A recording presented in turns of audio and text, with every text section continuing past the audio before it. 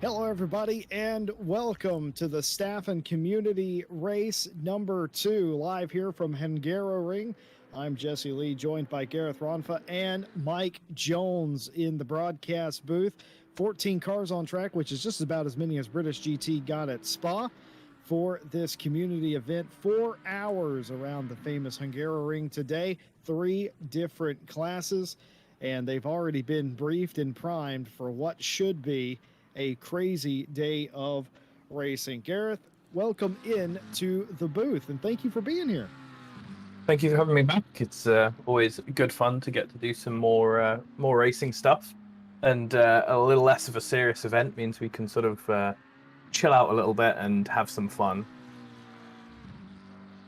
Yes, indeed. We are going to have fun today, and well, as qualifying unfolds, we will tell you more about some of the fun that we plan on having. It is a 4-hour race. Every RCI staff member that has wished to participate has been paired up with a community member, and they have been put into a category, Pro, Silver, and AM, based on their not only pace, but also their consistency. We have 2 Pro teams and a bunch of Silver teams in the very lonely AM team out there today. As we've actually just had another Olivier. Yeah, Silver is Pro AM for this event, and I think Olivier just joined, and in fact did, in the number 5 Lexus. So that brings us up to 15 cars. It's going to be a strange one. If you've been with us here before for maybe the charity race that we did, or some of the one-off more fun races, it's going to be a bit like that. I am going to be sort of jebbing all the RCI staff members. And Gareth, feel free to throw some punches yourself. Absolutely. I obviously don't know any of these guys anywhere near as well as you, but I'll happily follow whatever you're laying down. Well, you know that Jordan Grant Smith in the 31 Porsche is teamed up with a guy named Benjamin Heilman, and he is absolute crap.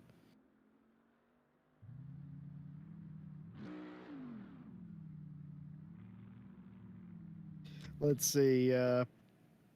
Joe Gleason has given me a Irish English lesson about 30 minutes ago on how to pronounce their team, and I felt like I was pronouncing it correctly, but perhaps I was not. As we talk more about the Turkey Tree, I will attempt to get that correct as qualifying start. That sounds about right. Not too bad.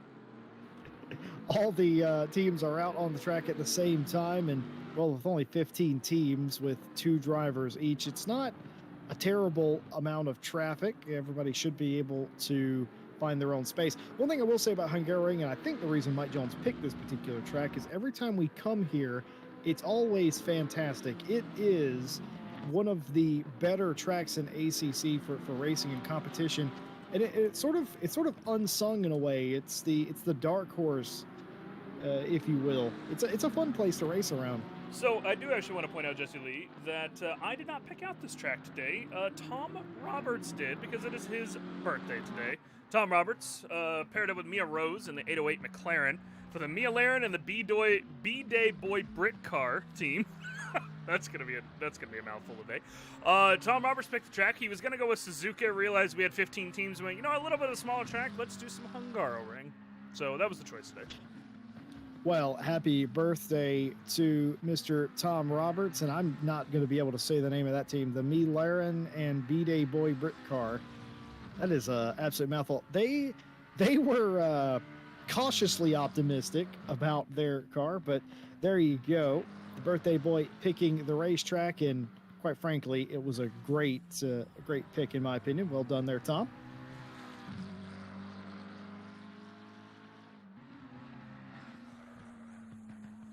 Fortunately, I don't share your love for the Hungaroring, but if you say you always have good races here, then I'm excited to see it. I'm not a fan of this track, unfortunately, but luckily I don't have to drive it, so that's fine. I'm hoping we could change your mind. The first time we ever came here, it was me and Mike Jones on the call, me and Mike Jones and Nick Setnick, and we watched 2 brothers beat the absolute crap out of each other for an hour. And ever since then, every race we've done here has had some drama. We've seen Mike Noble fly up through the field, who's in this race today, mind you, in the 123 with Dave Vanderneet.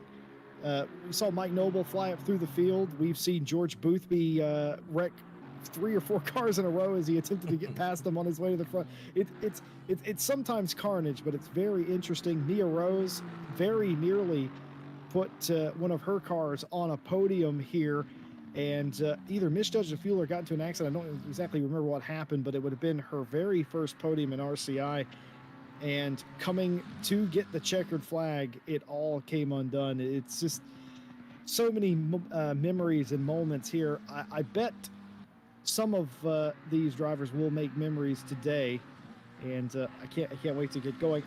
What I'm suspecting is Jordan Grant-Smith in the 31 will qualify on pole. The 101 Bentley will be right behind them, and the 123 will be somewhere in the top 5. And the AM car will not start last. Those are my bold predictions. You know, Jesse, I actually wouldn't put it past Jordan Daly to not qualify at the back. So I think you're right. My prediction is Phil Roberts Bottles is qualifying. Wow. That's my prediction today. I'm just saying. Like I said earlier, I don't know these guys as well as you, but one thing I can definitely happily criticize is their liveries. And I just want to point out that the one yes, Gareth, welcome to RCI, buddy. That thing is disgusting. What is this? This is horrible. Okay, so Gareth, last night we had our Night Owl Season 5 finale. Mike Noble, who frequently comes into our chat and chats with us during the races, and the races he's not participating in, he gave us a sneak preview of the colors used in this livery. It's got beautiful wheels, though. And I thought he was joking, but no, he was telling us exactly what the car is. It is Tom Bryant losing it there a little bit. But for the 123, they went with... Usually, Mike Noble goes with very vibrant colors that clash.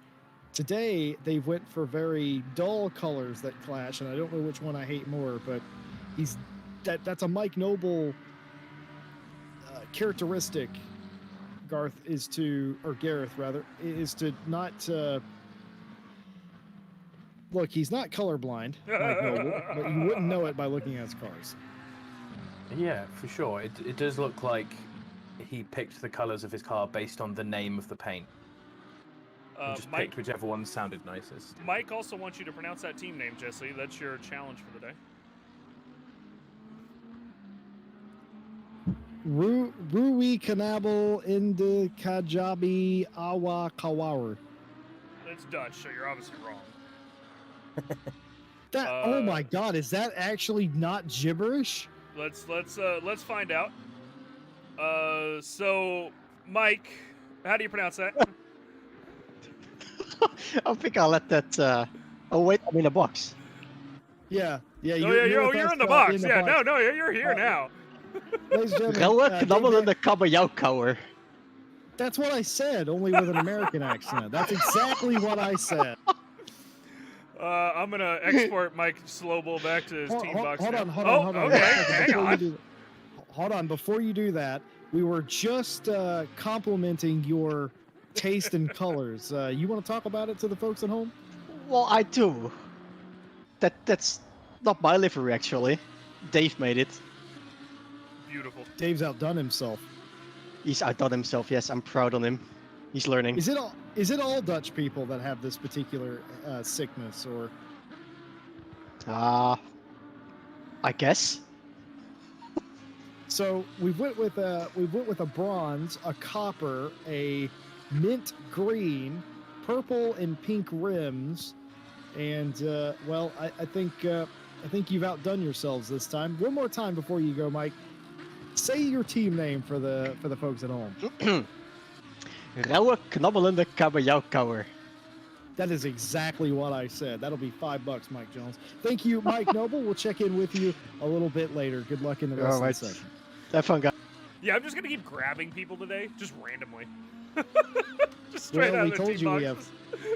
we told you we have fun in races like this, and we're definitely going to do that. Run it back, DJ. That is literally what I said.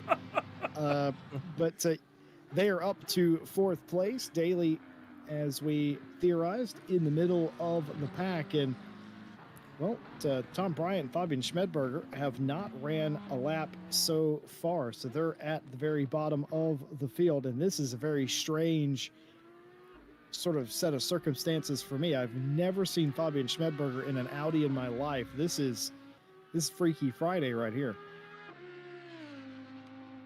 Yeah, this is Fabian and Andrew Harvey, also known as AJ from CHSR. I guess I'm gonna take a stab at it. It was AJ's choice. Schmid Bay Racing is the name of their team. A lot of these teams have mashed up their names to create their team names today. And Vanta Blue in chat says, if Mike Noble was colorblind, he wouldn't be able to tell they were clashing. Well, that's true, depending on what kind of colorblindness you have. So maybe, you know how most painters are not appreciated till they're gone? Maybe that's Mike Noble. Maybe we'll appreciate his liveries when ACC servers come down. That BMW you can just see in the distance there is another one of quite a hideous. I think that ranks 2nd for hideous liveries, and it's a lot shiny as well. A lot of people with the metallic paint. It's got a lot of different colors of chrome. I would call that a choice, that particular color scheme.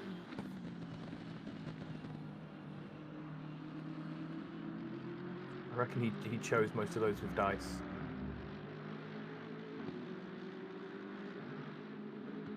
Oh, I've been told it's not Schmid Bay, it's Schmidby. I get it. Makes sense now that you look at it. But the Schmidby team out there as well as, and also as predicted, Jordan Grant Smith for the 31 Porsche out in front of 142.585. The Porker 8 or Porker B? Porker B, sorry. Porker. Oh dear, I don't know what it is. I want to say Stewie named that team because Stewie loves to put puns in his team names all around Porsches. So the Porker team currently setting the pace 0.6 to the next car and 1 full second to their nearest rival in Pro. Simon Keeble in the 621. They were fast in practice and continue to do so. And Vanderneet is going to go to the garage here. Don't punt us. We're scared. So it's interesting. This 621 team is one of the only teams I did not put a bounty on today. By the way, I might have been stirring the pot earlier today by going into the team chat saying that, hey, we'll give you, we'll give somebody else a penalty or we'll look the other way if you punt X team. And I don't know if anybody took me seriously or not, but here is how it's going to work today. If we see on camera a takeout or a punt, there may be a penalty assigned to that. If we don't see it on camera, it didn't really happen. Except for Tom Roberts, who will be able to, well, I haven't decided yet how we want to do that, Jesse. Either we're going to apply a penalty. 22. He rolled a 22 on his persuasion check, so it's either he gets to decide the penalty or we do. I don't decide which one is funnier. So some of you are probably wondering what we're on about. Well, for the birthday boy, Mike Jones had him roll a D20 die, and we tried to factor in his persuasion. And for that, he would either receive a buff or a penalty for something in the race. And with a solid 22, I think he rolled a natural 16. Yep. Persuasion went up to 22. So that's pretty good. I think he might get a favor at some point in the race. And those of you may be wondering, why is RCI doing wacky races? Well, it's Sunday. Yeah, it's Sunday. It's a community event. Why wouldn't you? I just realized that Ismail Lebrec's in a Porsche. It's weird, right? That's There's a weird. lot of drivers That means in that Ted cars Edwards that is in a are strange. Porsche. Yeah, it's very odd. Like there's a lot of drivers that are like that I just wouldn't expect to see in certain cars. Jordan Grant Smith and Benjamin Howman, not one of those. I don't. I mean, that choice makes sense. So Gareth, what's your car of choice? Out of curiosity. So I've always been a Ferrari guy, but me and one of the other ACCSS guys were, when we were testing team races for SGP, we were choosing all the cars that no one drives just for giggles. And we actually found that we just surprisingly quite liked the Nissan GTR, so I've been driving that for quite a while now. Gareth's a man GTR, after my own heart. Yeah, the GTR is a very fun car. It is just unfortunately slow. Yeah, it's not good, but it is very entertaining. Yep. I drove it for a night out season, last season. No, 2 seasons ago now, season 3. And I thoroughly enjoyed it. It didn't do me very well, but I enjoyed it. It's good to throw around. It likes to kick its back end out, but the best thing about it is just driving past people on the straights and just listening to them complain about how unfair it is in a straight line. Not to mention that noise. It makes just a fantastic shifting noise.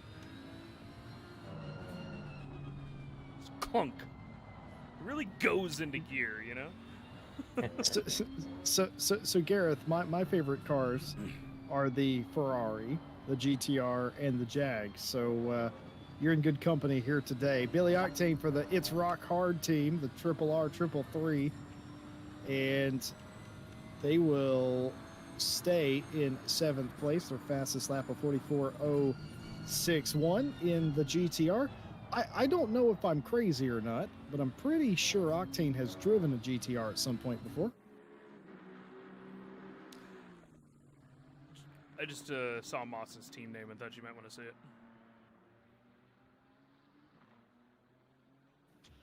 Oh dear, the We're Everywhere Jesse Racing. Fantastic. Ryan Mawson, though, in the Big Boatly, he will be accustomed to that. All jokes aside, I will be interested to see where the 101 team ends up today. I feel like they have a fair shake and a chance at silver. Mia Rose goes 4th. Mia teamed up with the birthday boy Tom Roberts.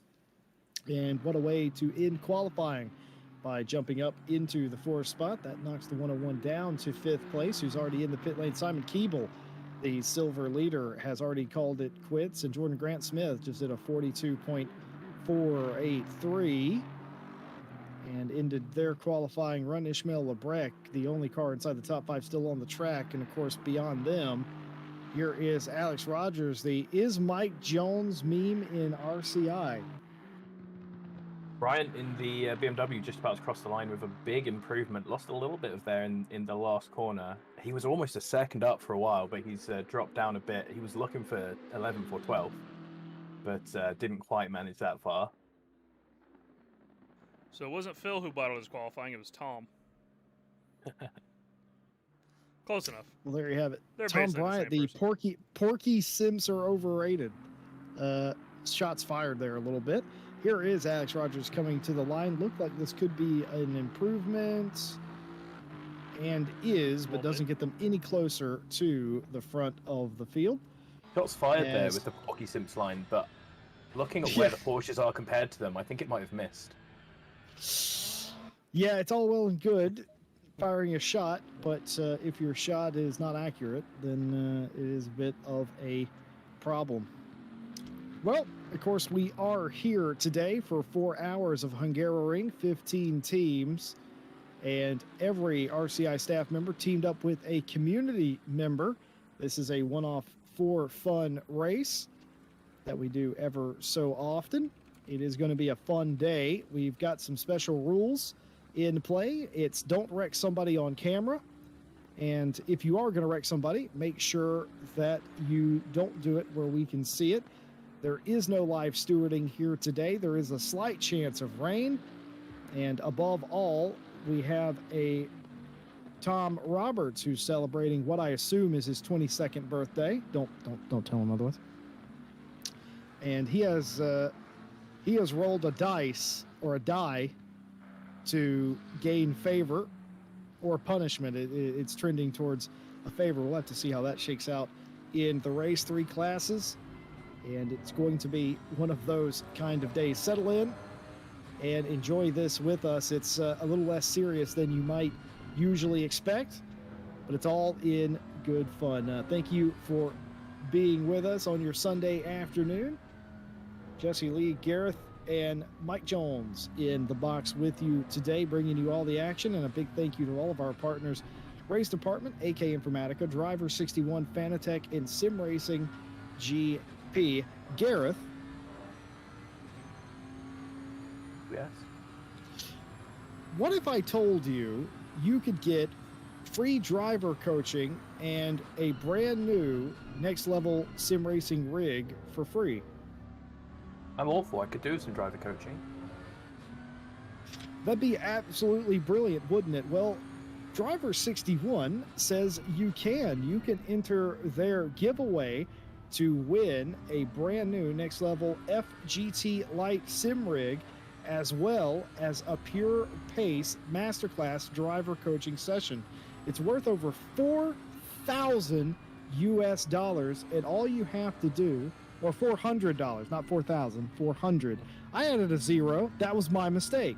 But it's worth over $400, and all you have to do is enter for free with the link that is being dispensed in the chat. Thank you to Driver 61, and good luck to anybody who enters that giveaway. Some Pure Pace Masterclass driver coaching and an FGT Lite sim rig could be yours. May the odds be ever in your favor. I have had a few people I know actually do the Driver 61 coaching, and everyone who's done it has said good things about it. So it's an interesting proposition.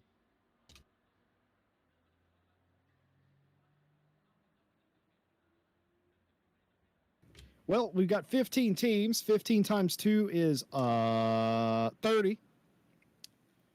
Did that on purpose. Did the math early here. It's going to be a 4-hour race. There is the possibility of changing weather. The weather will undoubtedly change at some point. Will we get to rain? We don't know. The track fairly warm, 33 degrees C, 26 ambient as we look down the grid. Pro Am and Am, as it were.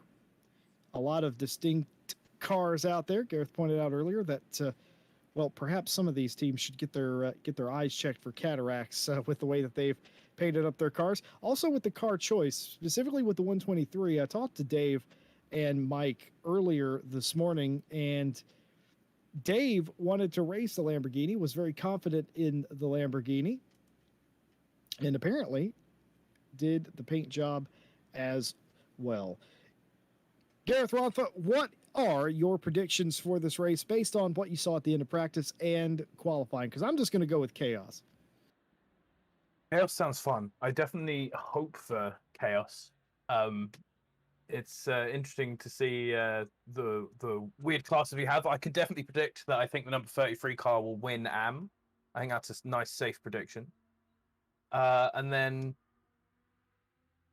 I'm trying to just go by car, but the problem is the Ferrari's so far back. I want to see that Ferrari win, but it's not looking nice. So let's just hope the Nissan can do well for me.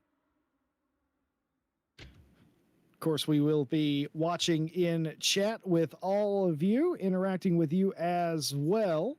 Fabian Schmedberger, who made a absolutely fantastic spotter guide that you can find on our Discord for this event. Being a special one, of course. Fabian always does our spotter guides, and this one's a very different one, mind you, but it is still fantastic. He says, maybe I puked a little bit when I did the spotter guide this particular time with all of the strange cars.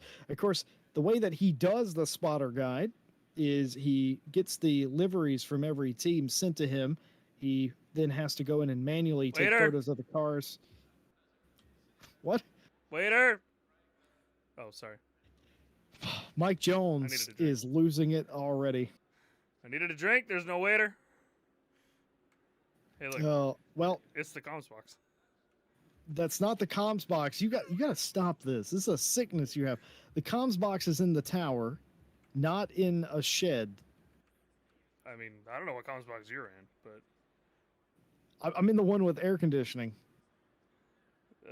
Jesse, there's no air conditioning. Sorry to disappoint you.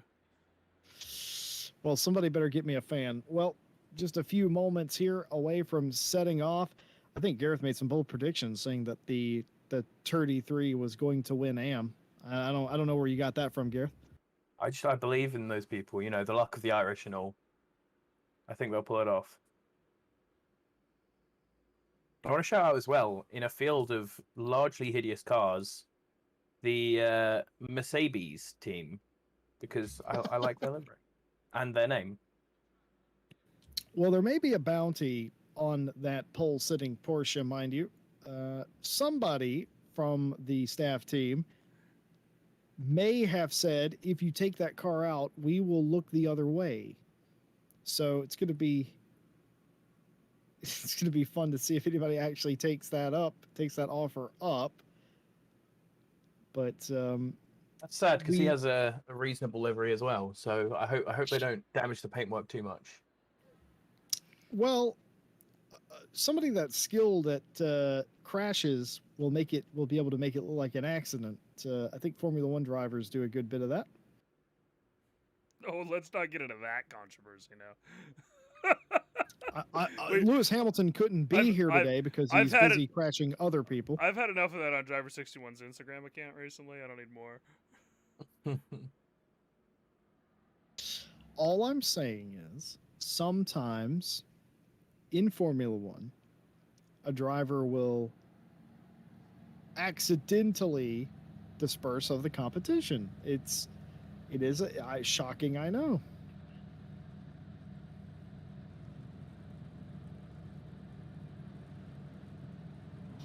Just getting set to get going here. Car should be rolling in just a moment. As a matter of fact, there they are, released off of the front straight.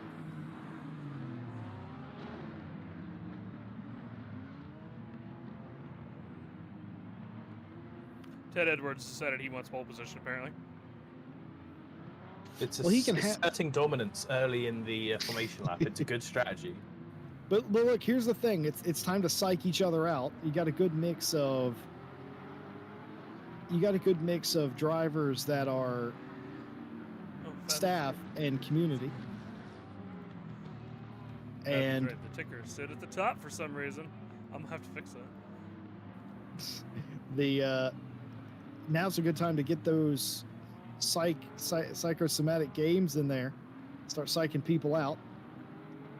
And it's all well and good leading until that green flag comes out. And then if you aren't in your right position, then that's going to be an ACC assigned penalty. One thing we didn't talk about is tire sets are unlimited. They can change tires as many times as they want. There is a 65-minute driver stint limit.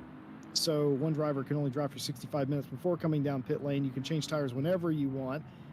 I might assume that somebody may double stint just to mess with somebody, but usually most of the time you're going to single stint. Dave's ready for rain. Perhaps unsurprisingly, Dave Vanderneet is attempting to summon a summer thunderstorm here at the Hungaroring by turning on his windscreen wiper. I don't know if you guys know that, but that's a technique we've used in sim racing for the better part of a decade. If you want a thunderstorm, all you have to do is turn your windscreen wiper on, and it summons it.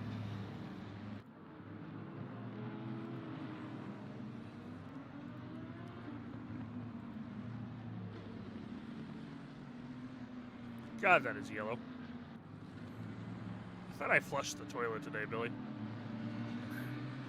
Anyway. Yeah, as much as I'm rooting on the Nissan, I do wish that he had a slightly less urine-soaked looking car, but it will be okay. All right, Gareth, pick me a car. Who are we starting with? Who are we starting with? The number 808.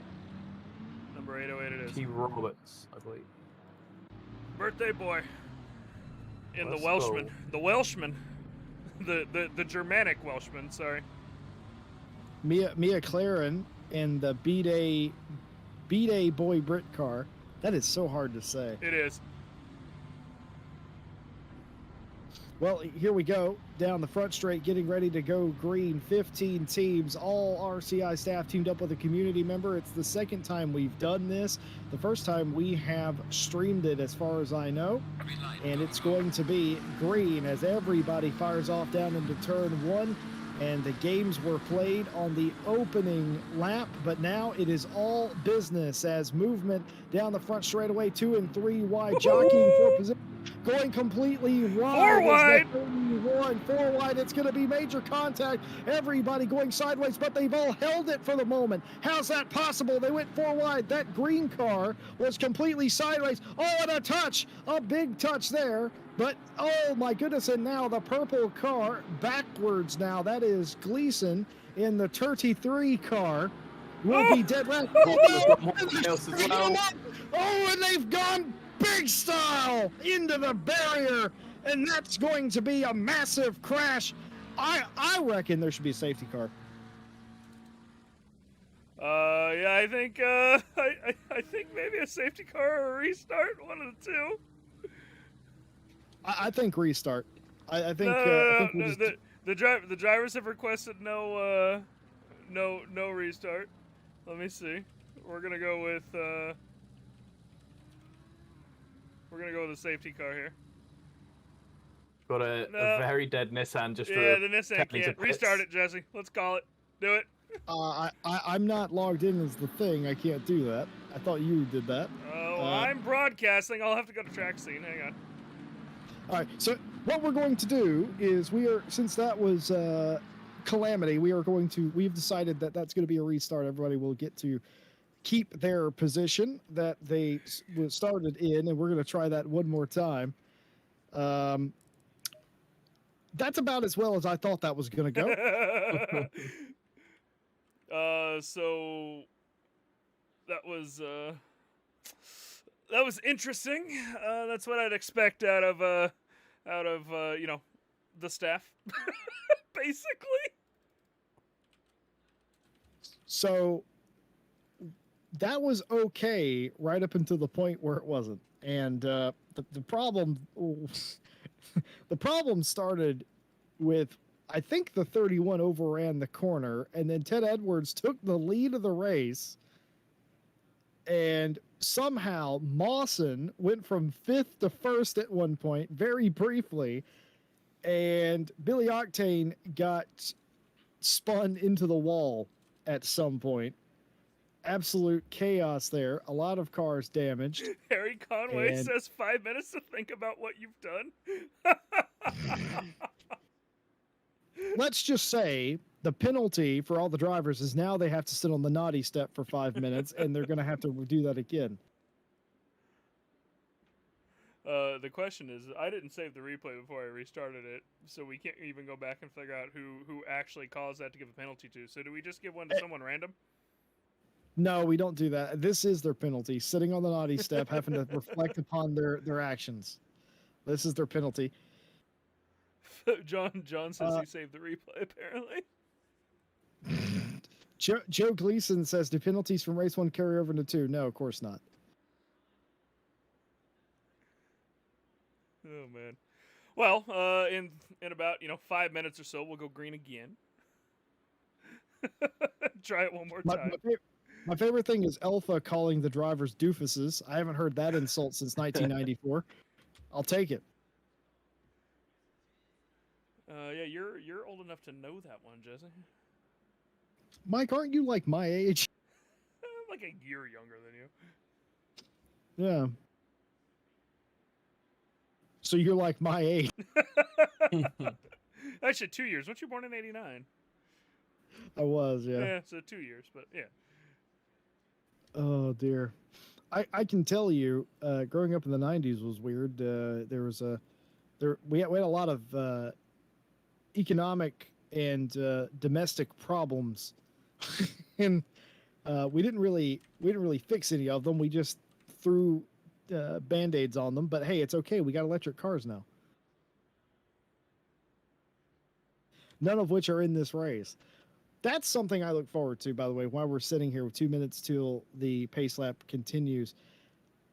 The first time RCI does an electric car race, which is possible with various sims that we have access so we can go to. to AC1. I would love.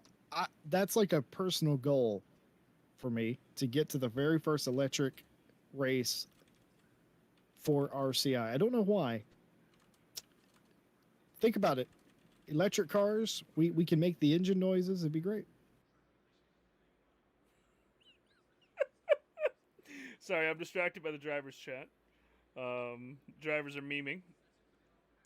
We're making fun of Mr. Darren King, who was going to be here today. He potentially wanted to participate, but he's a little busy with his family stuff recently, unfortunately, which is why he hasn't been around as much. Ted Edwards has a private message for Benjamin Heilman. He says, "Tell Jordan to miss turn 1 again, please. Thank you." Of course, Ted would say that because he ended up with the freaking lead. Yeah, well, and he would say that because he's not in the car. Yeah, this is also true.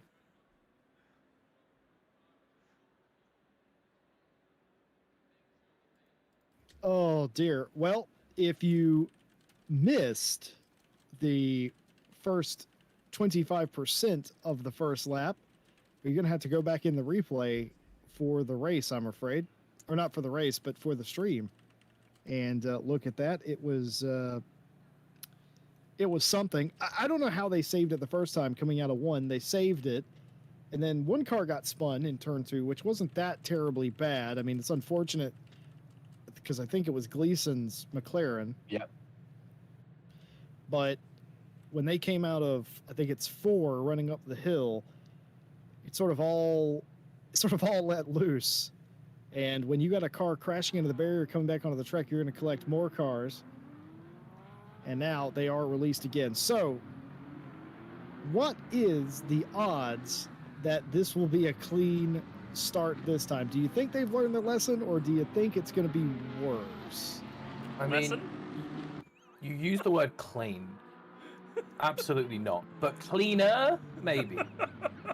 Oh, he's taken his line again. The Porsche at the front has gone wide on the formation lap, just making sure he gets his practice in. I'd start to get a little nervous if I was Jordan Grant Smith. Now he's got his emergency lights on. I'd be a little concerned because if you did that once, it's like you'd think the second time it'd give you confidence that you know where your point is. But for me, it always didn't. If I missed the turn and I came back up to it again, it's like I don't know what I'm doing wrong at this point. Jordan Grant Smith, though, I reckon he'll have learned from that. But no doubt the cars behind will be smelling a little bit of blood in the water. In fact, look at the mind games from Joshua Devonshire. Wait, that was the Beamer. Wait a minute. The Beamer just went into the wall. Oh, it just hits the curb. He got sideways. Tom Bryant in the wall. Tom Bryant crashed on a pace lap. I have not seen that in since Jardier. I think it's a lap. No, wait. Paul Ricard. Didn't it happen to Paul Ricard, Jesse? I think it did, yeah. It's been a while.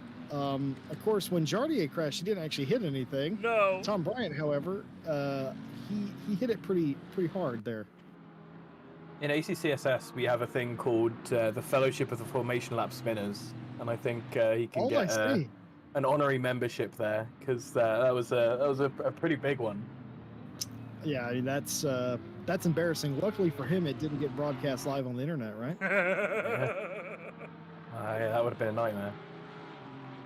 Absolutely embarrassing. Glad for him that we didn't have a replay of that. If you're watching this back on repeat, just go ahead and skip over that bit as they all form up 2 by 2, getting ready again to take the start.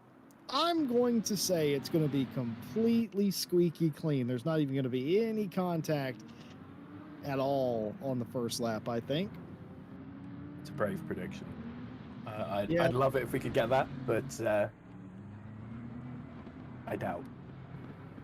It doesn't look too bad. Still buff out. Well, that looks a little rough. Yeah, that's got some significant. I wonder if that car, if the steering is still straight. It must be straight enough because he didn't duck down pit lane immediately. Oh, you can't pit on this lap. Pit lane has nobody in it. All right. It looks straight. True. So we'll try Tom again? Yeah, let's try Tom again as green flag and the 119 gets a drive-through for not being in position for the start. That's an ACC assigned penalty. And contact immediately on the straight between the Pepto-Bismol car and the Honeybee Bentley as they all squidge down into turn one. They're going 3 wide and there's contact back in a pack and another pileup, but I think they're mostly going to get away cleanly here. Well, as clean as it could possibly be with massive contact. But here it is on replay. The purple McLaren actually must have made a huge run, gets a little tap there, gets in between the pink McLaren and just gets caught. And not too bad. These three still pretty close together when we get back to live racing. The BMW getting just passed by everyone. So it looks like it does have a bit of damage. Only just caught going into the wall again there. That is not something you want to do twice for sure with the very colourful Bentley. No! That's got to be a penalty. That has got to be a penalty. Are you kidding me? You got some NASCAR moves going on here. That's just a takeout. Oh, wait a minute. Or, hear me out. Hang on. I got to go. Since you're not logged in yet, I got to go. I'm going to go clear this. Oh, and now Tom got tapped too. I'm going to go clear the drive-through. Does that mean Tom? Does that mean Tom is clear? Is true neutral? Yeah, I mean think he's so. True neutral, right? He got done and then got done. So I think that's the essence of being a true neutral. I think so.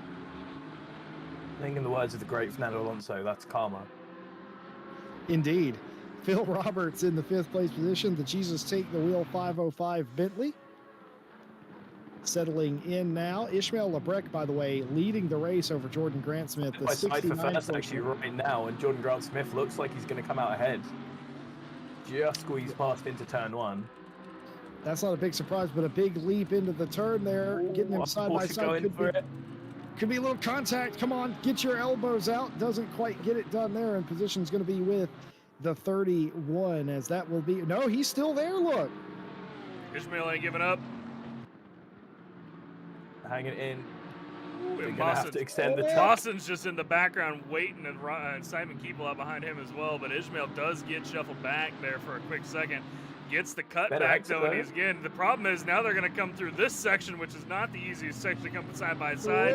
And that is Mawson now on the inside of Lebrec, and now on the inside of Jordan Grant Smith as well as they're coming through the right-hander into Sector 3 here momentarily. Mawson holding steady on the bottom of Jordan Grant Smith. Probably he's going to be on the outside. This is not the corner that you want to be on the outside for, but he holds it steady right there, and the legs on the Bentley might put him up to P1. Right at the end of 11, there's the tap. The tap from Lebrec coming in. The sign's going to block it a little bit here as we come around the corner, but Jordan Grant Smith is able to get his nose back out there. Side-by-side action pretty much this entire lap. Simon Keeble's just behind them in that asset going, please, just give me some of this.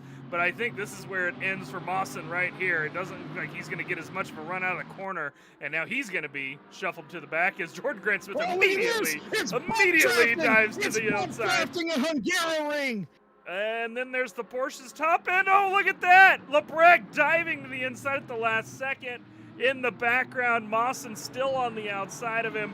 And Jesse Lee, I think we're going for lap number 2 side by side and in the background as well. Oh, this would be frustrating. I'm tired already just watching this side by side, Mawson and Lebrec going at it. And I think Mawson might be one of the faster cars here. And of course, that is a pass for the lead in silver and second place overall. Mawson getting that position. And now the question becomes, can he go up there and get the leader of the race? That how crazy would that be? Piffitt's come from last to 6th, by the way. Yeah, so here's the thing about Fabian Piffet. He is that driver. He's in a car that he knows very well and races very well, and he's about to have fifth here. Easy as you please. Phil Roberts giving up that position, going a little bit wide into the chicane, or exiting the chicane. So up to fifth place is Fabian Piffet from starting last, and that is pretty fantastic for him. Jordan Grant Smith, though, not getting away from Mawson. In fact, the gap is going the other direction. Yeah, they're having a really good run. It's obviously impressive to see them climbing up. A little bit of chaos to help them, but first couple laps really showing what the Hungaroring can bring. It's been good. As we say, it's literally every single time me and Jesse do a Hungaroring race, Jesse. It is every time. There's on track action. Yeah, it's insane. This race has been insane, and you know, what do you expect? Let's find out We're what gonna it see is. a couple of replays here. The car of many colors versus just a little bit of a tap. Not a bonk, just a boop. Somebody please get Mike Jones a bonk counter. Luckily, I have a stream deck that can do that. I'm just looking for penalties, Jesse. I'm not finding one, but I'm looking for them. I understand. Let's do one more. What's this? Oh, that was this. Okay. Yeah, this was. So in the drivers' meeting, they were told rubbing is racing and you can get your elbows out, but any dumping of any kind is going to result in me dumping you. And I hope they've taken that bit to heart. Nate's got a request for you. Does he? Can we have our first DT cleared when we inevitably get it because Lebrec punted us into 2 track limits? LeMayo. I'll consider it. Consider that considered. Very considerate of you. This is the kind of broadcast you got today, folks. Buckle in. We got 4 hours. Oh, man. Well, Alex Rogers, not doing quite as well as I expected him to, Jesse, to be honest. I expected him to pull up a couple positions at least, but he's still in P8. Considering he's driving his usual as well, I feel like there might be a penalty coming his way at some point. Of course, paired up with Ertan, one of our stewards. But in the AMR V8 Vantage, a little boring, I guess. Granted, so are these guys. There's not even a V12 here. Yeah, that's the real car. That's a fantastic little beast. So just know I'm shaking my head at you guys. So that's the question. So Mia just put in the driver's chat. When are we going to see the grid wide penalties? And that was a lot of fun last time, Jesse. I got to tell you, out of everything I've ever done with RCI, having that momentary conversation with you of you start at one end of the grid, I'll start at the other. It's like, what even is this? That was one of the more amusing points of that spa race, I think. So the last race we did for this, for those of you who weren't here in the chat or anything, we did a charity race supporting Partners in Health. I think it is, Jesse, right? Is it Partners in Health? It's TIA. Yes. Yeah, Partners in Health. And when we reached our goal of $1,000, we decided to, somebody put it in the chat. I can't even remember who it was at this point, but somebody put in the chat, "Hey, DTs for everybody?" ? And it took me about 5 seconds to process that information, jump in the box and say, "Jesse," and DTs for everybody happened. Nobody got themselves a speeding penalty, amazingly. However, it was very amusing to see the drive-thrus happen, considering, the 2-minute pit lane at Spa, and everybody's tires are cold by the time they come out. Hungaroring's a little short of a pit lane, so, not quite as entertaining. Yeah, it was absolutely crazy, that race. Of course, we hit our goal for that. We gave everybody a drive-through and celebration. Everybody was a good sport about it. And again, like you said, most importantly, it didn't ruin or hurt anybody's race. Everybody had to do it, and they went back to racing. And certainly one of the stranger things that's ever happened. I'm not saying that's going to happen today, but I'm also not saying it's not going to happen. I did warn them in the driver's briefing that if the race gets a bit boring, we might spice it up a little bit. Mike Slowell would like to apply penalties when anybody gets too far ahead, which so far hasn't happened too much. Tom Bryant and Tom Roberts in the back a little bit because of the earlier incidents, but maybe, no. Well, I don't know. I feel like Tom Roberts didn't quite roll a nat 20. I was going to say we just apply a DT to everybody ahead of Tom Roberts, but maybe a DT for all of them and a 15-second for Tom.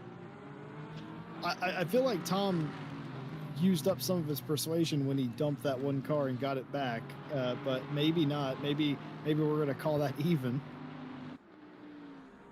I don't know. We've got 3 hours and 50 minutes to decide. Maybe we'll make Garrett do it. What are you in chat? Oh, good idea. See, no. If we don't do it, it's not our fault. I'll give him the admin password. It's fine. Yeah, and Garrett doesn't necessarily work here. So what are they going to do? I mean, they're not going to find his car in the parking lot at 5 o'clock. You know what I mean? So Gareth gets real quiet all of a sudden. I'm not sure I'm ready for that sort of power. It's like the One Ring, the things I would do with it. It's like an infinity gauntlet, mate, to be honest. Yeah. This little trio here, though, from 3rd to 5th, has given us a nice little stick together. They're keeping it consistent, as it looks like Tom Roberts has been at turn 1. These cars are having a bit of... I think both of them did. I think Tom Roberts binned it at turn 1. Oh, I see. Oh, Jesse! Oh, Jesse! I missed the replay. I was too busy logging in. Tom Bryant did one heck of a send onto Tom Roberts. That's I'm going to take a look at that back on the replay. His steering wheel is unlikely to be straight right now, I think. Oh dear, I think that's going to be... I think Tom Bryant might get himself some... Bongo says some disgusting Tom on Tom action in turn 1. Disgusting Tom on Tom. Tom says he's got a minute of damage. Or Mia says that Tom has about a minute of damage now. So, we might have to do DTs for everybody but Tom Roberts here today, Jesse. We might. That might be his birthday present. Yeah. Everybody gets a Tom Roberts. Is what I was gonna say. Everybody gets a drive-through. Cody Pride says netcode. That's obvious. Cody Pride stirring the pot here a little bit. I've noticed. Yeah. So I think here's what I'm gonna do. Let's have a chat, shall we? So Tom Bryant. Hello. You seem to be having problems. What with? I didn't notice anything, to be honest. Oh, you did it, because we did. Did you? I saw nothing. Maybe a time or two. So Tom, we can't help but notice there's a little bit of damage on the front of the car. Did you hit a bird or something? So much that his flashers are stuck on. Yeah, did you hit a bird? What happened, mate? The brake pedal fell off, so I hit my clutch pedal instead. I didn't hit anyone, honest. Yeah? That's weird. Because, I don't know, Jesse. Do you believe it? Because I'm going to also blame the wipers, because they appear to be stuck on, as with the hazard lights. I may or may not have forgotten my keybind for the wipers, so they're going to have to stay on. Keybind? What's a keybind? Just reach over to your right and hit the wipers button. There's a panel to your right. I can see it right next to your hand. I can't say it, you know. Anyway, so Tom's having problems. Did your brake pedal really fall off, or are you just making driver Yeah, excuses? no, it definitely fell off. 100%. Put itself back on again. Yeah. I don't believe him. That's why I With was. brake pedals. That's why I was pulled over at the side of turn 1. I was leaning down to reattach it. I had to get the spanner out of the boot. Head steward Tom Bryant demoted. Well, here's the thing. He doesn't have to be a head steward right now, so he doesn't have to.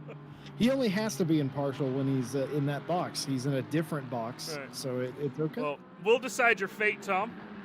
Oh, okay. Go thanks, away. I guess. All right. Wait. He said wait for some reason, but no.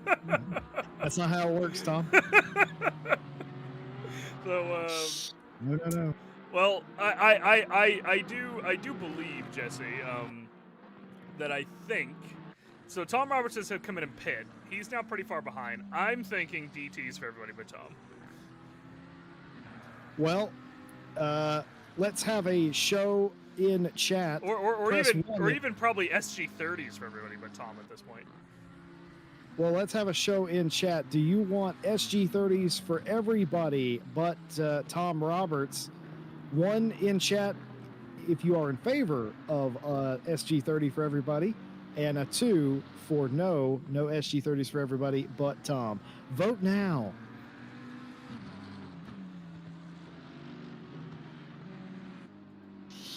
Gareth throwing out the one. Gareth in there quick. Of course, he heard that live. Yeah, as I say, we're about 20 seconds back on the live. So. Oh dear. Oh, well, that's a lot of ones I'm seeing, Jesse Lee. Yeah. So more importantly, I don't see a single 2. You want the top or bottom? I'll take the bottom. You start at the top.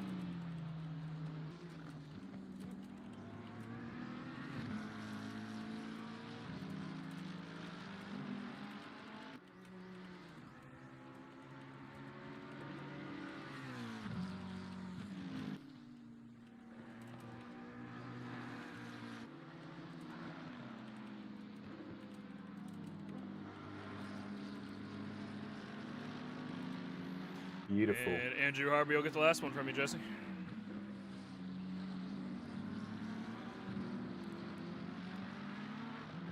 Gleason and Brian are in the pit already. I'm not sure if they just immediately reacted to the stop go or if they just happened to be in the pit already, because leaving the pit and then having to do a stop go 30 again would be a little bit tragic. He's got damage. Gleason's there's got so damage. many like the race car. Listen, take this an opportunity to fix your car, get back out there. Everybody with the stop go 30. You can't do pit services on an SG30. Oh, you can't, can you? No. You have to come in the kid. Yep. They're going to go around one more time. Chaps, it may shock you to hear this, but I've never gotten a stop go 30 because I'm a decent driver, so I wouldn't know.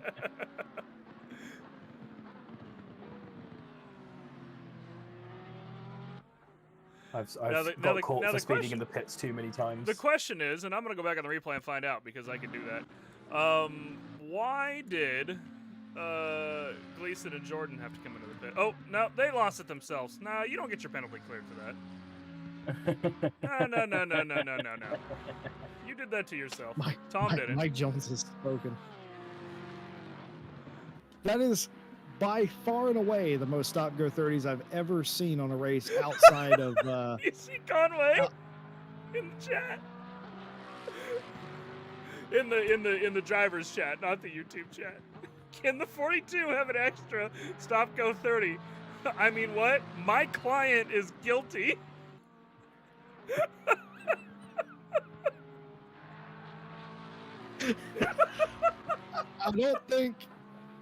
I don't think Harry Conway's got a grasp on what it means to represent somebody as their attorney. You don't usually tell that they're just straight up guilty and ask for a harsher sentence. It's not how that normally works, but that's exactly what's happened here. Harry Conway, can the 42 have an extra stop go 30? My client is guilty. It's insane. I don't think Gareth can see that chat. Hang on, Gareth, I gotta give you the roll for that so you can see this driver's chat. There you go. It's right below the call box. Sager Bakshi asks, what the heck did I miss?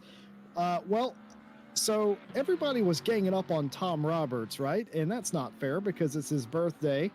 We rolled for essentially luck and then added a buff on top of that. All things considered, it was a 22. And basically, he got the Spider-Man effect today. It was everybody gets one. So he was at the back of the field. He had been demolished into T1. So everybody but him got a stop and go 30 to compensate. Welcome to staff and community racing here on RCI. It's definitely a different breed.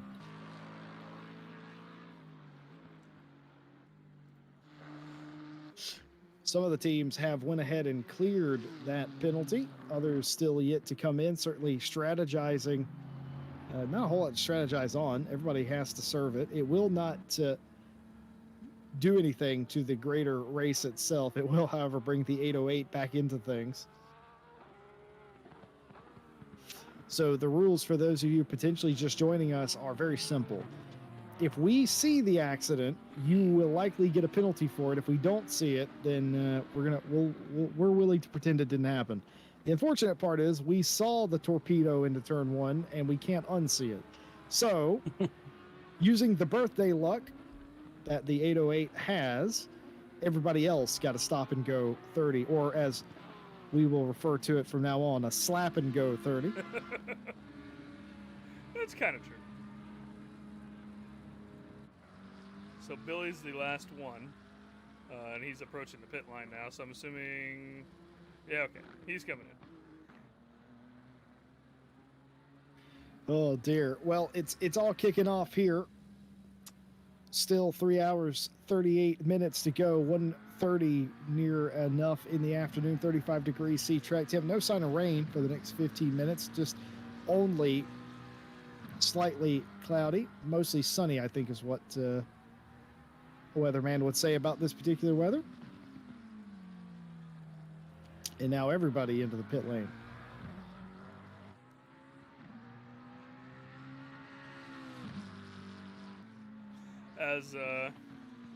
As Vanta points out, while this obviously helped Tom, the problem is he was relatively significantly down the field with the damage, so he's still got a little bit of time to make up. But obviously that's going to help, and also obviously he's the AM driver of that Pro-Am series, so hopefully when Mia Rose gets in the car, they'll make up a little bit more time, as a lot of the Pro drivers have started. Some of the AM drivers have started, but we've got Mawson, Piffett, Octane, Lebrec, Keeble, Rogers that have all started their Pro drivers.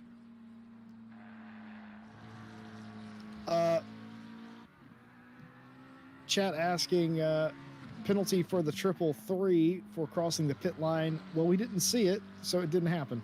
Those are the rules. I'm sad to say I did see it. It was on camera. Okay, that's going to be a warning to car. Actually, let me do it. Let me do it like they do in F1. Warning to car 333 crossing pit line on the pit exit. Warning to car 333 crossing pit line on exit. That is Jesse Lee, ladies and gentlemen, and Jordan Daly, you crashed yourself, not the other way around.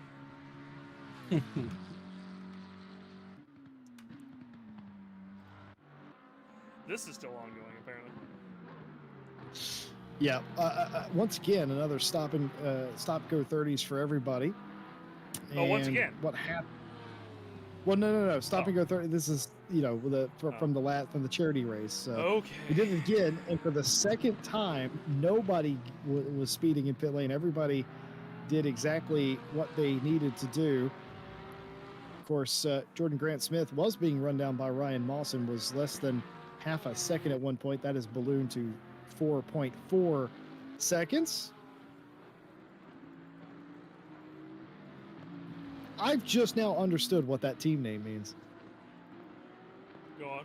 Rather unfortunately. The We're Everywhere Jesse. Oh, racing yeah. team. Yeah. It took me a second. You might have to explain Yeah, that one in the comms chat to Gareth. So Gareth, no, not with his DM picture. I said in the text chat, in the comms chat. Let's just say that there is a significant overlap between certain enthusiasts of a very specific kind in sim racing, and you wouldn't expect it until you expect it. Until you start noticing. And I went on a mission to see just how deep the rabbit hole was, and I basically hit China on the other side, so very deep indeed.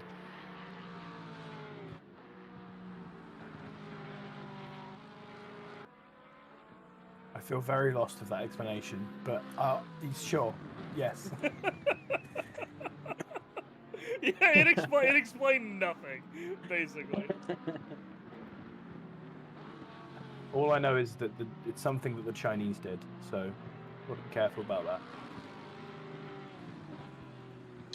Some of you in chat have been part of this conversation in the past. You know exactly what we're talking about. I've just explained it to you, Gareth, in our chat. That's what we're on about. Very, very nice community, mind you, and very lovely people. But I'm not trying to out anybody, or the only thing I will out is terrible driving. And I mean, come on, Tom Bryant, your pedal falling off. It's fairly unfortunate. Here's Dave Vanderneet in the 123. Trying to go around the outside, hanging it on the outside of the 119 with Rogers. Just a little bit of a boot. Looks pretty good so far, and nothing else came of it. Position, was that gained or lost? That was lost. Position lost. No, it was position held. Was it? Yeah, he was behind him still, I think. Oh, so here's the interesting thing. Vanderneet is now behind Octane now, and he was racing with Rogers a lap ago. So I wonder what else may have happened. Well, I'm interested in what manner of things could have happened, because now he's 1 second behind this car. He's like 3 or 4 off of the 119. This may answer that. No? I was looking to see if I had the replay of it, but I don't see it. Mike Noble just threw his teammate Dave Vanderneet under the bus, says Dave's driving terrible. That's not our Dave. If you watch this on repeat, we didn't say that. Your teammate said that. You probably said it out in voice chat. To be fair.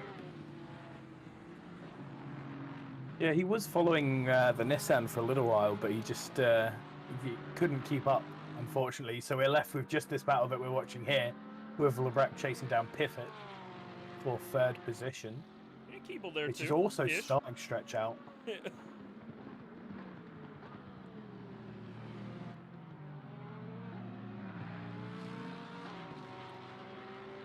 Haven't seen a ton of Ishmael Lebrec in the past month or so. Good to see him back on track, and where he is normally near the front. Of course, these two will be no strangers to each other, Lebrec and Piffet. Crazy rise for Piffet too, up into 3rd place from the back of the grid to 3rd in a little less than 30 minutes. That's absolutely brilliant. Yeah, he was P6 after a couple laps, but I think he got lucky with that contact that happened on lap 1, and kind of gained a couple positions, stayed out of it, and subsequently has just made his way up. But Ishmael Lebrec, we do know, according to his team name, that in about 3 hours, if he's still behind Piffet, he will find the back of him, probably. Yeah, I heard as much when I checked in with them before the race went green, that might be a strategy. And well, like we said, if we don't see it, then it didn't really happen. So. And I will completely ignore any Porsche on Porsche action today. I'm just saying. That's coming. You take that to the bank. Mike Jones said that, and he's the one controlling the cameras. So. If it starts happening, we're switching. do the old Top Gear thing. Nothing interesting happening here.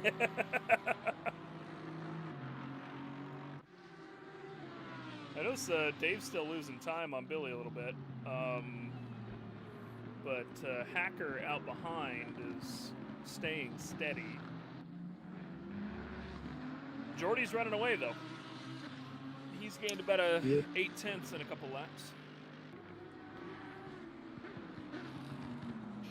Reading some of the chat, Harry Conway says, I have cheap prices if anyone else needs representation. Well, considering how you represented your teammate there, don't know exactly what to say about that, Conway. Mike Williams says, wait, what? I thought the whole point of this race was to drive terribly. I mean, that's why I signed up. Well, if you are going to drive terribly, don't do it where we can see it. Disguise it a little bit. Make it look like an accident. Unfortunately, a brake pedal failure on the straightaway that immediately fixes itself. We're daft, but not that daft. He's also teamed up with a Canadian, to be fair. I'm a Canadian as well now, apparently. Oh, so, that's right. Yeah. to my fellow Canadians, you're all a bunch of hosers. Well, that is absolutely where Martin Smith hails from, Mike Williams' teammate. Do you know where that phrase comes from, boys? Hosers? Yeah. I do not. So the term hoser refers to a loser. You're effectively being called a loser. The reason for that is, I don't know if this is a thing anymore, but back in the day, whenever you would play hockey, the loser would always be the one that has to hose down and freeze the rink for the next group, i.e. a hoser. And you would only do that job if you had lost. So that's where the term hoser comes from, and that's what it means. It means loser. It means you lost the game. So No. You lost the game. I'm winning right now, personally. I just killed everyone between the ages of like 25 and 35 in chat. Yeah. Oh, no, is that a European thing too, Garrett? Yeah. Okay. Yeah. Okay. Just making sure. Macklin says, I thought the goal was to collect as many pieces from other cars. Hey, there's no Final Four or gym battles or anything, but the more pieces of other cars you collect, that's the more souvenirs you go home with. Vanta Blue had a proposal as well. I see this. 15 seconds for Jordy, 10 seconds for Mawson, 5 seconds for Piffett, Lebrecht, and Keeble. So here's what we're going to do. At the end of the hour, in 27 and some odd change minutes, we are going to consider giving them various performance penalties that they have to come in and serve. Actually, I know exactly what we'll do. I don't want to screw them up on their pit stop, so we'll wait till they pit and then do it. Well, but why don't you want to screw them up on the pit stop? That's half the fun. Well, they have a stint timer, right, of 65 minutes, and if I do that 5 minutes before then, that could screw them up, and I don't want to do that. So I'll do it after that. Are you talking about applying a bob or applying a time penalty? A time penalty. Oh, that's right. Yeah, time penalties. Yeah, you can serve that on the pit stop. Yeah, so never mind. Back to my previous comment. At the end of the hour, we will consider doing that. Jamie DH has confirmed Jesse Lee's a Mountie. I'm not a Mountie. I'd like to see that. I think you were about to say something else, and I'm glad you rephrased what you were about to say. It's Sunday after all, Mike Jones. But yeah, I as it turns out, I do have some really good Canadian friends, and strangely enough, they know a lot about their culture, which is completely different to Americans, where we just say things we don't know where the words come from.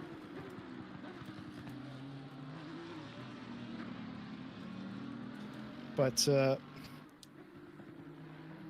Cody Pride says, I think it's time to spice things up in this race. Well, I think you might get your wish here in about 25 minutes.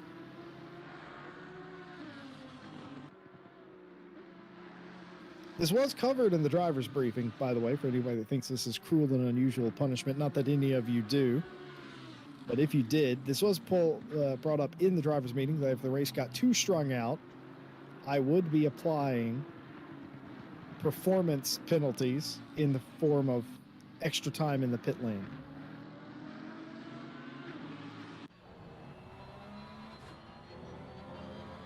Still a couple fights going on though. Lebrecht and Piffet still kind of just staying steady where they're at. About a second between them. Dave has actually gained up a little bit of time to Billy. Maybe he's gotten a little bit more comfortable with it. Maybe Billy has gotten a little less comfortable with his Nissan GTR.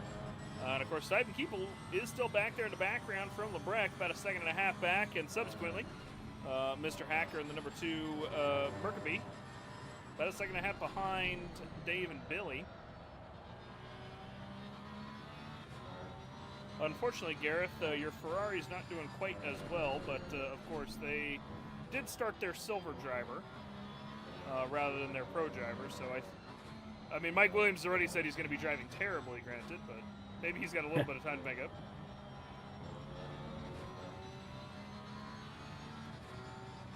Yeah, and a lot of our close cars on the track as well happen to be our 2 lapped cars. So that's an unfortunate one. The Audi of Harvey really struggling to get past the BMW, and then the McLarens of Tom Roberts and Joe Gleason doing a similar thing. Oh, that was a punt. Was it, though? Yeah, I think it was. Let's find out. I definitely feel like there was contact.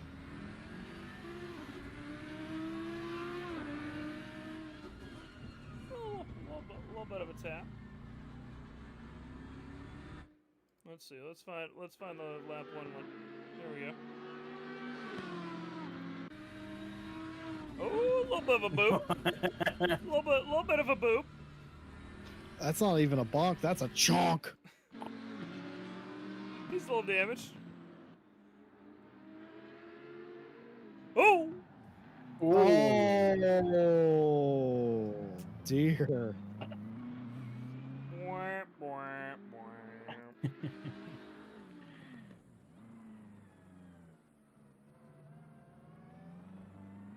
Tom Bryant, you are not having a good race, sir. What do we think here, boys? Clearly his brake pedal broke again, right? Yeah, that didn't work the first time, Gareth. It's not going to work now. I mean, that looks to be about... So, let's say Tom probably lost about 5 seconds on the boop. I think AJ has lost closer to 10 seconds on the bonk. Let's say we call that a 5 for the 42. Calling that for a 5-second penalty. All right. I like it.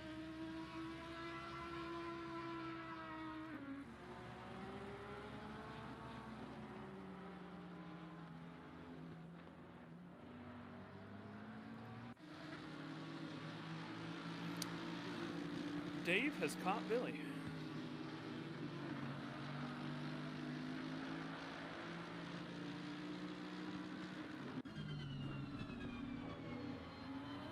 Cody says his wheel disconnected this time, in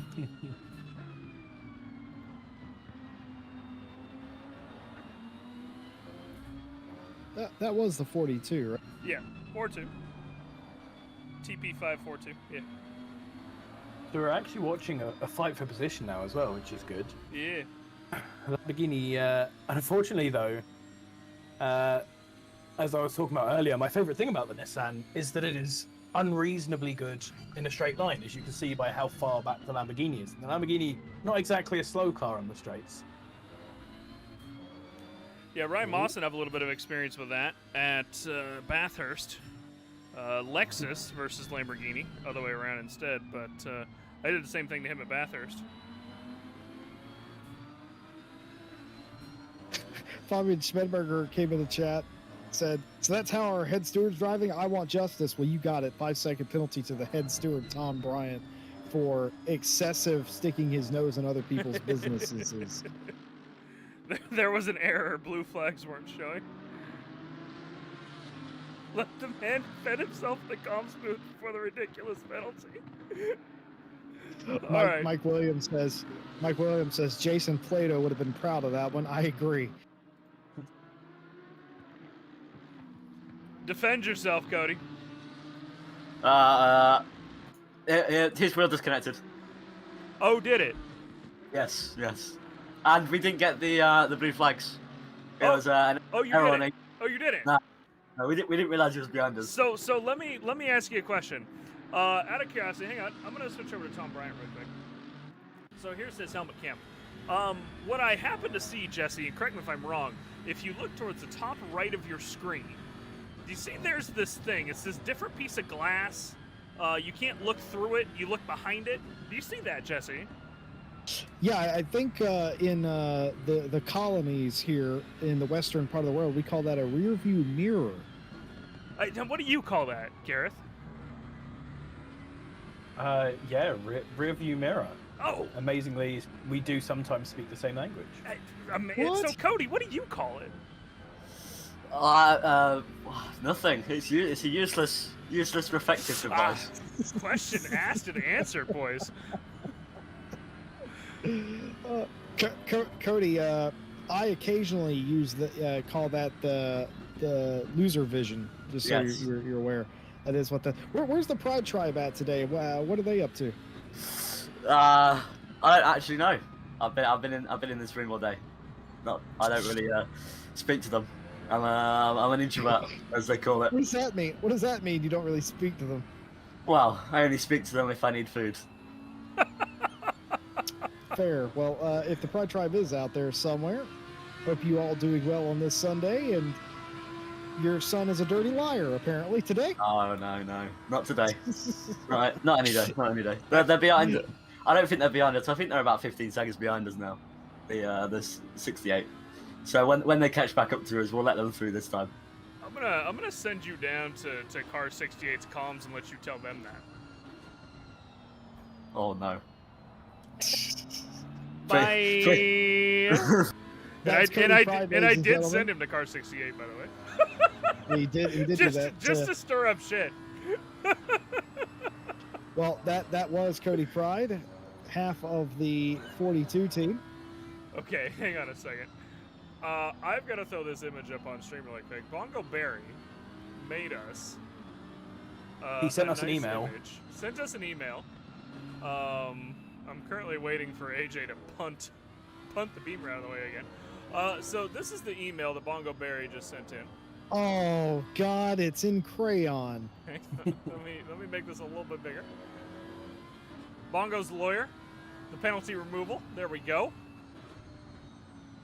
So in case you ever need some legal advice, perhaps some representation, RCI Harry Conway, more than happy to help out. I think for legal reasons, we have to point out Harry Conway is a non-attorney spokesperson and is not licensed to practice law in any 50 states or territories. Or internationally, I hope. I can't speak for those countries because I'm not there. Big dive bomb attempted by the Mercedes number 2, who is now on the back of the Lamborghini, the 123, which I'm not going to try and pronounce its name, which was chasing down the Nissan, but he's fallen back from there and is now having his own little incidents. The Mercedes dived through the chicane and didn't make it, unfortunately, so they're happening to go again. Fabian Schmedberger going absolutely insane, absolutely livid in chat with what he saw. 68's comms. I don't know. I think he needs to calm down a little bit. Otherwise, he's going to get a penalty. I think he should get a penalty for being so shouty and talking in all caps. I think that would calm him down. Yeah. Let's talk to Fabian Schmedberger about his... Let's not take him away from AJ. We'll just go visit them. What do you say, road trip? All right, yeah, Combox road trip. We're going to jump into the box with the 68 team.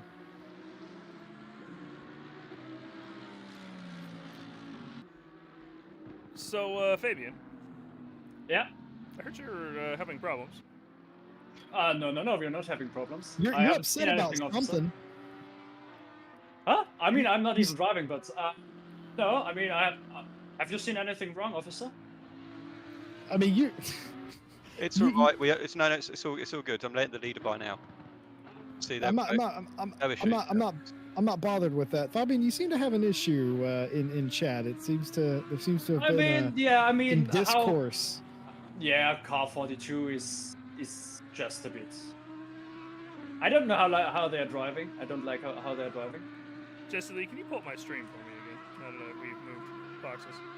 Yeah. I just like to Cody Pride was just in our chat, and he told us that they are going to let us buy, which hasn't happened. So they are also lying. That too. Yeah. But I already did that, Fabian. I already called Cody Pride a liar. We sent Cody Pride to you after we pulled him into the box. Yeah. Ah, I see. We basically demanded an apology. And then he told us his so they're gonna get. Yeah, which we didn't believe. Also, he had never heard of rear view mirror. Can you believe that? I can believe that because that's how they drove. So the question for Andrew is, how many penalties does Tom Bryant get in the Suzuka race? Ooh. write down a number, send it on a private message, and I'll get back to you. We got it. Because of course, hard to be bought. How many zeros can you afford? Because Andrew Harvey, of course, I believe you're effectively the head admin of CHSR now, kind of, aren't you? You and Alpha. Yep, me and Alpha. Helps out Chris A, doing his sim racing stuff. That we streamed live last weekend with our team point of views. A couple more races left in that championship, so Tom's racing in that. Well. He might not be anymore. Well, you know, it's as a GT4 in that series, you get a lot of people making dodgy moves on you. Occasionally, people need to be taught lessons. This is what it's like. Exactly. AJ, what's the car like right now, considering it looks like a used-up beer can? It's all right. A little bit of damage. I've driven worse. No. There's not a little bit of damage, AJ. You just can't see you can't see what we see, buddy. So your hood's flapping. Let me put it in perspective. It's an experimental move below a dynamic device. Listen, AJ. We're trying out. AJ. Special item. Listen, you know, like when you get like an old bin, yeah, and they get the bingo wings out, right? That's what your hood's doing. Then let's try and fly. No, we don't want to. You're gonna be like a 1990s NASCAR on Daytona, Jesse. That's what he's going for you. Yeah, he's gonna take flight here in a minute. The strong hood pins in that Audi, though, I have to say, because the hood for most cars would probably be gone by now. But that thing is crumpled up. How much damage do you think you have there? A little bit. But that German it's a lot. It's German engineering. The car is undrivable. Oh, Tom Roberts got himself a drive. Have you seen how much time we are losing? We are easily losing 2 seconds a lap now. So Fabian's now talking in all caps. In fairness, I've never heard.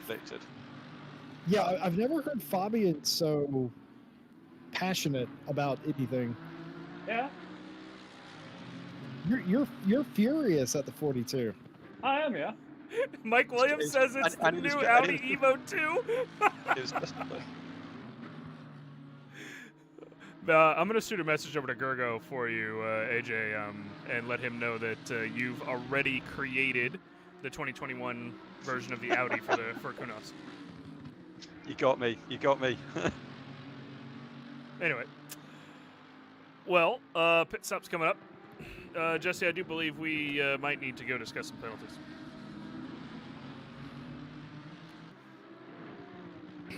Yes, indeed.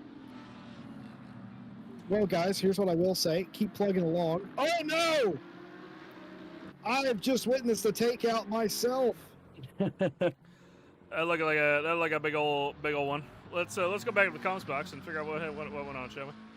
Well, car 68. Good luck for the rest of the race, and fix that car a little bit. And Fabian, we've heard you loud and clear. Unfortunately, all of our current technicians are busy.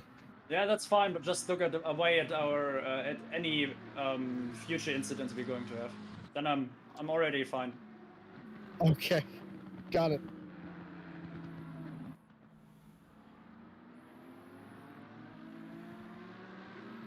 So, let's say we figure out what happened with the 42. That looked like a big one. Oh, I see. Oh, I see. Oh, I see. What in the world? That was Phil Roberts. So hang on, I want to run that back one more time from the dash cam of Phil Roberts. Let's figure out what happened, Jesse. He comes I think I see what's gonna happen. McLaren's on the inside. Yep. So the BMW just stops, and You tried to defend against him. I'm gonna be honest. I'm gonna run it back again. I don't think the 505's at fault there. Look at the 42 just stop. Like, he comes over as well. He looks like he's trying to block him. Yeah. And pushes him into the McLaren. I think he realized too late that he was trying to slow down instead of pull over, and he tried to pull over. I don't think that's the 505's fault. I'm gonna. No, it's not the 505's fault. Here's the problem. I can't penalize Tom Bryan any more than he already is penalized. Look True. at that car. I'm gonna call that an NFA. Unfortunately, it's Gleason and Jordan that are gonna suffer the most for it. Listen, here's what's gonna happen. I am going to take a walk around. I will be back in a minute, and I will start assessing performance and success penalties for the teams. Talk amongst yourselves as Joe Gleason will attempt to fix the 33 or the 33. They're very explicit that I say it like that, by the way. Turty trees. Turty trees. Well, you go have a walk, Jesse. And Gareth, well, I mean, it's been an interesting 51 minutes. It has, and the Lexus driven by Piffet right now has made its way all the way up to third from a really low starting position, which is super impressive. He's now chasing down Mawson for second. Yeah, Mawson. One of the Bentleys. I find that interesting because Mawson, I mean, Piffet's, that's his normal car is the Lexus too, but Mawson's pretty quick in that Bentley. He's been losing a lot of time.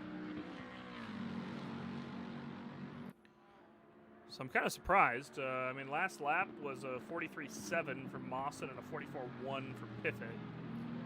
So I want to say that they must have crossed the line nose to tail last lap effectively because there was 0.5 between them at the line. Question being, ooh, he's running a little wide there. The question being, can Piffet get his nose under before the pit stop? Yep, and of course, Hungaroring is a difficult place to overtake. Got to really get a big run into turn one or wait for someone else to make a mistake. He could get a really good exit out of this corner. We've seen the Bentley going wide a few times, and he does it again. So Lexus is going to have a run at him, looking in the inside towards the chicane. Doesn't going to make it because it's an incredibly tight area to try and squeeze your car in, as we've seen from some of the incidents before. Yeah, luckily these cars haven't been involved in pretty much anything. A little bumping and bang between Mawson and Jordy Grant-Smith earlier, but Piffet has pretty much had a clean race, more or less. I don't even know that he's had a contact. Maybe he got, scuffed a little bit on the lap one stuff, but ooh, there it is. That was really close. So Piffet's looking a little better on the brakes than that Bentley is at the moment, and that's maybe why he's gaining so much time. Of course, the stint timer would have reset when everybody came in, or not reset, but paused when everybody came in for their stop-go 30, which means that these guys should be able to run up for about another, what is that going to be, about another 13 minutes or so before they have to pit. But Mawson ain't going to give it up. Super defensive on the straight. Piffet's going to have to look to the outside. Oh, well, just barely there. And they all dive out of the outside. Piffet on the outside. Now he's got the overlap in front of Mawson as well. The problem being not the corner that you want to be on the outside for. However, ooh, no, never mind. I was just going to say Piffet's going to have the inside for turn number 3. But not this time around. Mawson with the excellent defense cuts directly across Piffet's nose and gets it back under. So Mawson well defended. Yeah, that was a decisive little move there from Mawson, knowing exactly that he had the space, so he could just cut over him without causing any issue. Really nice run from Pivot into the first corner. He did really well to hang it on as well as he did around the outside, which, as you say, is not a good place to be. Decisive, but this means he's going to have to go around once again. Yeah. Oh, and the BMW has a drive-through. Uh-oh. That must have been a speed in the pit lane, because Cody just came out of the pit. Oh. He's still very damaged. Way out. He's very damaged. Yeah, I think it might be stuff like this, which might have got him that drive-through. Let's find out. We'll go back a little bit here. So he came out of the pit damaged. He must have sped in the pit lane. They didn't repair. Yeah, it looks, it's clearly they're feeling okay with it, but it looks like it should not feel okay, and the amount he's sliding around as well would make me assume that it's not okay. There we go. Big run wide there. Yeah, maybe he is running out. So Tom Bryant, Cody Pride, continuing issues with them, and I'm curious, Tom. Oh, that'll be it. Yeah, that could be right there. I'm curious, Tom, why we didn't fix the damage. Yeah, it's a weird one, because it looks like the sort of level of damage that you really would want to fix. Maybe the BMW, just as a car, already drives so awfully that he can't tell. But with how battered up that windshield is, and how he's going off yet again, I'd feel like you could tell as we're back to the Lexus battling the Bentley. Also, Roberts chasing down Harvey. This is for position as well. It is. So these guys are coming into Sector 2 here. Of course, a little bit of a tap there from Tom Roberts on the back of Harvey. Not too bad, but definitely knocked him up off track a bit. That's going to unsettle the Audi a little bit. Of course, these guys haven't had a chance to come in and pit yet. I mean, Tom came in and pit earlier for damage and probably got some new tires and stuff, but Harvey is suffering with that damage that we were just discussing until they come into the pit lane here in a few minutes. So I'm wondering if that's why they're losing time. And I just realized Mawson has lost the position. Let me see if I've got that overtake replay. I might. No, unfortunately, didn't catch the sector line properly.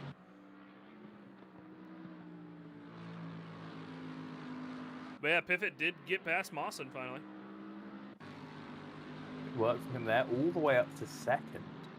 Starting right from towards the back. Got quite a while to go if he's going to try and catch up with Jordan Grant Smith. And his times don't seem to be quite matching them, unfortunately for him.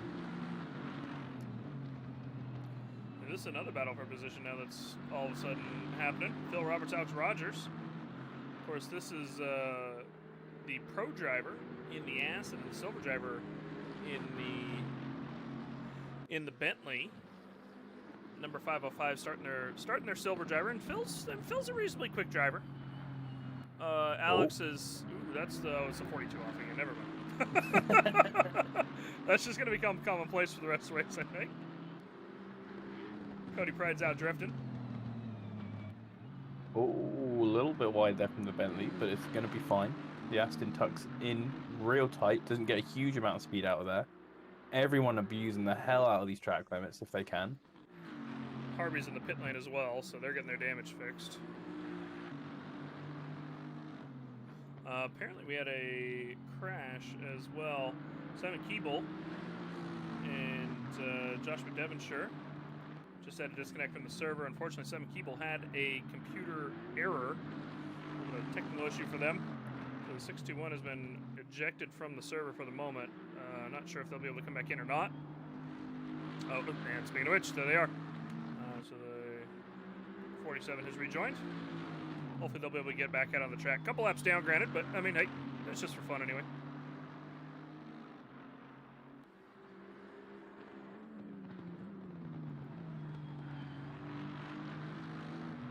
We're coming around to the beginning of the lap, so Aston Martin going to have another chance on this Bentley.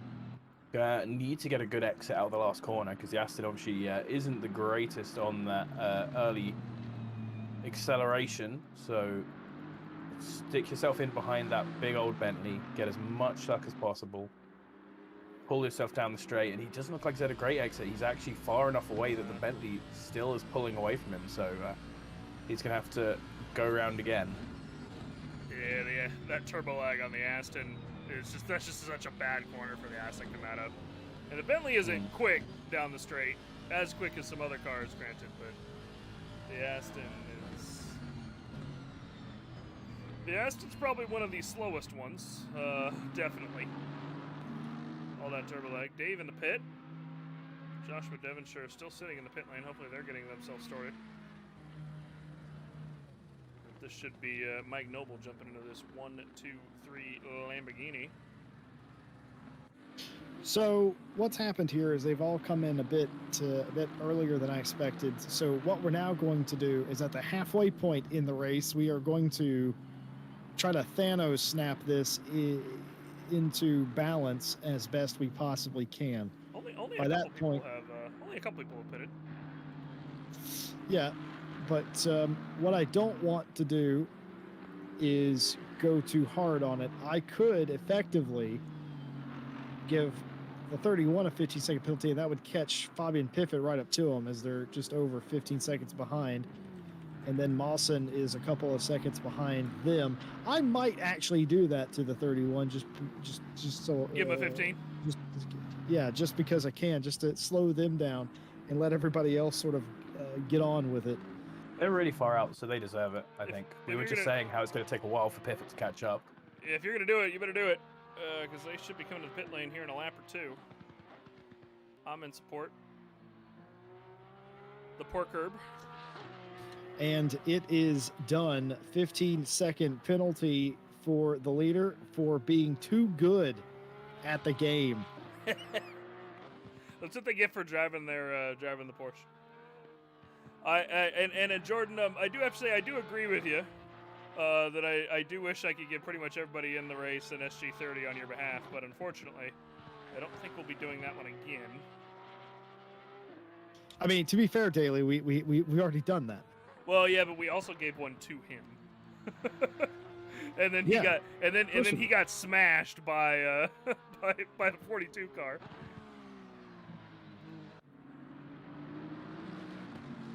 So the leader of the race, by virtue of pulling 15 seconds ahead in the first hour, will have that erased here on the pit stop. Local yellow flag. I didn't catch who that was for. That but was here's a 47 car that looks like it is DC'd again. I see. There you have it. 47. Did we have a 47? Yeah. Yep.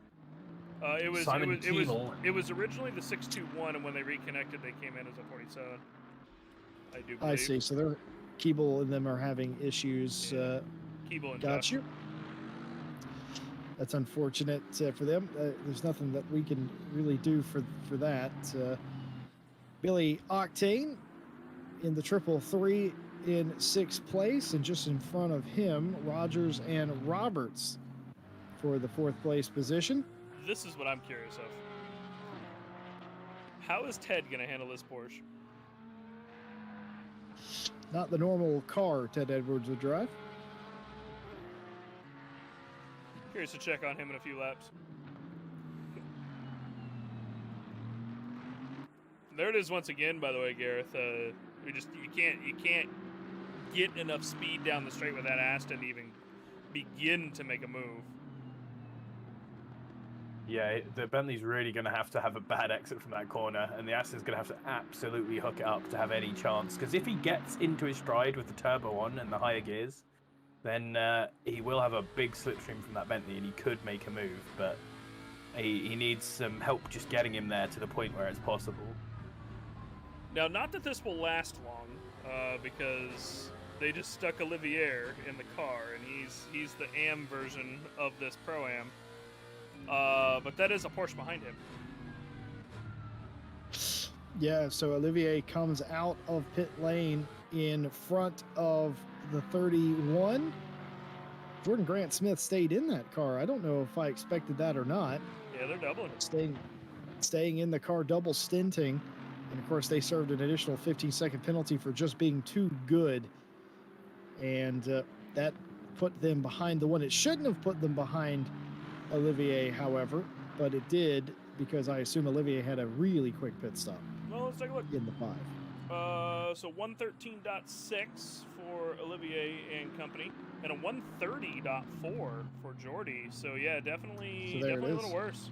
A couple seconds, almost 2 seconds. Here are the stragglers that haven't pitted. They come in 25 seconds shy of the stint limit. So very close indeed, getting all of their stint in there.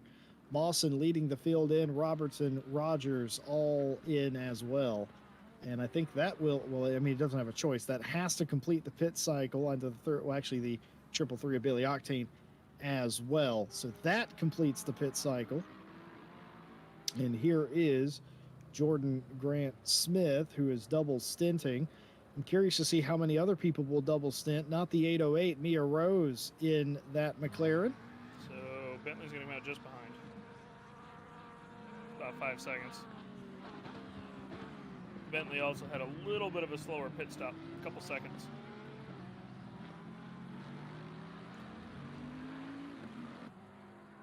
Just not what the 101 would have wanted.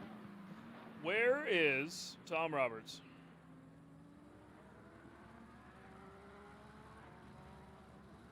Well, I don't know, but Mia Rose is going off the track. All right.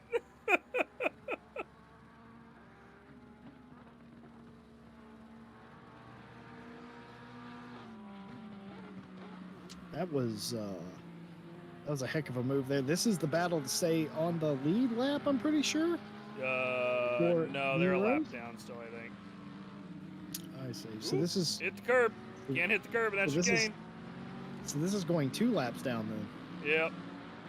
Yeah, unfortunately, even with the stop go 30 that we put out to everybody, the Mia Laren and the B-Day Boy Brick car still a lap down. And now 2 laps down. And you'll notice Mia Rose car jumping around a little bit. Curse of Australian, unfortunately. So Nathan McConnell in the 101. Tedwards in the 69, and Ertan switched into the 119 in place of Mr. Rogers. I think Phil Pitt, he did, so they're doubling as well. Though we did do a driver change in the number 2, so Hacker out of the car, Scholl's in.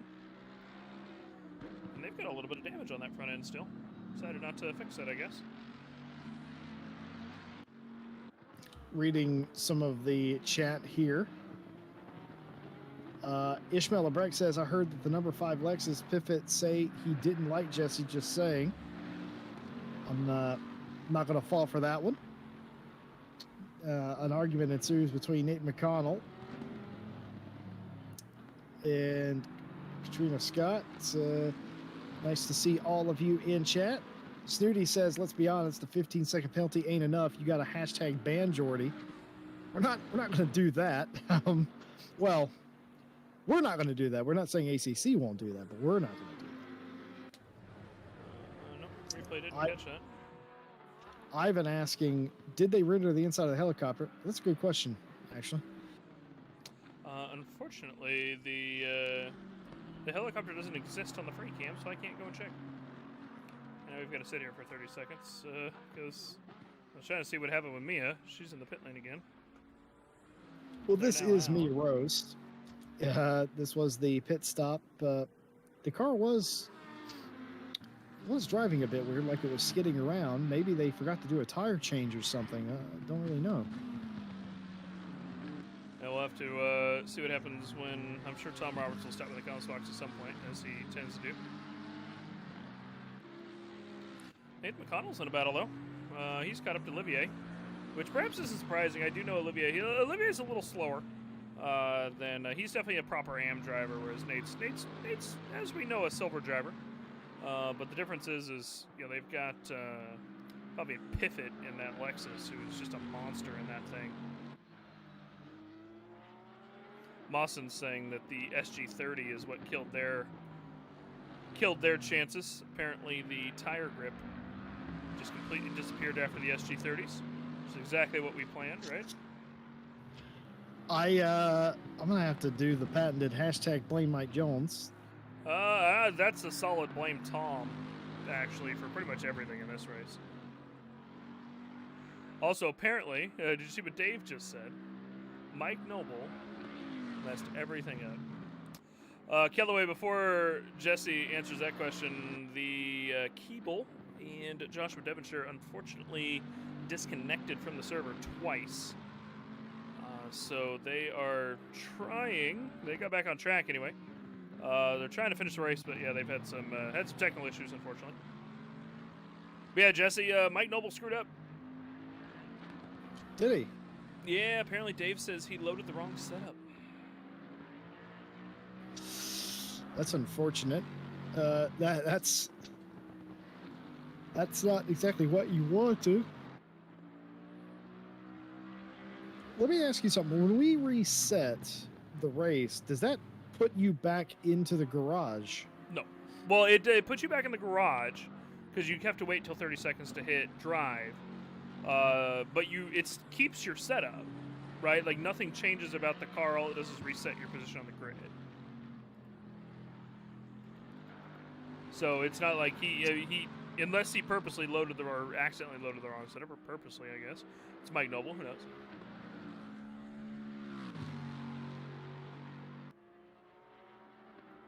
Well, that's rather unfortunate that that happened. How did the 42 get another drive-through penalty? I don't know.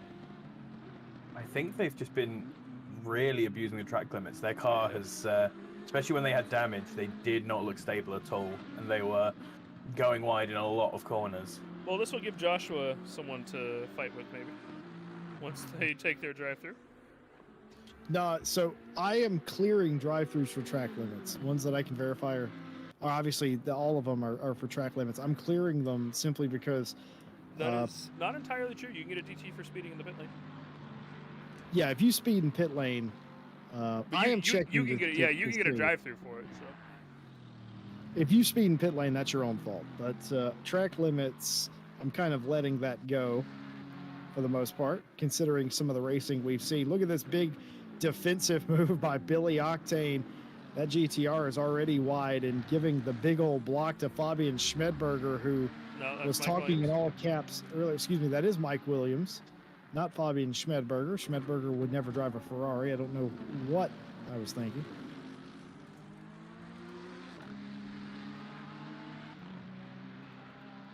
Right as well in the 42s, going side by side with the Audi that they had such a great time racing earlier. Through the chicane, the Audi does manage to get past, but there's a big bump in doing so. Just a side-by-side door banging thing. Speaking yeah, here they are coming through the chicane, and it's really hard to fit two cars through there. Well, that would have made him happy, because that was the second or third time those two cars have particularly got together. And if there's any solace in that for Schmedberger, it would be that Cody Pry was in the car, not Tom Bryant. But still, I'm pretty sure that didn't help that much.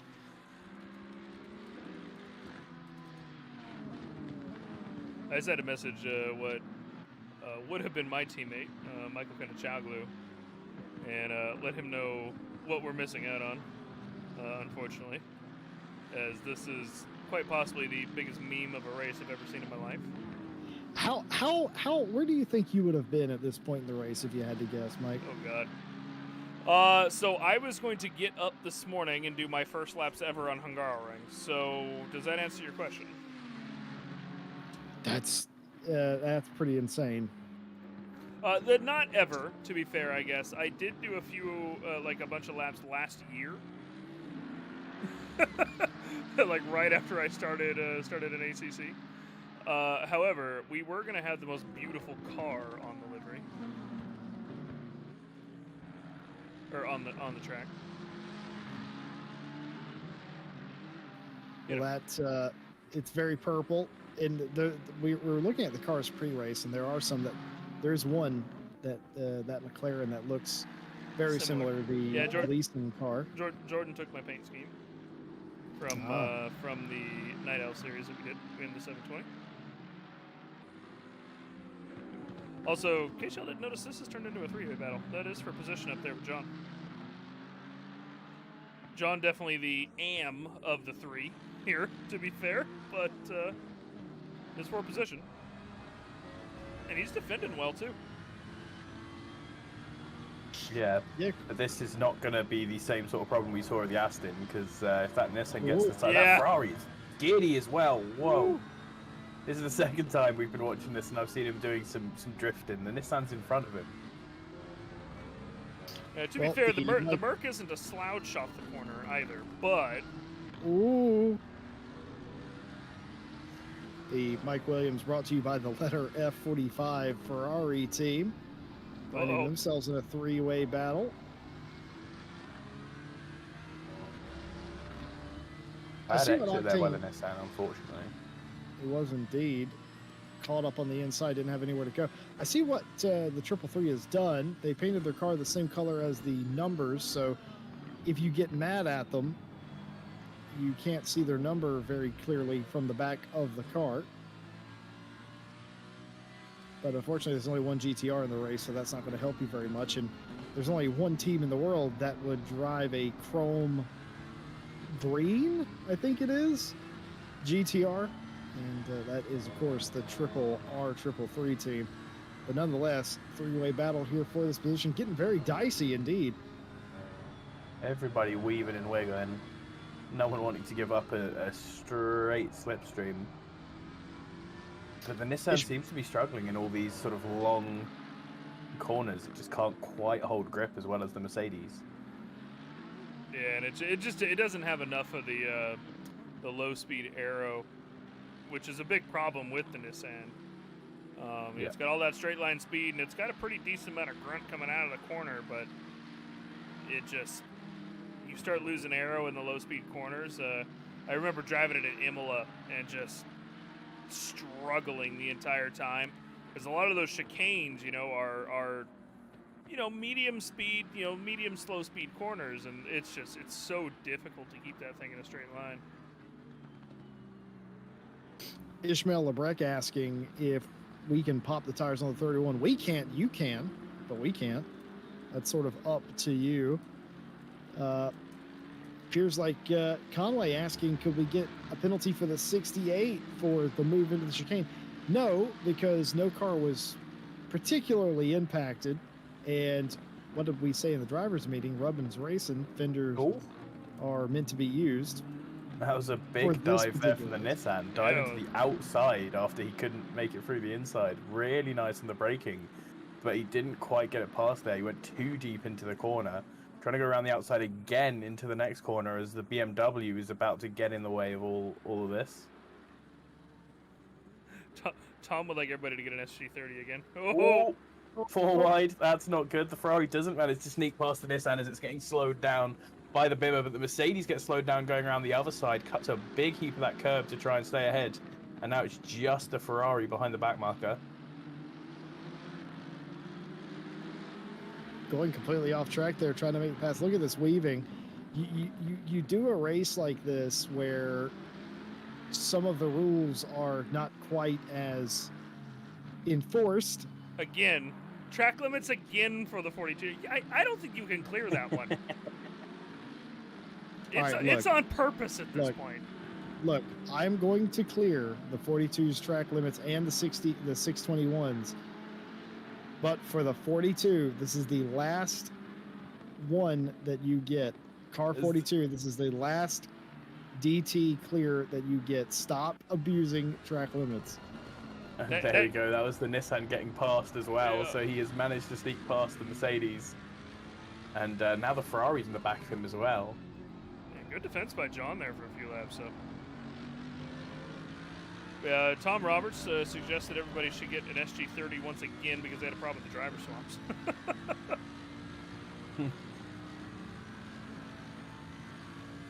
I think if we are going to add penalties to everybody again, if we do, with a big dive from the Ferrari there, and he just slides on past too.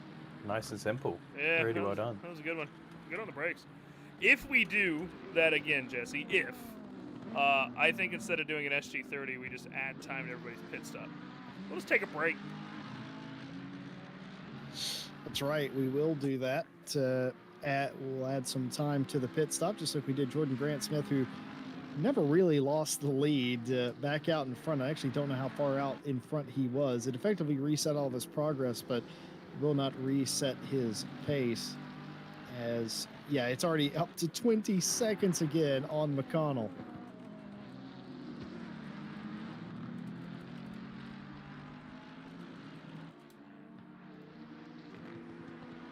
I'm thinking a proper break. I'm thinking like everybody pits in for about 2 minutes. Oh, you thinking about doing that at the halfway point? Yeah, let's take a break.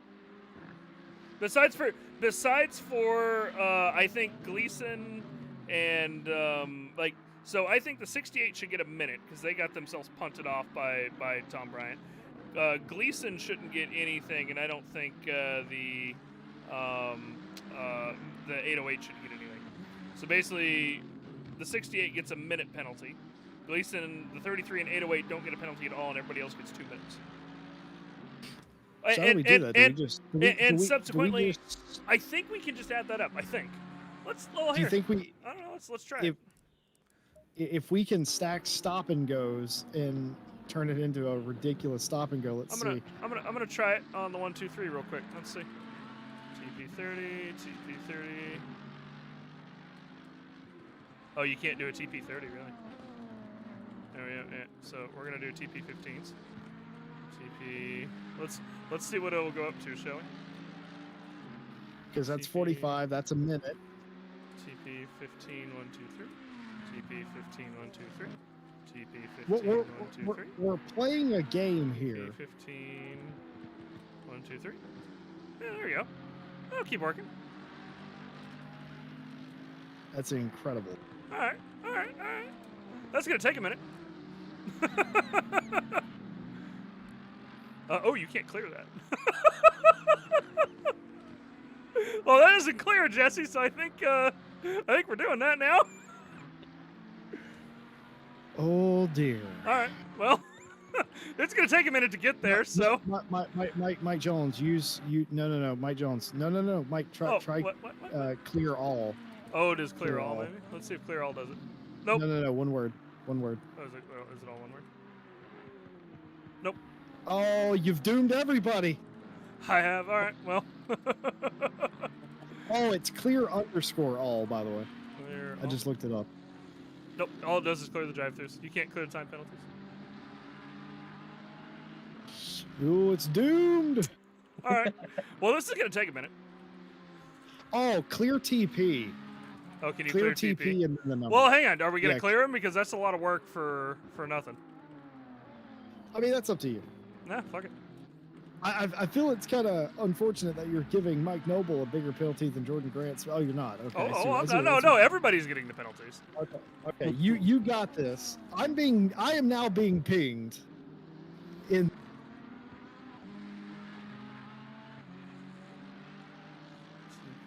TP 151. TP. I need to copy paste this. There we go. That's the smarter way to do this. Gareth, are you having fun yet? I love the chaos of this. I enjoy these big red numbers. 6, 7, Guaranteed you've never 8. called a race like this. No. And that's including our past charity race? I was going to say, neither have we, to be fair. I mean, like, we are a rookie league at ACCSS, so I've seen quite a few penalties in a few races, but never quite this much. So, for those of you at home wondering what Mike Jones is on about, what he's doing, he is giving people penalties to even all of them up at the halfway point in the race. They will be into pit somewhere in the next 45 minutes. And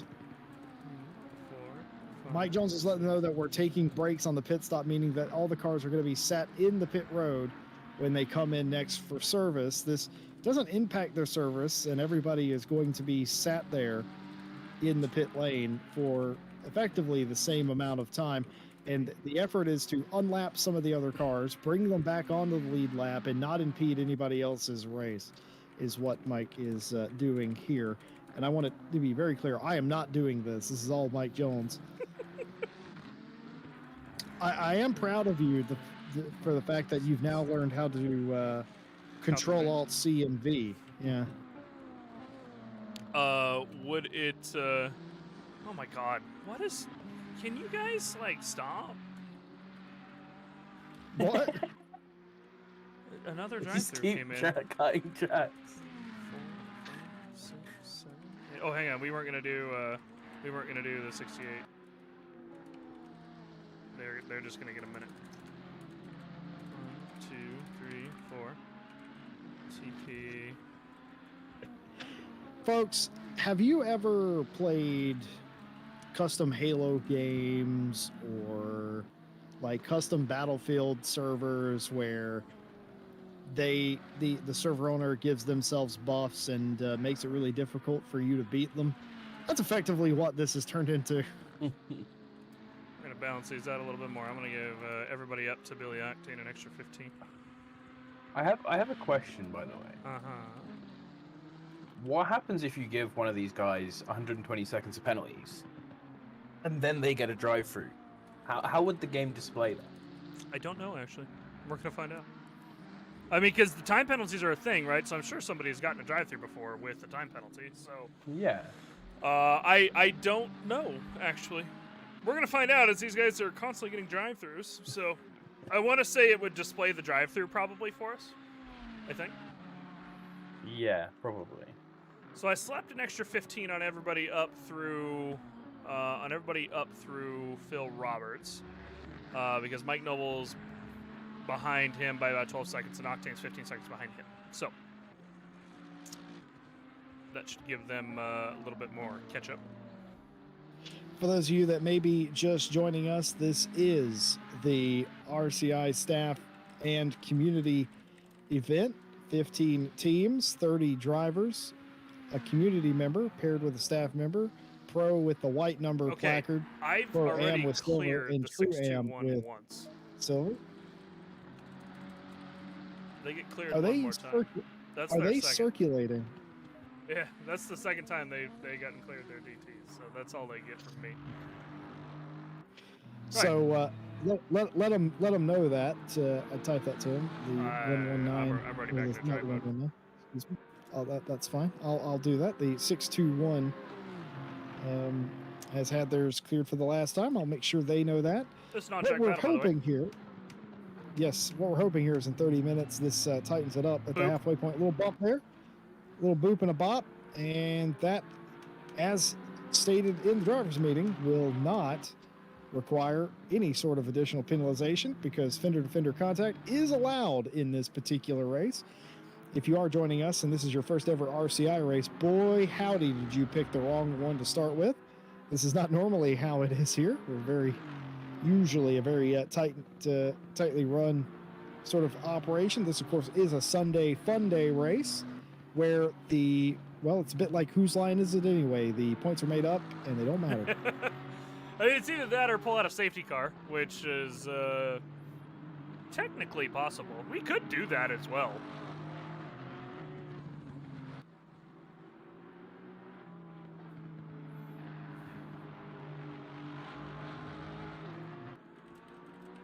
Well, I'd say that's going to be up to you. I'm going to ask drivers.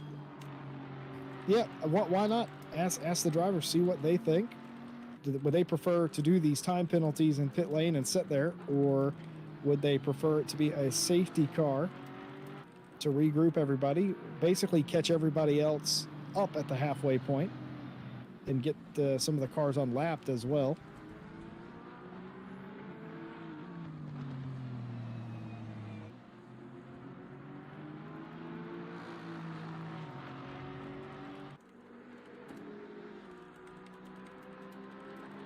So Alpha says that after the drive-through serve, the time penalty just shows again, is what happens there.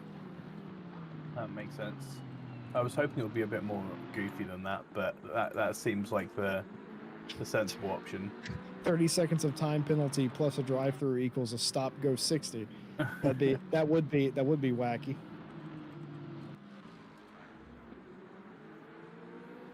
I put him a vote. Well, so to explain what Mike Jones has just done, he's pinged the drivers. Of course, every every team has a driver in the car, but they also have one that's not. And he's just pinged them, asking if they want a safety car or what's effectively a 2-minute break in the middle of the race with the time penalties. And he's done a react voting system here. It's overwhelmingly for a safety car. 4-0 at the moment. So we'll give him a minute. And if we're gonna call in a safety, oh, there's the 42 off again. I wonder if that was a boop. A little bit of a boop. No, never mind. But that wasn't where he lost it. Yeah. It was a boop and then another boop. Oh, okay. All right. Now I gotta say he was definitely innocent in that one. Sad to say, that was all Tedwards. Yeah, Tedwards. I mean, Ted there saying, how many times do I have to hit you before you get the message? I don't know if that's a message we should be sending to people, but that is what happened there. See, Stewie's in favor of the time penalties, unsurprisingly, versus the safety car.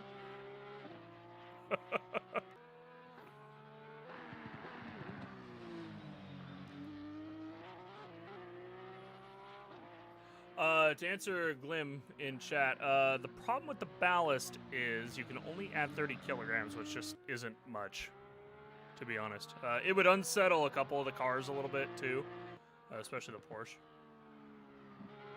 Ishmael Lebrec immediately pleading his case. The BMW broke early wasn't Ted's fault. He's innocent. That's exactly what I would expect a teammate to say.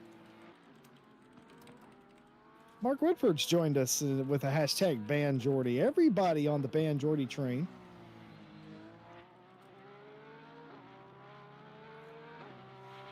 Jesse, what is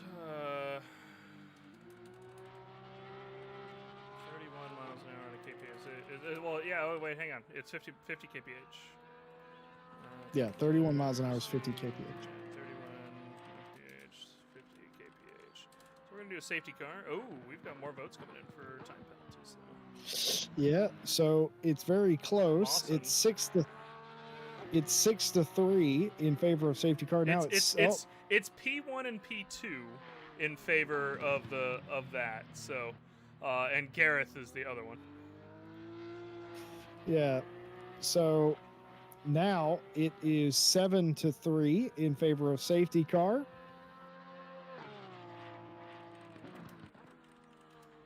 So 10 out of the 15 teams have voted. I'm thinking 9 thinking, out of 15. Excuse me. I'm thinking. I think I'm gonna call this a safety car. Let me make sure I can clear all the time penalties. I should be able to. Clear TP all. No, you got to do it individually. There's no all command for TPs, I'm afraid. Clear TP 101. Clear TP 5. Clear TP 119. Clear.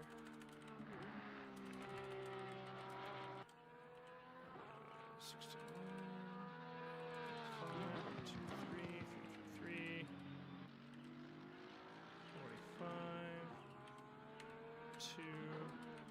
68. And 42. So, the majority of the drivers in the race in favor of the halftime break being a safety car. And that will slow everybody down. And I say we give the cars at the back their lap back, or their laps back. Oh, we will, yeah. But this is Jordan Grant Smith, the poor curb car, who has been out front for the majority of this race. Hasn't always led, had to retake the lead on a couple of occasions, once on the initial start and once again after pit stops. But beyond that, it has been clean sailing. 35 seconds the gap now on Nate McConnell in the 101. And then, of course, you have Olivier in the 5 Lexus. That team, him and Fabian Piffet, all the way up to 3rd from the back row of the grid. Absolutely incredible stuff.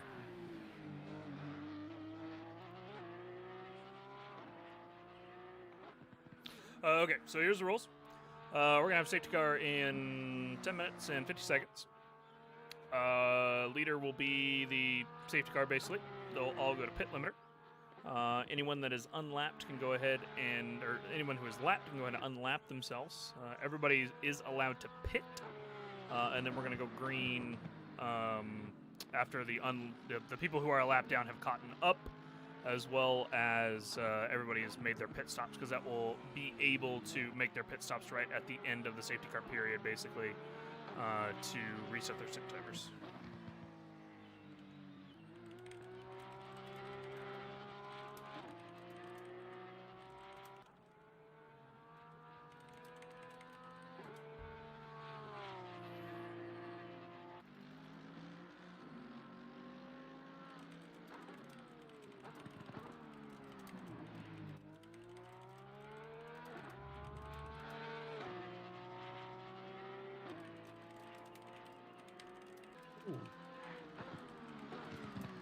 Looks like something just happened to Oliver Hamyao.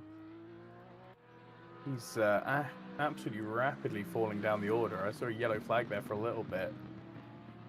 Through the chicane, perhaps. Here we go, getting overtaken by Aston and just tipped into a gentle little spin. 119 kind of stuck his nose under a little too late, probably.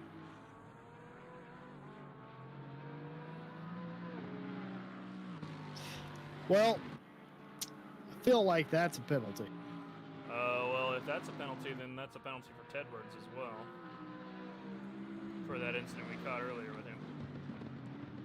What I would do... We can't give it to him yet, though. Yeah, what I would do, and it's unfortunate we didn't mention this in the briefing, but if you do something like that, normally you give the position back, right? Obviously, that isn't happening today, but that's probably because it isn't understood that would be the way to absolve yourself of a penalty, and I wish I would have said that. But onwards and upwards. 69 got themselves a drive through there.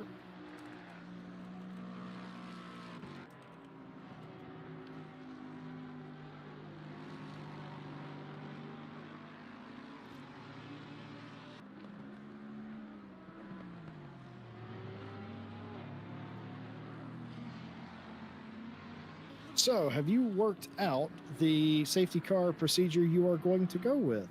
Yeah. As I said, basically, so.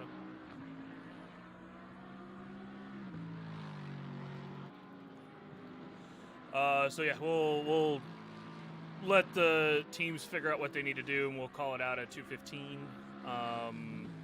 Basically, I want to be able to give time for everybody to make their pit stops within the stint window, so I don't want to call it out too early.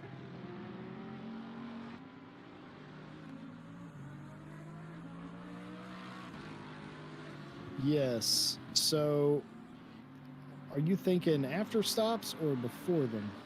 Oh, after, with the penalties. Definitely. It's either that or shuffle them to the back on the safety car.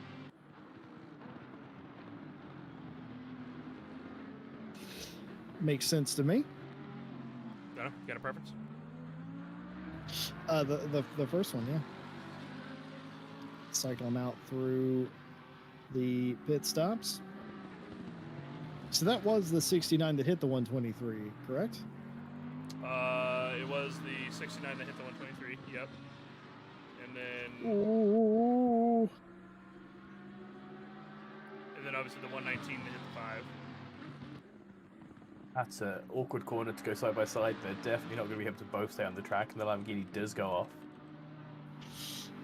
They did well to hold that. I thought that was going to end very badly. Yeah. But they were able to work it out amongst themselves.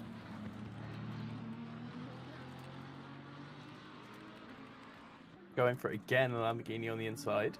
Oh, spooked him a little bit there. Yeah. He's holding it in, though. He's still on the inside of this corner. The Lamborghini forced just off the track, but stays alongside and gets a better line through the end of Sector 2. Mia Rose also going for a move on Gleason, or at least will be soon. Absolutely locked behind that car. Oh, trying to brake later, and the banner. If I had one criticism of this track, their sponsor gantries are not great. This is a Porsche in front of a Bentley going down a straight. I would not be surprised if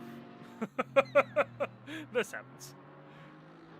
Cue the Jaws music. Phil Roberts, Jesus Take the Wheel, going down the inside of the 69, trying to do the crossover, trying to get back inside of him. Is 69, can't quite get there and hold it, and away goes the 505.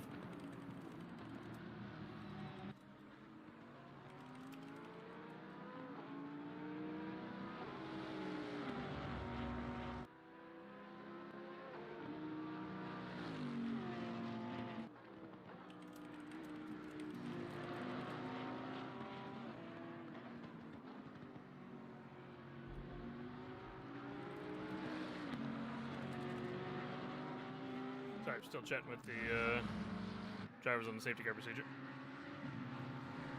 Yeah, it's Rose Gleason there, still side by side, still fighting this out, and Mia has not been able to get past, even though she's showing that she definitely has the higher pace. As we see a yellow flag for Mike Nobel, who has had an incident. Really close at the back interchange. That's a little bit of a worry. Tap in the back of the other McLaren there. Oh, that's going to be a spin. It's going to be a double spin, and because of that, I'm going to let that go on both accounts. A little bit of a tap from Mia coming out of the chicane. Ooh. Yeah, it's a little tight. I think she got her nose in a little late, especially with the ping difference. That's gonna be the biggest problem with that one. Yeah, I can tell you normally. It wasn't for the safety car. Yeah, I was going to say normally, probably that would be a time penalty for Mia Rose, but since they both spun, and unfortunately, it looks like Mia is in front of Joe Gleason there. But I'm going to let them sort it out. Jordan Grant Smith got a drive-through penalty, and all of a sudden, I've lost my ability to clear drive-through penalties. Oh no, Mike Jones. No, we wouldn't clear it. We're doing the safety car. I'm just kidding. I'm kidding. That's a joke. That's a joke.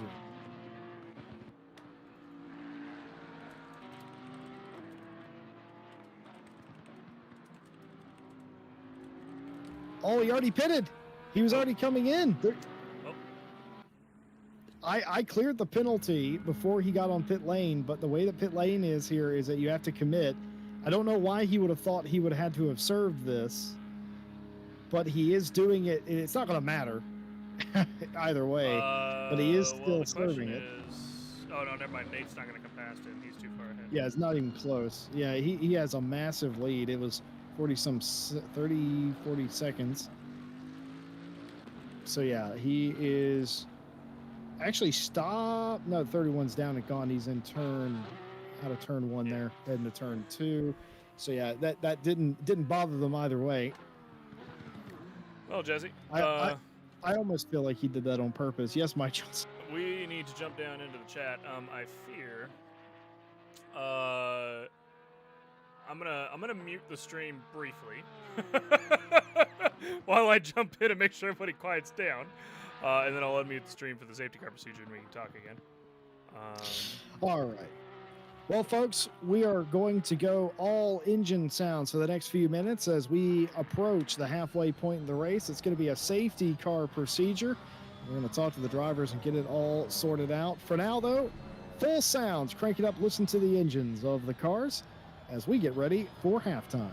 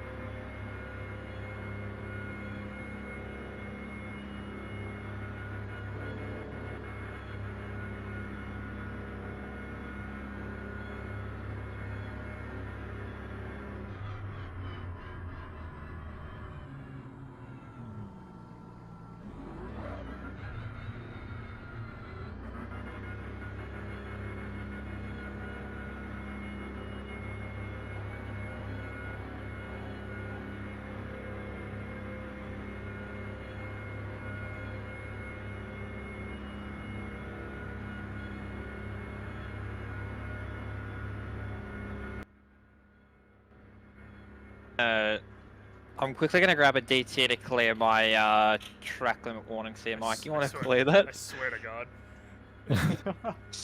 Swear to God. Jordan, you guys do 30 seconds. DTs. Jesse, grab that DT, I guess. Okay, so Oi, as everybody's catching up, we've got the 33 in. So everyone's aware that 31 and the track is in the last sector, so we don't all crash into each other again. Right. People who are lapped, if you're at the tail end of the field, go ahead and start coming by. Make sure you guys are properly 5 single file seconds, here. Jordan. 4, 3, 2, 1. Lost. Okay, hang on. Okay. Everybody who's on the pit limiter, please stay on the right side of the track at all times. Everybody who's on the pit limiter, right side of the track. People who are a lap down, please come by on the left side. And then so that's until everybody's got their laps back here? Yeah, so it's going to take a minute. Obviously. So, honestly, you guys can probably just stop on the straight if you wanted to, in theory. Jordy, why don't you stop before you come into turn 1? It doesn't matter. Mini red flag, yeah. Yeah, so we're going to call a red flag here in 10 seconds. Everybody be prepared to stop. Space yourselves out a little bit if you need to, so you're not fucking wrecking into each other. I just cussed on stream. I even told myself not to do that. Spread yourselves out a little bit. We're going to call a red flag in 5, 4, 3, 2, 1. Red flag. John, you need to unlock yourself.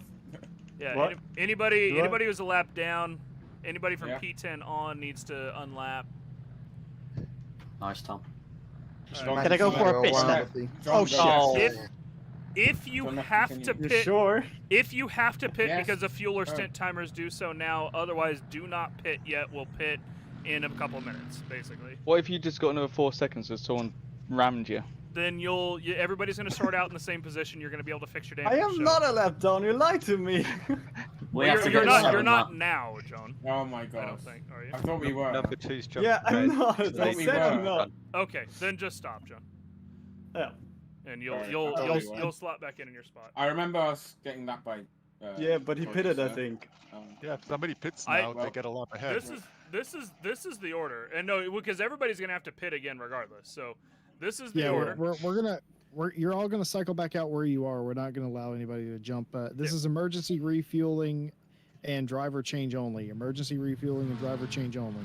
Additional information: if you take somebody out, either because you are blind or because you got in a little too deep, give the position back. Otherwise, in the last 2 hours, I am going to be forced to start throwing around Snarl and Hammer. Jesse, did we decide on the 119 and the was it the 123?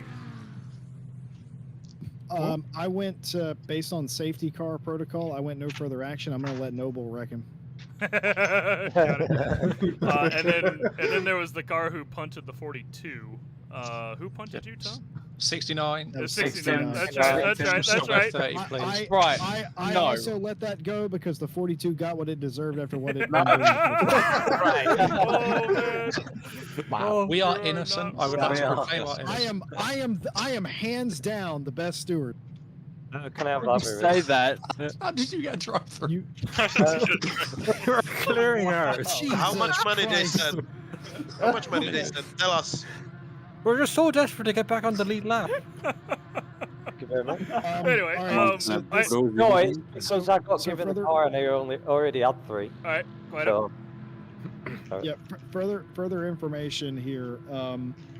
If it gets too strung out before the final hour, some of you, Jordan, might get an additional couple of seconds. Jordy, not Jordan. Excuse me. Birth name. There are so many people in chat that are like, just ban him, just get him out of here. Who even needs him? Well, there's 2 Jordans, so just clarifying. Yeah. I mean, it's fine. He's done his double stint already, so now it's gonna be the funny part of the race. Yeah. No, see, I can't penalize Stewie. I have to work with that guy. So. Yeah, 5 more laps to catch up. Is that it? I don't know. I don't know how far down we are. We had a massive disconnect. You guys are ahead. You're ahead of Tom. us. Yeah. So Mia should have 1 more lap. George should have 2 more laps. If I cut the chicane to get back on my lead lap, am I going to get my DT removed? I'll just ram you again. What? Sorry. During this, yes, you'll have your DT removed. And what penalty? Well, to be fair, even if you had the DT, it won't make any difference. Because you just drive through a pit lane and you get the lap back. Yeah, but I need to reset my stint timer after this. So. Yeah, everybody's going to pit. Like, so once we release the red flag, everybody's going to come into the pit lane. We're going to do one safety car lap and then release. So. Yeah, if you have to come in for fuel or stint timer, do that now. Yep. But just know that you will be required to come back down pit road again. So the rules for release off the safety car are going to be standard rules for our safety car penalty as well. Jordy, as you come out of the final corner, well, Stewie, I guess, as you come out of the final corner, as you, you're going to come into the final corner normally, and then in mid-corner, as you hit the apex, you can accelerate and go from there. That is your release, and you just go. Anyway, and then it's just green flag. So question, can I pit now? So do a lap pit now? No. Yeah, but then you're gonna have to go back in. Jeez. No, you can't. Everybody's gonna pit at the same time, and you guys are gonna cycle out at the same positions you started in. Unless your stint timer. Does your stint timer up right now? 5 minutes. 13. If you've got less than 10 minutes, you might as well come in now because I've still got 4 laps to get back. Then the whole field has to overtake me again. So hang on. Let's do this. Let's move this red flag to the pit lane so the stint timer stops, right? So sure. Jordy, go ahead and start moving at pit limiter speed. Stay on the right side of the track if you are at pit limiter speed. And you guys come around to the pit lane. Do not make your pit stop, but stop before your box. Stop in the pit lane somewhere. Once you're in ghosting range in the pit lane. You know what I mean? Yeah. Okay. Do we know how many laps behind we are? I can see it. Yes, you have one more lap. Okay, cool. No, I think 2. The one from us. No. I mean, the 42 is on lap 55, and we're on lap 59. Oh god. Oh yeah, because the 33 is still lap down. Yeah.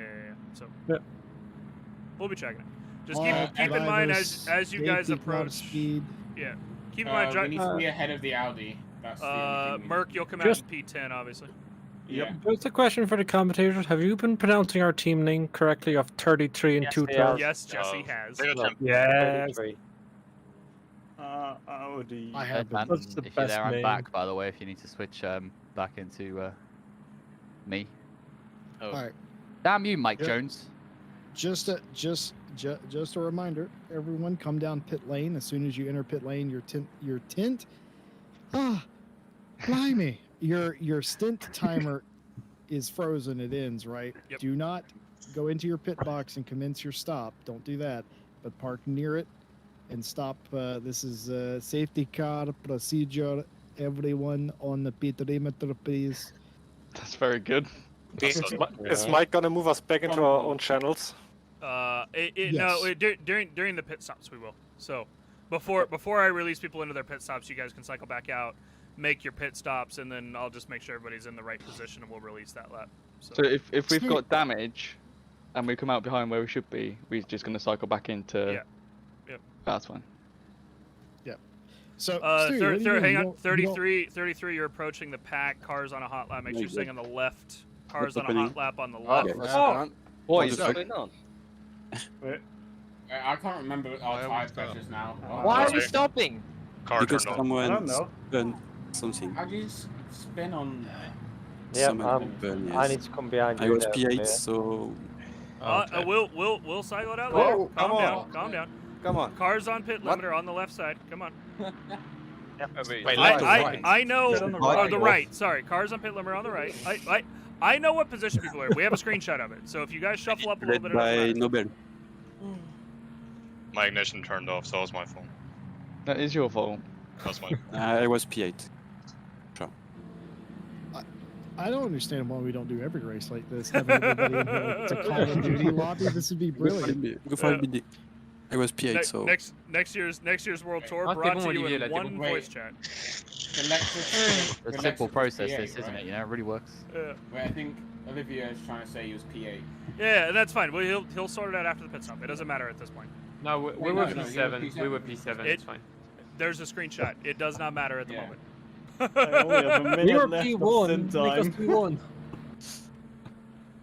P1 in class anyway. Why don't we have this for like every RCI series? If we need like a safety car, we have this virtual safety car procedure. So there Specifically is this for there is for enduros, but we only do it for the first few laps. Okay. I'm not gonna Like make it. basically, Actually, if there's a this big was- incident in the first few laps, we've just never actually needed it. This was Yeah. a check week. Don't do it. Just the virtual. That's a disaster. That's a complete disaster. All the cars, please come down the pit lane, engage limiter, and do not stop in your box. Stop short of your box. This time, red flag in effect. 168. You're not doing the pit speed limit. Come on. There's a massive gap in front of you. I'm pushing you to that Yeah, car. it's not massive, though. And you have seen what happened before when cars stopped in front of us. I just want my safety distance. Oh, social distance. Anyway. No safety distance for you, sir. Yeah, you're pitting now anyway. 10 seconds. I'm not making it. It's fine. Stay we'll away clear. from my arse. We can, No. we You can just- clear the stint limit. So. Yeah, if you get a stint Okay, violation, okay. we'll deal with it. It's okay. So we're going into the pit lane, but not to our box. That's correct. Yeah, so into the pit lane, short of your box. Two, just why line did you up on the ignore your left. stint limit? Make sure you clear that now, Jesse, before they come in. Yeah, got it. The ones on the stint. What? No. I get the feeling I've missed something quite big. Gleason. Yeah, you have. So everybody's coming into the pit lane right now. Just make sure you stop before your box. Do not take your pit stop yet. You've got plenty of time to set up your stop. Like, 42 is still don't worry on about it. lapping. 42 still on lapping. It's fine. We've got time. So everybody, do not pit. So as soon as you Stop cross short the of your pit line, box. so like Jordy, you're in the pit. Everybody's coming into the pit. You guys can't stop at any point now. Basically, once you're in We the need pit. to lane. team talk before we do the pits, though. We will. Calm down. Va pas dans le box, hein, Olivier. No, no. Do not pit. Do not pit. Stop before your box. Yep. Okay. Tom, you've got one more lap, right? Go quicker. 68, go quicker. I think.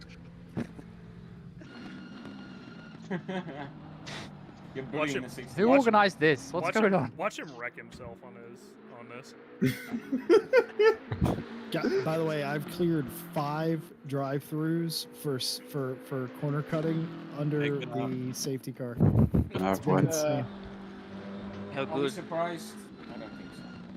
Make sure you guys set up your pit stop properly. You've got time to do that right now. So Yeah, Nathan, put the pressures. Jordan, if just you've put got- in fuel. If you You got probably don't damage need- to repair You it. can Yeah, put in no, tires if you want. I'm leaving the fuel. I'm just going to put fresh tyres on anyway. What's That's the grand. pressures? I mean, everybody should do that at the moment. Yeah. Tires. Will they be what they were anyway? Like If you put it 25, to maybe? strategy 2 and just change the tire set, it should be fine. Everything should be ready for the 68. Wait, can we quickly go into a different yeah. voice chat just to put the pressures to Yeah. If you need to go sort your pressures, go ahead real quick. We've got a second. Just be back up here in a minute. Do you want me to stay in the car or do you want to jump in? Yeah, that's cool. I'll take it. Nathan, just put them back up 0.1 for us, will you? It's cool. 0.1. Okay. Yeah. All right, I don't need anything. one more lap for Tom. Do you know the fuel, Dad, Ryan? Top it up. Leave with 93. So say cable. Do we know what tyre sets definitely haven't been used, so we don't just take a chance on tyre set one? Or... It'll be a solid point circle if it's French set times when you're on that day. Oh, I didn't know Okay, that. cool. Thank you. Yeah. That's not. Been there a while. Okay, so I'll throw tyre set 1 on then. All right, we've got about 1 minute, and then you guys can start your box. Or actually, go ahead and start box now, because by the time Tom can catch up. Yeah, we're right to make pit stop as well, though. Yeah, I know, but you Pit in, can catch up. So So go box ahead, now. go ahead and box. And then what we're gonna do is everybody's gonna box and come out. I'm gonna sort the order out very briefly. Jordy, just come out on pit limiter. We're gonna stop for 10 seconds to allow everybody to go back to their team chats on track, and then we'll go back, and you guys can do your thing. Another drive-through. It's been 4 laps. Yeah, well, he's Exactly. cutting the chicane on purpose. So It's gonna give him a drive. All right. Does everybody understand what you're going to do after you finish your service? You're going to come out of pit lane, and we're going to put everybody in the position that we have a snapshot for as the safety car came out. Yep. We'll be on pit limiter, so just come out on pit limiter. If you know, like the 119, you're coming out pretty early, so you know you're probably gonna have to stop for a second. Everybody's tires are gonna be cold as heck. Can you for move one more lap, a or is it this lap? Yeah. Can you move No, Olivier you're back? in this lap, Tom. So when we're out of the pits and People, are you in we the car? wait for the order, do you say something in chat when we can go with the pit limiter for the warm-up lap? No, I'm gonna do that now. Like, go out on the pit limiter now, and then we will stop for 10 seconds, allow everybody to sort their stuff out, and then go back to pit limiter. So Can you I move will Olivier call back that in. here, I will please? call that in chat. Yeah, that's what I meant. Yeah. Can I just confirm my teammate's in the car because it says offline and not driving? Yeah, it just crashed again, boys. I don't know what's going on. Absolute shit. shambles. Yeah, you're having And I big all F, sorts of my problems. friends. I'm just waiting 40 for... laps to gain again. Duplicate car.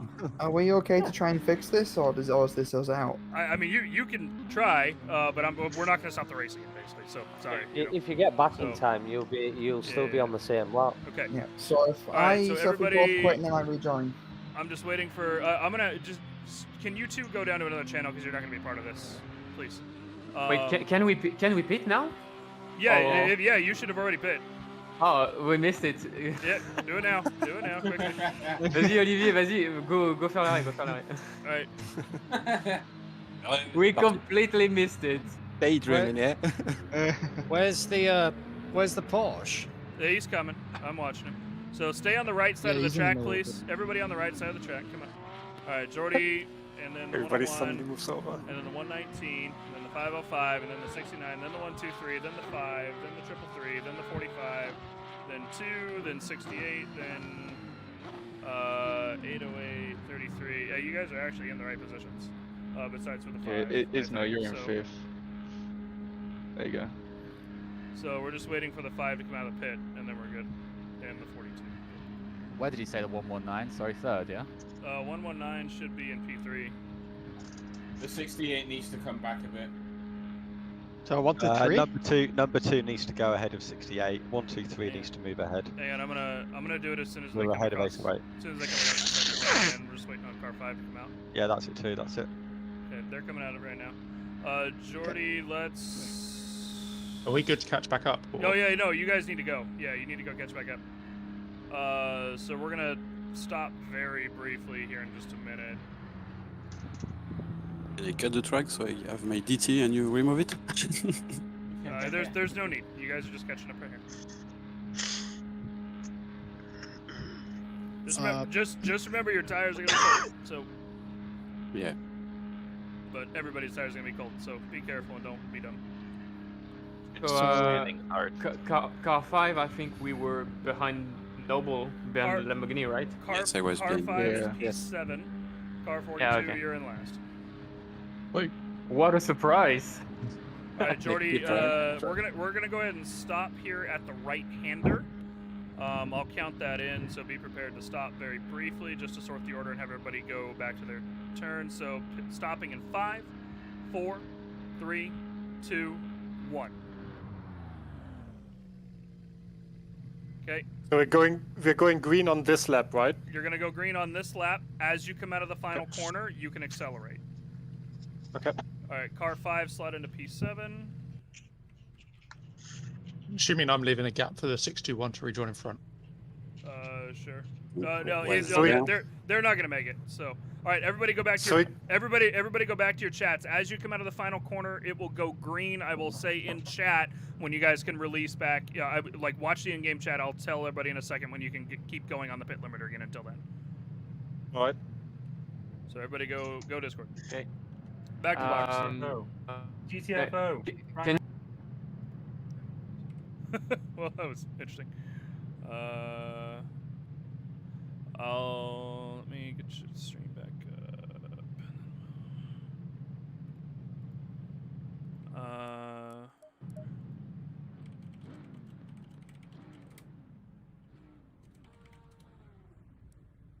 Okay.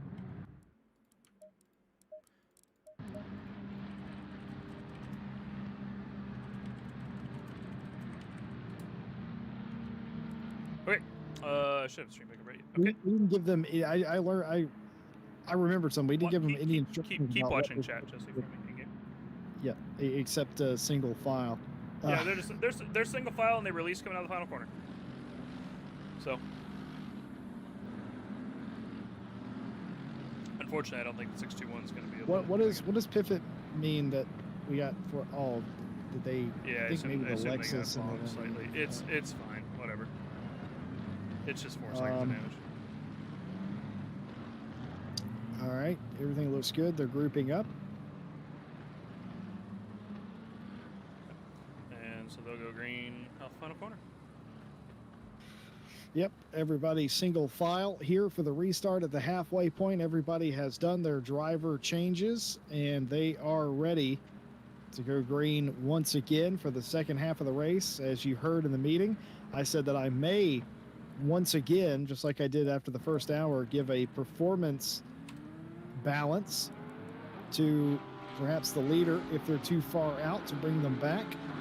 And they are green off the final corner, and that's, well, it was a little bit like pulling teeth, getting it all sorted out, but it was incredibly clean to start with, as Ryan Mawson back in 101, thinking about getting all over the back of the 31, and in fact actually does get inside of him, as they will drag race down into the left-hander turn 3. That race currently won by Benjamin Heilman, who is in the 31 now, but it's almost a rehash of the initial start of the race, though some of the names have changed. Over the bumps there was Heilman, and Mawson gets into the back of him maybe a little bit. A heavy curb there, no harm, no foul, as they all continue up the hill. Rogers in third, but Breck and Noble make up the top 5. Speaking of which, completely off the track and back on it in the background is the 123. Oh, and sideways is the 31 as they all bunch up behind him. And here comes the 69 up the inside, and it's going to be a tag. Was that a send, or was that contact with another car? Let's see exactly what happens. This is Benjamin Heilman looking back at Ryan Mawson. Did somebody send Mawson, I wonder, because that's a very un-Ryan-like thing to do. Yeah, No, that's two hits. But did the 119 send the Bentley is what I'm curious about. I don't think so. It didn't look like they touched there. It looked just like the Bentley missed his braking zone there. Well, there you have it. I saw daylight between the two of them, but I'm not sure if that means anything. But there you have it. Contact there, and perhaps a rare mistake by Mawson, and getting into the 31. That might be worth a penalty. I feel like they penalized themselves pretty heavily for that, though. Stewie still lost 4 positions. Yeah, that is very true. And tires. And that's true. Don't forget to turn off your safety car sticker there, Mike Jones. Thank you. As we have lifted the safety car, we're back green, and Ryan Mawson is back in front of Benjamin Heilman. Now, here's what I'm going to do. This is completely obtuse to how we steward here. I'm going to see if the 31 gets around and gaps the 101. If that doesn't happen, I am going to penalize the 101 for for that maneuver. But if that doesn't happen and the 101 drives away, he's only gonna raise his own penalty. Because what did I say as we were getting set up? If you remove somebody, give the position back, and technically he did. But I don't know, not enough for me on that particular occasion. So potential penalty coming out for the 101. Meanwhile, back in the pack, my fellow countryman Martin Smith in the 45 Ferrari. Yeah, it was chaos back here at the start on the restart. Lots of little tiny bumps here and there. Lots of people just losing it. The Ferrari almost being sent entirely around, but amazingly they've all managed to come through that without any big incidents sending anyone off. Oliver Hamiao was around at the first corner and has now picked up a drive-through as he's catching up to the back of the pack. But apart from that, it wasn't clean, but they all managed to get through it. yeah, we're going to go ahead and clear the 5's penalty in that instance, as we have, you heard the radio communications. There's a car and a team struggling to stay connected. Unfortunately, there's only so much that we can do, and they have had to retire. The only retirement thus far today, just after the halfway point. But Ryan Mawson is pulling away from Benjamin Howman in the 31. If I had to guess, there's going to be some variety of penalty, and this is going to suck because I have to share a comms box with Ryan Mawson. For those of you that may be here for either the first time or not with us on Saturday nights, I have to share the box with that man, and that's going to make it very awkward in a couple of weeks. You might have to share the box with him starting here pretty soon on Fridays, too. Great. That's great. That's exactly what I wanted to hear. He'll never let me live that down if I actually have to give him that penalty. I really am hoping what doesn't look like it's going to happen, Mawson would give that position back, and I wouldn't have to do that. I'd be satisfied he already gave if the would do position that. back, so I don't think he's going to do it again. Yeah, but the fact is, I felt like he wasn't far enough back. Oh, to no, satiate absolutely. my bloodlust. Ooh, nice dive from Lawrence there. Oh, yeah, a little too of a nice. tap Little on the too wreck, nice though. dive by Martin Lawrence. Oh, and he saved it somehow in the 69, and the 505 backs out of it. Mike Noble back in this, currently leading in pro. We've got Silvers up front. Here's the replay. A move, and just not enough room there. Good No catch. harm, no foul, in That's my a opinion. Porsche that he caught, too. I just want to point that Yeah, out. that's difficult. He's driving a Porsche. It'd be easier to catch that boat that got stuck in the canal than it would be to catch that Porsche. And well done to Ishmael Lebrecq. No harm, no foul there. Oh, the birthday boy's a few getting shuffled. seconds of damage. Hang on, what happened here? Tom Roberts back down to 13. Oh, we didn't quite catch it, but that's never good when you're backwards to the inside of the fence. You might need to go check on that one, Jesse. I think I will indeed. His birthday boy got sent again. Question is, did he do it himself? I'm sure Mia will be in the chat in a second recording. Got a couple of big packs building up here as well now. We've got this pack that we're watching at the front and another pack very close racing at the back as well of about 5 cars. Yeah, it's all the way back from P1 to P6, and then about P7 the rest of the way back, more or less. Tom Roberts and Martin Smith, of course, got shuffled a little bit due to the incident. But other than that, these guys have stayed grouped up, which is exactly what we were kind of hoping with safety car. We've got the pro guys out front, and the silver guys out here battling. So it's it's kind of what we were hoping for. Well, I do have information on what happened there. The 333 Nissan. First of all, Tom Roberts was trying to pass the 333 off of the track on a paved area. Got side by side with him. There was numerous contacts, 4 or 5 that I counted between them. They stayed side by side for several corners. They get to the first hairpin near the end of the track. Significant contact gets the 808 of Tom Roberts loose, and with nowhere to go was the 68 Audi who hit them and spun them. Unfortunately, there's not a whole lot I can do about that. It was just contact and contact. Personally, I feel like the 808 put themselves in that situation. Let's see if I have that one. There we go. So this is after contact. So there was contact all the way down that straightaway prior to that, with the 808 going off the track in an attempt to get that position. It's getting spicy here, and it's going to be the two around backwards of Hacker. Oh dear. The victim in that situation. So the 33 and the 68 came in contact, slowed up just enough that the 2 lost out because he just had nowhere to go. I don't think. Them being in the middle of the corner. Ooh, big dive there by the McLaren to jump on the inside of the Audi. That's a fantastic move. Nice move. And that puts him in front for the chicane. And that's where you got to be. You got to be in front before you get to the chicane, or you ain't going nowhere. Up until the start-finish straight, more or less. Yep. So yeah, the official assumption there is it was hard racing, but for the most part it was fair, and I'm gonna let all of that go simply based on the fact that there was a lot of take and no give, and a lot of body contact that eventually led to a spin. And you know, if you are engaging in extracurricular activities and you get knocked out, well, that's your fault. You shouldn't engage in extracurricular activities. Honestly, if you're going to be aggressively door banging like that, doing it with a Nissan is probably not the best idea, because that thing is a brick, and it will not get knocked by your light little McLaren. So Jesse, I see you've cleared Ryan Mawson's penalty for track limits. However, I believe you do have a penalty to apply to him in place of it. Yeah, unfortunately, Ryan Mawson's going to get a 5-second penalty for the late braking, dangerous driving, crashing into the race leader that he had done. He's probably going to disagree with that, but you know, his teammate could state his case if he has one. I just feel like he outbraked himself and caused an incident.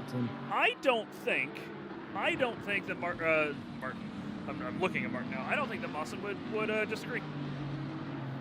Mawson is a fair human being, out of everybody. Mawson is the one who apologized to me profusely for, as we get a move here from Noble on Martin Lawrence, shuffles him out wide a little bit.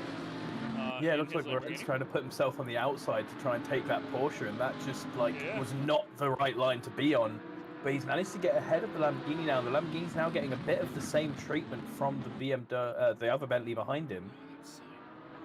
But yeah, so Mawson's the one who apologized to me profusely from last week's Spa race. Profusely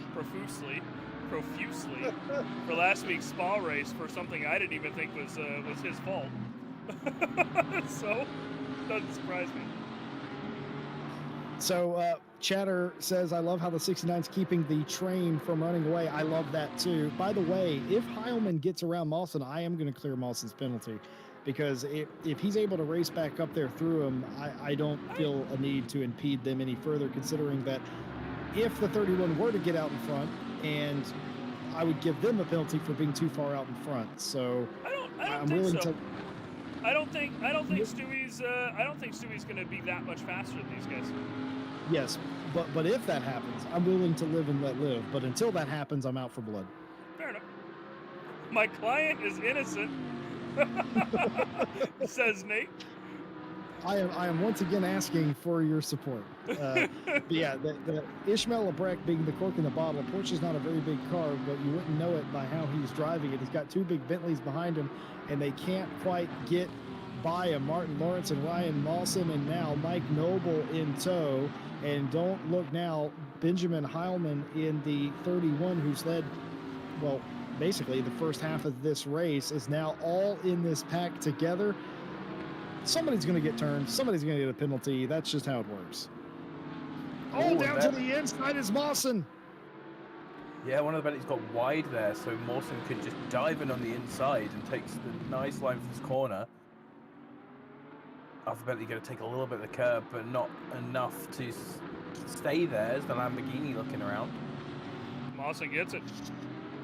Well, I mean, credit where it's due. An excellent couple of corners for Mawson, and back up into second place as Ishmael Lebrec is now the final driver that he has to pass.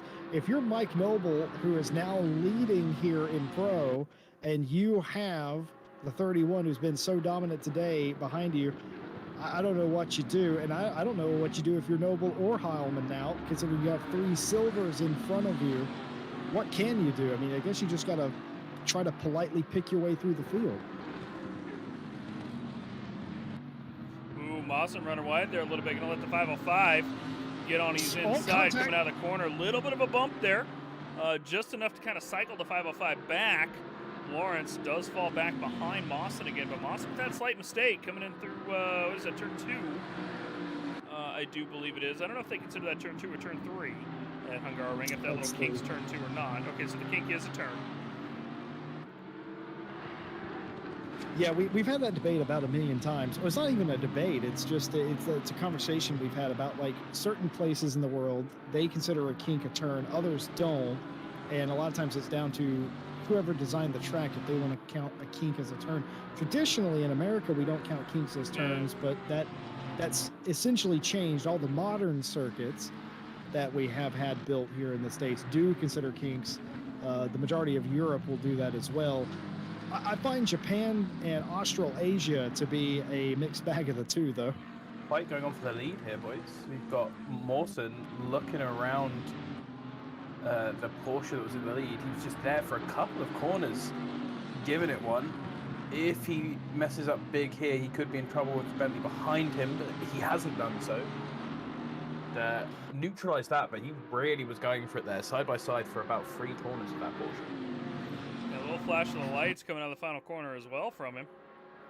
Everybody looking to the inside there. Ooh, there it is. There's the bump. The bump from the 505, but onto the 101 is going to send them wide, and they're going to have to cycle back out. The 1, 2, 3 gets the position to Stewie now, all over the back of Ryan Mawson, the victim of a little bit of a bump from the 505. But the 505 Lawrence cycles back out to P number 5 now. So he started this in P2 a couple laps ago, and he's now got Alex Rogers breathing down his neck as Rogers has hung on to the back of this pack back in P6.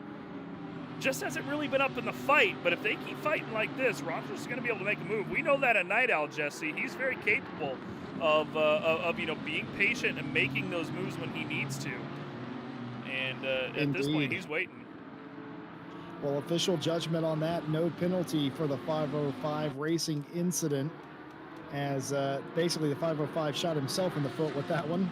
And I know you could argue, well, Mawson lost the place, but yeah, well, Mawson also, you know, he listen, you get what you give, you get a little fighty, and sometimes things happen, but Stewie late on the brakes.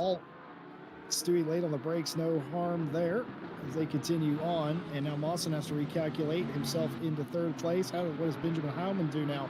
Up into 3rd.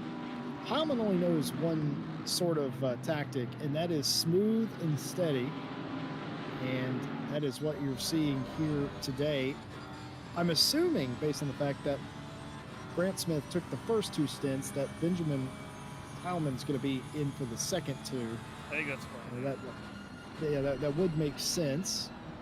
A lot of drivers, a lot of teams complaining about the tire pressures being off because of the safety car. And the Bentley teams were complaining about that a bit louder than others, but you really wouldn't tell it by looking. I think they were more complaining about the SG30s earlier. I mean, at the very least, they've got they had enough time, you know, since it was the start of the stint. It wasn't like your tires were rubbered in, and then all of a sudden you've got cold pressures again. You know, at least they were all new tires. These guys still fighting. Apparently, car 5 went ahead and cut himself off track again at some point. Looks like he's damaged on the front there. Oh, Roberts just got punted off by Smith as well further back. Those two door banging all the way down the second straight. There's the first one. There's going to be a second and maybe even a third hit before he comes around. Oh! That was interesting. Ooh, and then the coming in. That's interesting. You don't know if he... Ooh, and he's off again. He must be major damage there as we come back to live. But, yeah, it would take a closer look to really see if Tom cut down a little too much coming into the corner there on that final bump. It's hard to tell from that angle, I think. Yeah, I didn't get a terribly good look at that. It just looked like they were banging, and maybe they... listen, if you're willing to throw a punch, like I said, don't be surprised when you get knocked out. And I think that could have went either way on them.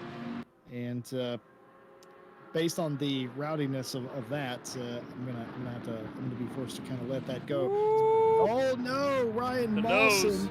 The nose from Mawson. Mike Noble the nose, and that is going to put Mike Noble all the way back down to 6th place.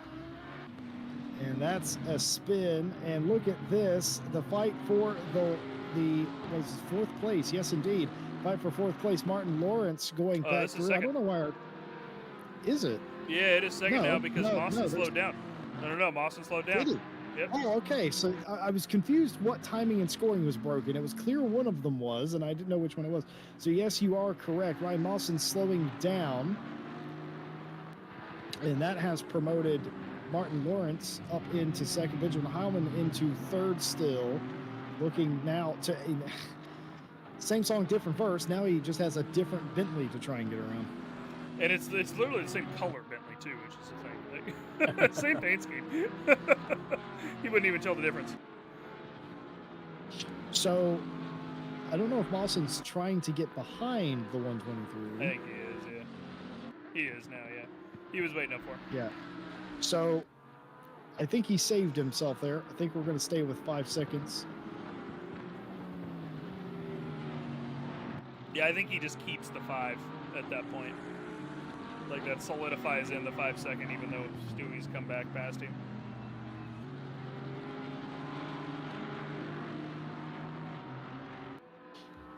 So, Stewie is back past, and the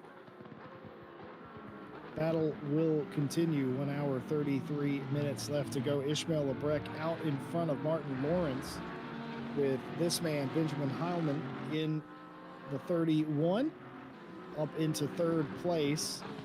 As for a brief moment, it all sort of settles down. I'd be interested to hear the take from the 808 or whomever that was they were battling that close with. Who was that, in fact? The 45. It was the 45. I'd be interested to hear their take on that, of why they were... It was clear to me that they were turning in to each other instead of away. Certainly some bent fenders and feelings there.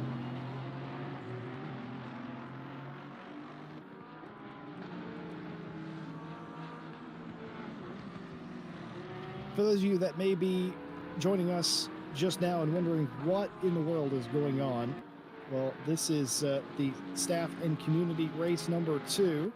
We take these decidedly less serious, and just a bit of fun on a Sunday. We had 15 RCI staff members teamed up with 15 community members of varying skill levels, and put them into 3 categories: Pro, Pro-Am, and Am. And we have a little fun. Told you all week that it was going to be a bit of a silly race. There is no live stewarding in the normal sense of that. There was a driver's meeting prior. They were told that rubbing is racing, and you can get after it, but if we catch you blatantly crashing somebody on camera, that might result in further penalties by us here in the booth. It looks like as well, Tom Roberts in the 808 seems to have wrecked his car. He's going very slowly, and he wasn't near anyone yet. Yeah, he wasn't near anyone, so I think he's just thrown it into the wall on his own, unfortunately. Earlier damage, I'm sure not helping. Struggling to get around. All right, so here's what I'm going to do. I don't want to further ruin Mawson's race. I said that if he let or Heilman got past him, I'd consider it. And I was going to, but considering how racy he still was, the 101, what I was going to do was I was going to let it stand. But the problem is now that he's damaged, Mawson is, he's actually slower than the group in front of him and losing time. I'm probably going to erase the 5-second penalty based on the fact that Mawson got what he deserved. Yeah, if he's definitely going to be slower, I would call that a good one. I'm going to wait. I'm going to wait to see if... Because we got another 20 minutes. So. Yeah, I'm going to wait, but I'm willing to let that go based on the fact that the natural balance of the Earth kind of reset himself. Mawson went for some moves that didn't necessarily come off, and now I suspect there is aero damage on the 101 because they are nowhere near the pace that they were earlier. Meanwhile, speaking of that, the first victim of the 101 was the 31 of Benjamin Heilman, the Pork Curb team, which I believe is a play on parkour. Yeah, I think it's parkour. Whatever it is, Benjamin Heilman, and proving to be the biggest boomer in RCI, which is strange considering he's like half the age of some of our staff members. Stewie's not that young. Oh, that's right. No, Stewie is our age. That's the thing. I always think of he's Stewie. a couple years younger than us, I think. Here's the thing. I always think when I have this conversation, he's going to hate this if he listens to this. I have this conversation every week with him where I forget how old he is. It's like I always feel that like you're still a uni student, you know. He goes, but I always forget that you're just an old man. And I was like, and that does explain why you're so crabby all the time.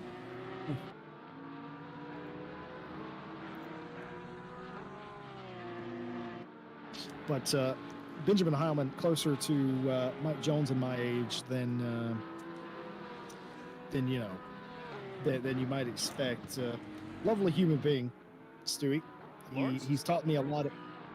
He's taught me a lot of things, some of which I didn't even know existed. Do you know there are video games where anime girls become machine guns? Can you believe that? Didn't know that before I knew Benjamin Heilman. But like you said, Mark Lawrence has caught the 96. The Jesus Take the Wheel team has had to hold on to the wheel a few times today.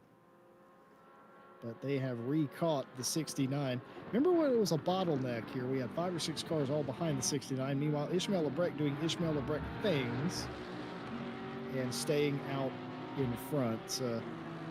Here's the thing about Ishmael. He may not always win the race, but there's a short list of people I wouldn't want to have to pass. Ishmael's one of them. He has a way of racing. It's frustrating to race against him. He is, because Lebrecht of most people I've watched are definitely, I want to say he's more aggressive, both at attacking and defending, and not necessarily always in a bad way. I've seen him make, bad decisions, absolutely. But he's very aggressive one way or the other, and it's always interesting to watch. One of those things you see in a lot of series and a lot of communities that do sim racing is that you get used to the people you're racing against, and it can be good to have a little bit of that reputation where people are a little bit scared going for you. And it's good to frustrate people like that, because, if someone's just frustrated behind you and they don't think they can get past, that makes them more likely to make a silly mistake in trying to do so. That's a good point, actually. So, I mean, just that thought of oh man, I've got this guy in front of me, or I've got this guy behind me, rather than just, oh, there's a car behind me or in front of me. It can be frustrating, right? So that's a good point. Nathan McConnell tells me that Mawson's actually driving angry. That's interesting. I've never seen Mawson in a mood before. Well, I say it's not true. I have heard him. Some days after work, Mawson is a bit frustrated with perhaps his coworkers in this situation. Mike Jones is laughing because he's been there. He knows what I'm talking about. I'm not going to elaborate any further, but beyond that, I've never actually seen or heard him drive angry. And I did not throw Stewie under the bus. Anybody may ask Stewie if he plays Machine Gun Anime Tank Girl game, and he will be more than happy to admit it. Yep. Yeah, he showed me an entire catalog last week. I'm happy to learn. His taste. I like his taste in music as well. While we're talking about Benjamin Heilman, aka Stewie, I like his taste in music. That I do know you do, because whenever he's in here getting ready to stream, he's always streaming music, and you come in and be like, Stewie, I like the music. There are a couple of occasions where he's been listening to a specific playlist, and I've also followed that playlist and now listen to it as well. I wouldn't say we have similar taste in music, but I do appreciate his taste. It's certainly, you don't want to eat chocolate cake all the time, put it that way. Sometimes you may like vanilla. Well, this battle heating up, 2 Porsches in a Bentley, or with a Bentley in the middle. Usually it's the porker that's in the bun, but today it is the big bad Bentley. It's just an overflowing burger at this point. It's like they bought a little small hamburger buns and then made a half-pound burger. I'm guilty of doing that. They were planning for sliders. Yeah, I've done that on several occasions. not necessarily sliders, but I have, you know, like there's 50 million choices of buns, and sometimes you don't accurately get the right one. Yeah. So Ryan Mawson, like you said, had to come into pit lane. That was an unscheduled stop for the 101 on the wrong brake pads. I assume they were on brake pad 1 this whole time then. If they're saying that, they must not have been on brake pad 2. That'd be my assumption. Also, the 123, the Lamborghini that is a little bit behind this big pack, they have hit the wall. They managed to do a little bit of a spin on their own, so they're carrying a bit of damage now, which is unfortunate. That's going to stop them from catching up. Doesn't look bad, no. But a little bit of damage when you're racing this tightly is a lot of damage. Yes. Right. I have ordered myself some pizza. Nice. Well, an hour, 20-some minutes to go in the race, and what I had planned on doing, what you had been hearing me talk about doing, was hitting the reset button at the hour for some of the top teams.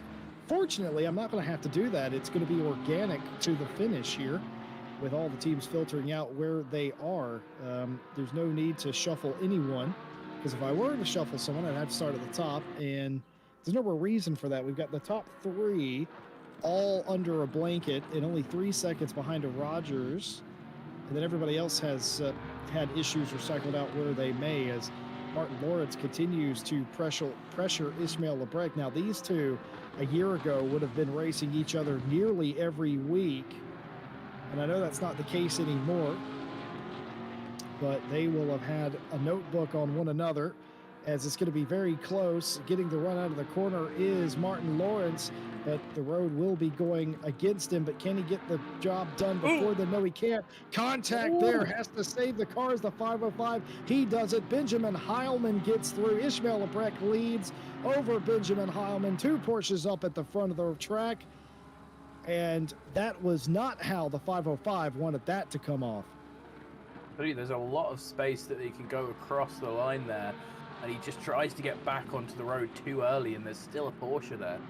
Yeah, Lebrec was just kind of drifting off his line. I mean, I think Lebrec probably drifted a little too far up, but Lawrence really tried to rejoin quickly. There, it'd be an interesting one for the stewards to see what they thought, but I think that's going to be one solid racing incident, Jesse Lee. Maybe a little bit of Lawrence and Lebrec coming up and having a little bit of a whisper to each other. Lawrence going, "Hey Lebrec, we've been trying to reach you, but your car's extended warranty."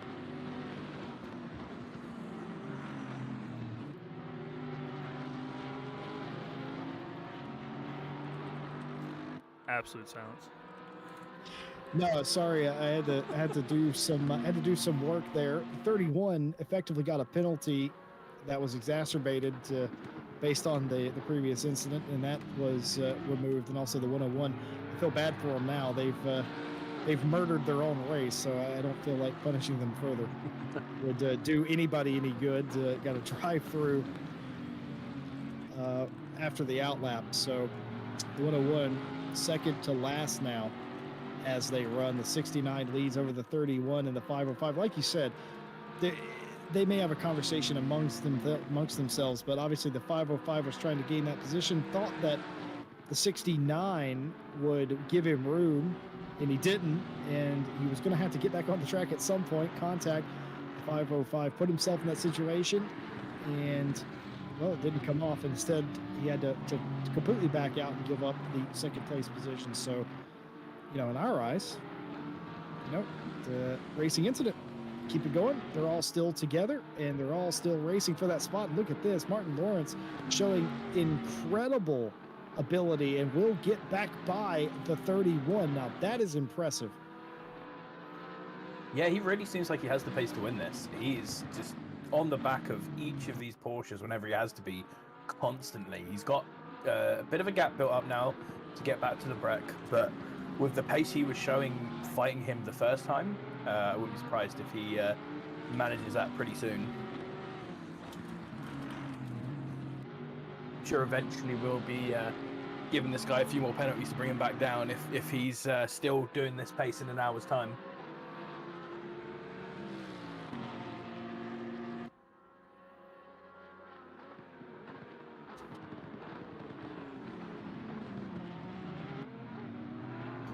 Well, Ryan Rai Gill has come in for the evening in the UK and has just turned on the stream. And his first question was, what in the hell happened here? Everything. We had a aborted start because half the field crashed, a restart. We've had some success penalties. We had a red flag where everybody reset. And to this point, I'm not sure who's going to win this race, which is exactly what you would want in a race like this. Keep them guessing. And again, for those of you that may not know, of course, this is a sort of a meme race, sort of a joke race, a fun Sunday race. We thank you to everybody who has shown up to watch the Sunday race. We hope that you're getting as much amusement out of this as we are. Of course, they're not racing for anything. It's not a championship. It's a one-off. It's for fun.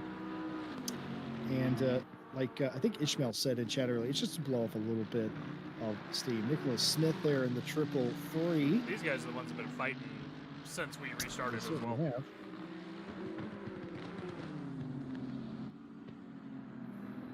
This is Octane's teammate, of course, that we're watching now, and then John Schulz's teammate. One of our stewards, John. Going for the right side of the track there, which is not where you want to be for this this fast left-hander. We saw that. That's where the bump happened with 505 and the 69 just a couple laps ago. A little difficult to go through there side by side. You really got to be careful if you're on the inside not to bump somebody off. It's got one of those. You really have to push wide, come out of the corner. And there's the chicane. Number 2. Yeah, well, he hits the curb. Another place where it's really hard to go side by side. Those curbs are just killer. We've seen it so many times, even just in this race, that you go over that curb and it just will throw your cars into each other. Yeah, I mean, Nicholas Smith, I mean, it's hard defense there. He was pushing him all the way to the bottom. He wanted to make sure that he was defending as hard as he could. And also, I mean, it's one of those things where, I mean, I'm sure pretty much all of us, at least, you know, the three of us, and most of the other people have probably raced as Zolder at some point or another, and how difficult it is to go through, especially I think the second chicane side by side, because if you have to go through that chicane side by side, you are basically coming to a standstill in the middle of the corner. It's very similar here at Hungaroring, I think. Yeah, we've seen it. You lose about a second if you have to go through there side by side with somebody, and Zolder may be a little bit worse, but I'm actually not sure because the outside curbs, the sort of the anti-cut curbs, are so vicious that you just imagine losing a second in one turn. Absolutely incredible, but unfortunately it is the case, and that's what you get in a race like this. Say what you will about sort of chicanes that are meant to slow down the pace of the cars for safety, but in some instances they're actually quite brilliant. Well, this is the battle for the lead. The 69 Pro-Am and the 505 in the same class, 1-2. Then you have this car, Benjamin Heilman's Poor Curb 31 team, who has led most of the race with Jordan Grant Smith behind the wheel. Benjamin Heilman has not had the same luxury, I'm afraid. They've had to battle for everything. They were down as low as 6th after the restart. They started in first and immediately got deposed, but have fought their way all the way back. They were as high as 2nd a few laps ago. Martin Lawrence made a mistake right here, in fact, but got back around him and continues the charge for the lead. Still, very Ishmael Lebrecq-like. Nobody has gotten around him since he took the lead.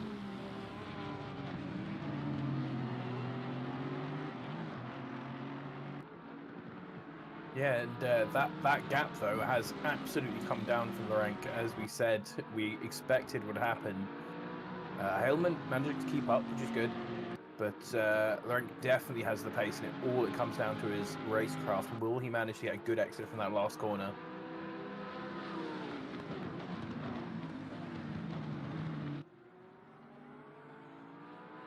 Mike Williams in chat says, Martin and the 2 had a touch into turn 2. This happened about 4 or 5 laps ago now. It's on Martin, no doubt, but Rubin is racing. Can't count how many times the 2 has dive bombed, but of course that's part of the fun. Part of the fun of a race like this. Of course, in a normal RCI race, that would not be allowed. I'll have everyone know it's not normal for that to be allowed, but for a race like this, they were given specific instructions. Just don't take each other out. You take each other out and you benefit from it. That could be a penalty if we catch it on the stream, and it has been. I have been living and let live, though. If you get your just desserts in the process of me giving you the penalty, I just won't give it. A lot of times, if you wait long enough, justice will be served on its own, and it has done in many cases today. There have been some penalties, of course. The 42, Tom Bryant, who's actually back inside the top 10, spent a lot of time 15th today, largely because of penalties given to him, because he is driving a BMW, but it might as well have been a bulldozer, to be fair. But been very quiet the last hour or so. Mike TTC says, Martin told me he really likes driving down the pit lane here. Interesting. I like the head games.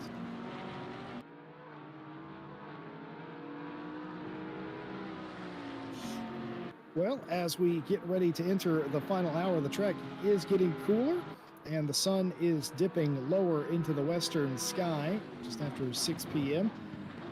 here in sim time. And of course, the time is on a 2x multiplier, I'm pretty sure. So it is. Time progression is doubled. No, we had a very slight chance of rain today. That hasn't happened. In fact, it's actually cleared off. It was mostly sunny, and now it is completely clear for the evening stretch. Not really a wind to speak of, though if there was one, it would be blowing down the front straightaway, slowing the cars down, but there isn't really much to speak of. 27C on the track, 24 ambient. All in all, a lovely evening at the racetrack. As this, of course, the battle for first place overall, and essentially the first place in Pro-Am as well. We've only lost one car in the race. We invite you to like, subscribe, hit the bell for more RCI racing action. We remind you that Summertime Friday Championship and Saturday Championship signups are open, as well as the NSX Cup Championship.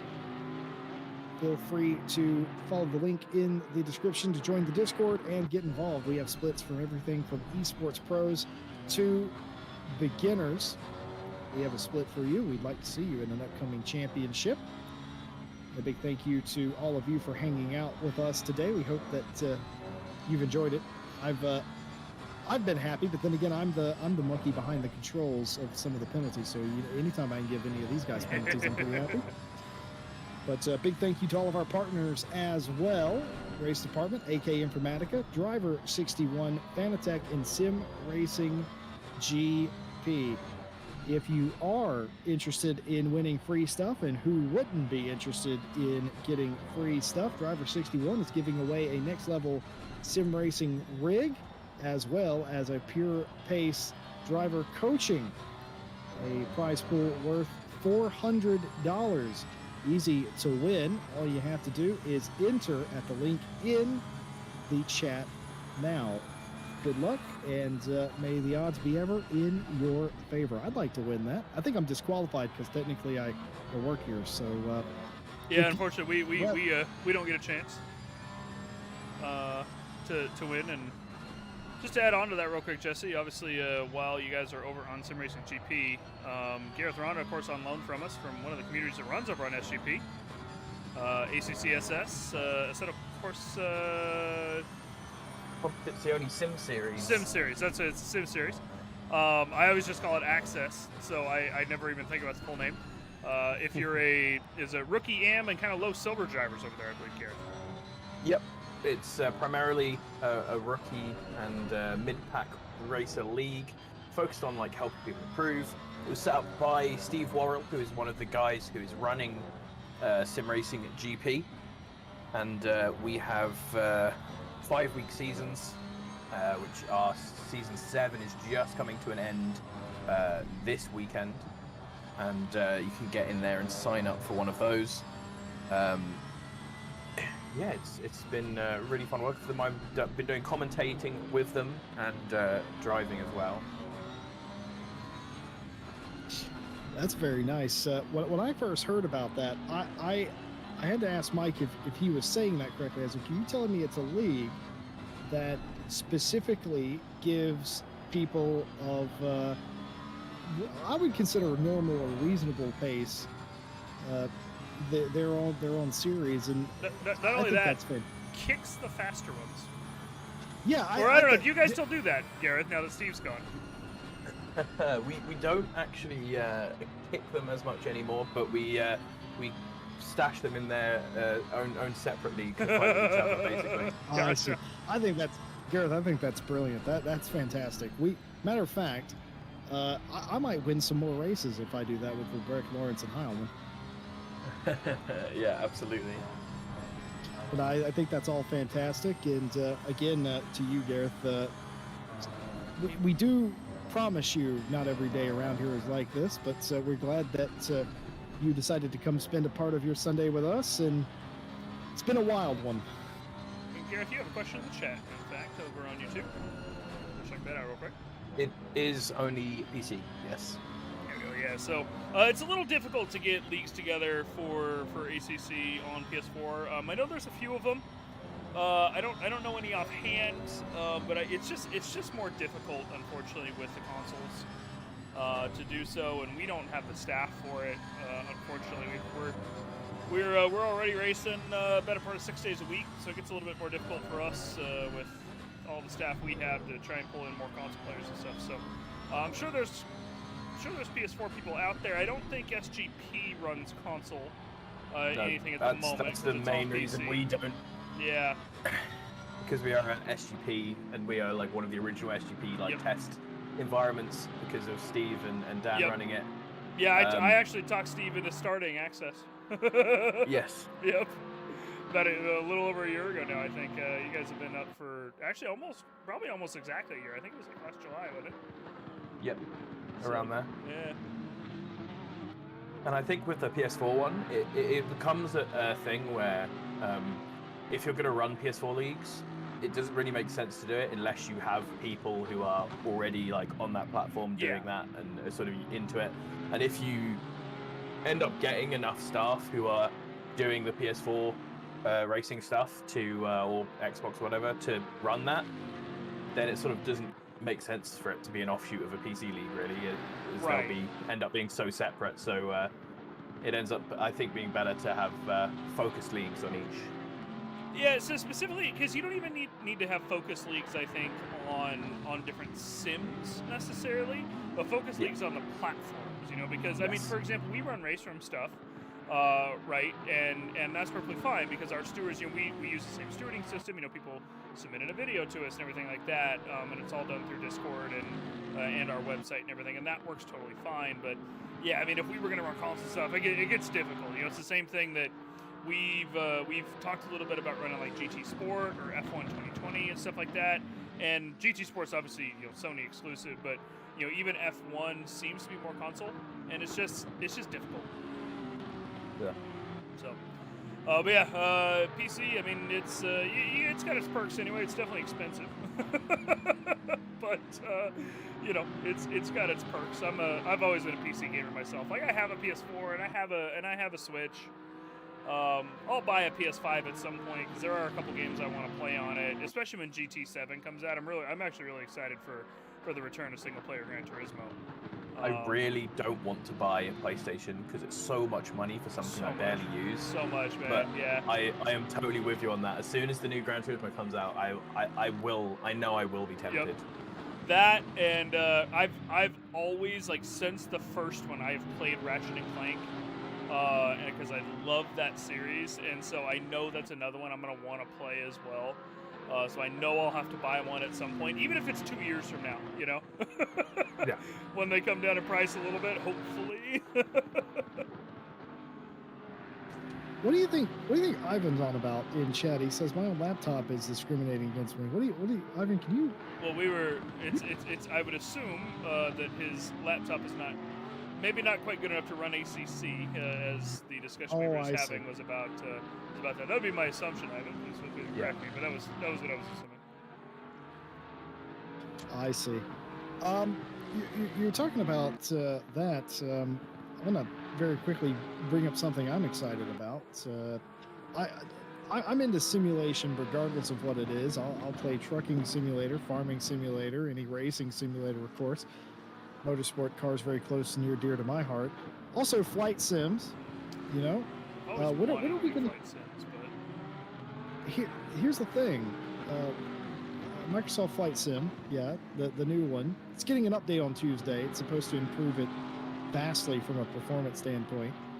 You know what I've been thinking in recent weeks? An air racing series. I mean... Could you imagine... Probably more time trial than air racing, but... Well, no, that's what it is. That's what air racing is. It's time racing.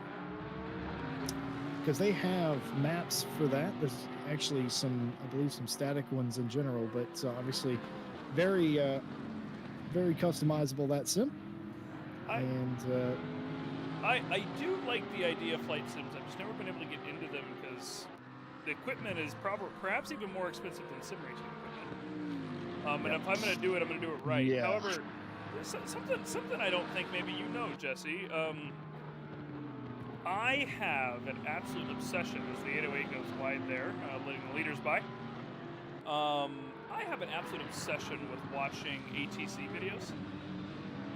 Really? Yeah. There's a YouTube channel out there. It's VAS Aviation, Victor Alpha Sam Aviation, that posts ATC videos all the time. You know, it's usually like problems and stuff like that. You know what I mean? Like, oh, there's an emergency, there's a bird strike, or you know, there's just weird stuff going on ground or whatever.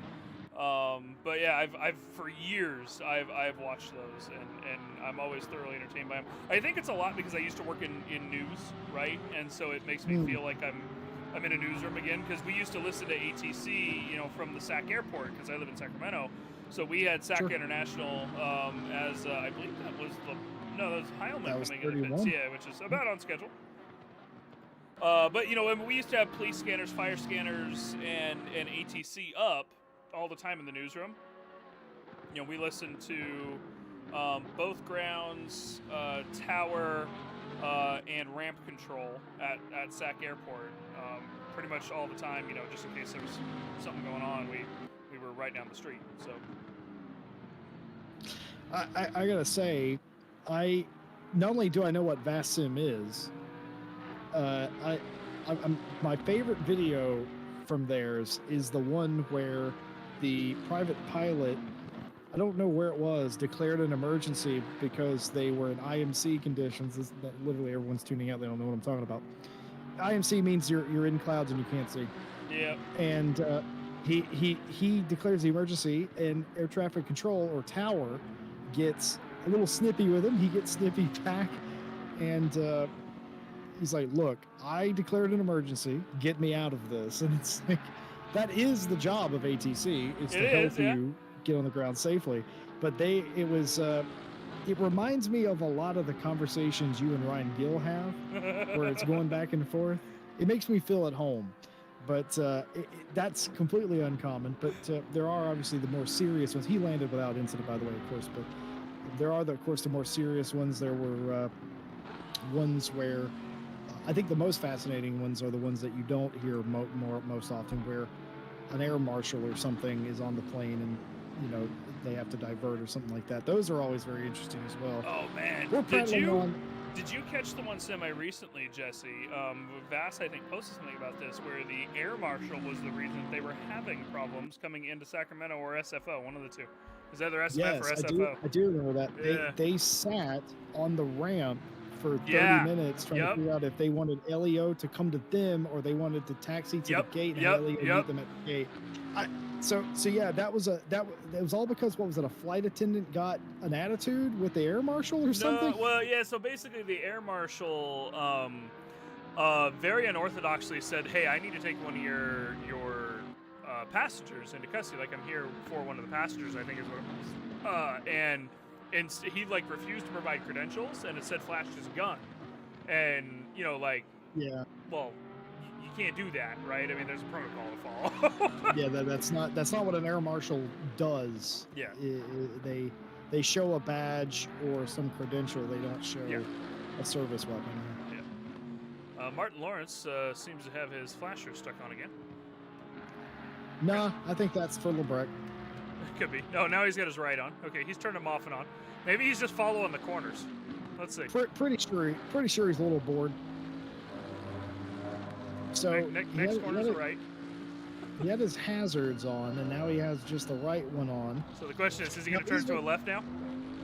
They're going down a left-hander. Come on, Martin. I don't think so. No, he's just got to. So here's the thing. In some of these cars, it'll tell you that you have a blinker or a flasher on. Some of the cars don't. The HUD does, though. If you grab the HUD on. So maybe, I've seen a lot of drivers nearly lose it on that curb there. Maybe he had that on the basic HUD. It does. See, on the basic HUD, you can see it on the bottom right. Oh yes. Yeah. Maybe he had that on to just in case to let them know that he was coming to pit lane. Maybe, I don't know. But I mean, it's Martin Lawrence. He's probably just memeing. Fair point.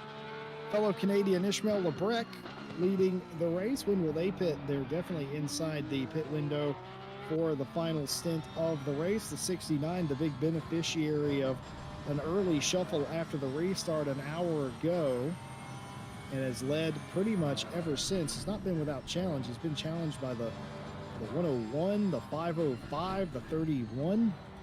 And look, by the way, look at Daly. Look where Daly is. Yeah, coming out of nine. Out of P3, so I think he must be in the top 5. Tom Bryan wants to join us in the comms box, and he doesn't have permissions to do so. Let me grab that really quick. There we go, Tom. Why don't we drag the pair of them up? It also looks like Benjamin Haleman has undercut Lawrence by pitting earlier. He's just passed him on the exit of the pit lane. So, this is something, Gareth, that you actually probably wouldn't know. Stewie is a goddamn master of pit stops. Like, every single time that man comes in for a pit stop, he practices them pretty consistently, I think. But he has some of the fastest pit stops in Night Owl every single week. And that's saying something, as I have pretty good pit stops. It's like my one claim to fame about my driving, because the rest of it ain't good. I got pretty good pit stops, and he usually still undercuts me by about a second. Yeah, he's absolutely mental, is Benjamin Heilman. I asked him once about how he generally has quicker pit stops, and he goes, I just practice them. Yep. Yeah, we have a guy like that in our league as well, who just, and some people just can. Some people just are always so good at the pit stops. Mia Laird and the birthday boy Brit Car have joined us. Jesse Lee. Yes, indeed. We've got one Rosie Mia and the birthday boy Tom Roberts. Guys, the race hasn't necessarily gone the way that you would have wanted it to go. It's been all over the place, but what's it been like out there for you guys? I've seen a lot less action than I thought I would have done. That's the way to put it. To be fair, you've seen a lot more wall too. That's the very social media way to put it, Tom. Yeah, you asked me what my what was it? What was my skill check you wanted me to pass earlier? Your persuasion check, yeah. So yeah, that's the one. We're gonna make it a we're gonna change animal handling to like a car driving thing, and that one you didn't do so well on, I guess. No. So Tom, what we decided, and obviously I think it's clear now, we decided that because you rolled a 22 for your birthday, we gave everybody else a stop and go 30 and tried to help you catch back up a bit, but unfortunately it's gone away again, I'm afraid. Yeah, as much as I appreciate it, it was given the type of race it was going to be today, I think that was kind of inevitable that it wouldn't quite work out how we expected. Yeah. But no, it was fun. It was good to get out. It's a good circuit. Mia's put together a really really good car. It was fun to drive it. I just wish that we could have actually had a bit more time to have done a bit more fighting, especially after the restart. After the first start before we restarted, Jesse, I got a really, really good start off that first the first green flag we had. But then after the break halfway through this race as well, I was having a good fight with the Nissan and with the Ferrari. But yeah, The meme 42, races being meme races. The 42 and I would say the 42 and you, but the 42 and everybody just have not agreed with each other today. Yeah, I think part of that was just having a bit of fun with the teammates from Spa. But it's only a fun race. It's nothing serious. And yeah, it's good to get out, especially on this circuit as well. I've never enjoyed driving this circuit as much as I have done today. The first hour, I was dripping, literally dripping with sweat. My t-shirt is still damp. So yeah, nice vision there, I'm sure. But yeah, it was. Fun. I just want to point out real quick that the undercut worked again. Heilmann's in P1. It's well, a there pit you have stops. it, Benjamin. That's the thing. How many times have we seen Heilmann do this where they don't look like they have the pace. They don't look like they can manage, to get around them on the track, and maybe they can't, or maybe Heilmann just saves and stays in contact and knows that, well, hopefully I can get a good pit stop, and they almost always do. Well, it's worked out again. 3.3 to the good on the final stop for the 31, and order restored at the front of the field, at least for right now, but in some significant traffic. We're also joined by Mia Rose. Mia, is this the first time you've ever raced with Tom? Yes. Yes, it would be. How would you describe the experience of racing with Tom Roberts? Oh, Jesse, we have more details. I don't know. I don't know. Like, to be honest, I think You've been on track too much. Hey, look! If you're clearing out DTs, you gotta take advantage of it. No, it's been fun. I think the way the race has played out hasn't like I had a feeling it would be the race it was. I just didn't know it'd be this type of race. So when I was out there in my stint, it was just more about trying to get to a car to battle with instead of trying to get through the field. But no, it was fun. It was fun. I don't know. I don't really have that much of an opinion yet to build up because it's like 4 a.m. in the morning right now, and I can really feel the tiredness hitting me. So it's Monday morning, right, Mia, for you? Yes. Oh Lord, is Mia Rose going to go from this to like some work today, or do you get a day to recuperate? You say that like I have a job, Jesse. I'm just saying. No, I don't have a job, sadly. So yeah, that's why I do so many European races. Is because don't have a job. I invited. Do whatever you want. I invited Felipa, of course, to join us for this race, and she on the other hand was like, no, sleep. Yeah. Which Mia, you're that. The fact when I saw you on the signups, that was the first thing I thought. I was like, is she mad? Like, what? I was like, wait a minute, what time is that race going to be for her?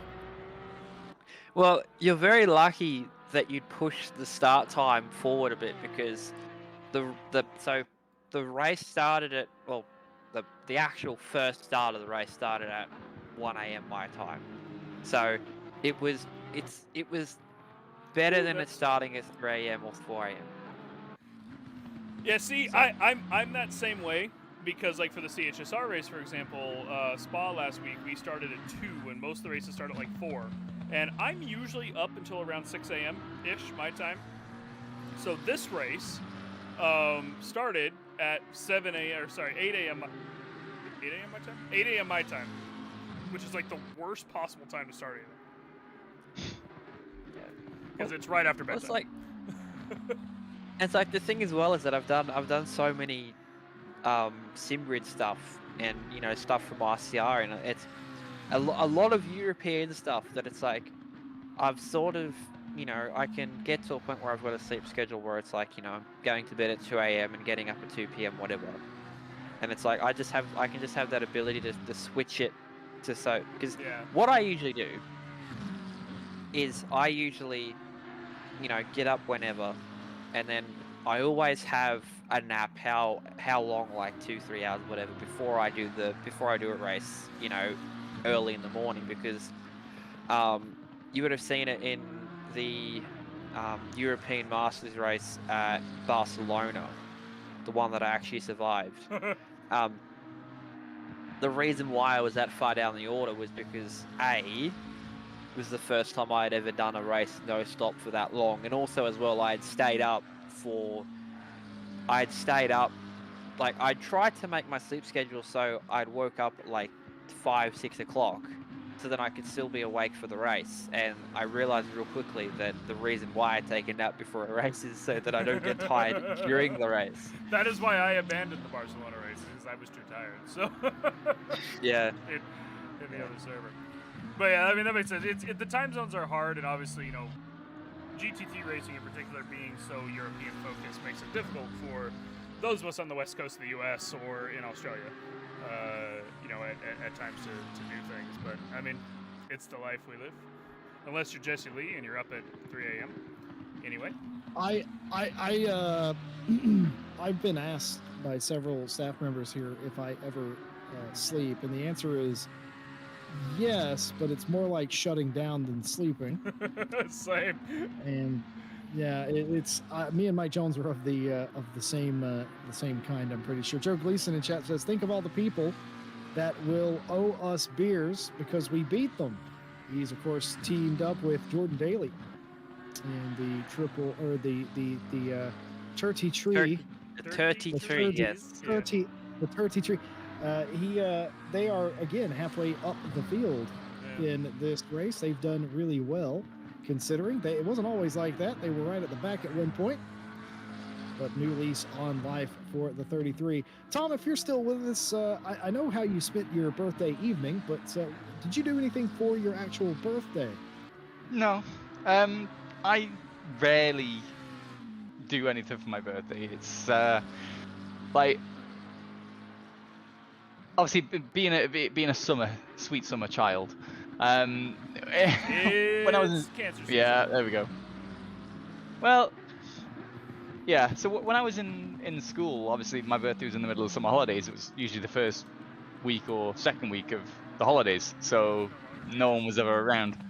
So I mean, yeah, when I was in primary school, yeah, of course there was the odd party, but in the main, I've never really done anything for my birthday. I mean, this year's the first year in like well over 15 years I've actually asked for something for my birthday, and yeah, I don't know. To me, it just seems like another day. But more than anything, it's just been a case of next week is going to be crazy for me, as I'm sure you all know that Spa is taking place. That little race that we've all heard of.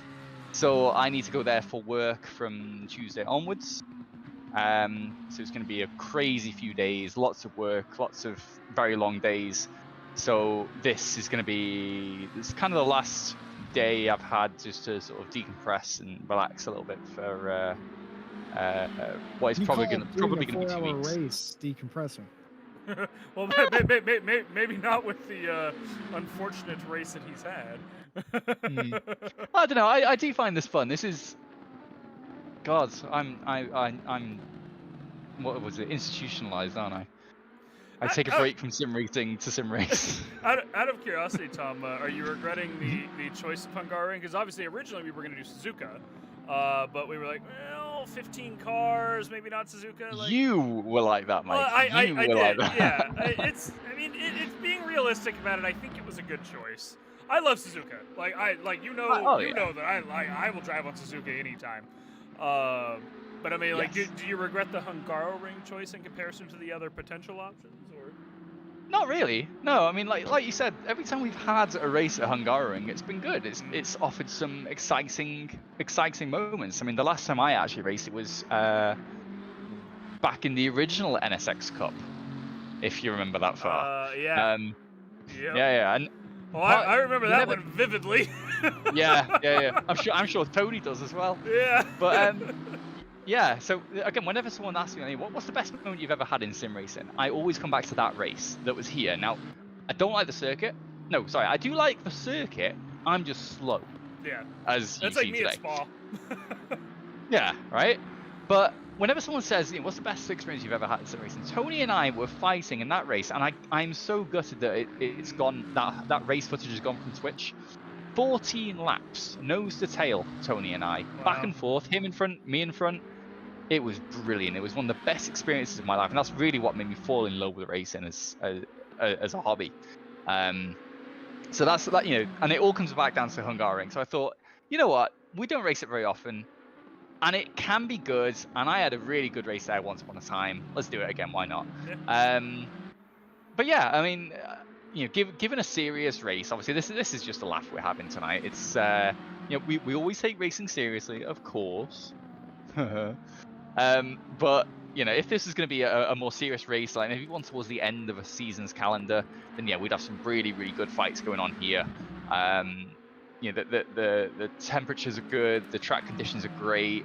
It's a really good circuit. Me and I were just talking about this actually as well. It's got a really nice flow when you think about it. It seems quite forced when you look at it from above, but the flow of the circuit follows the geography really well. So it's a lot of fun to drive. I'm just slow.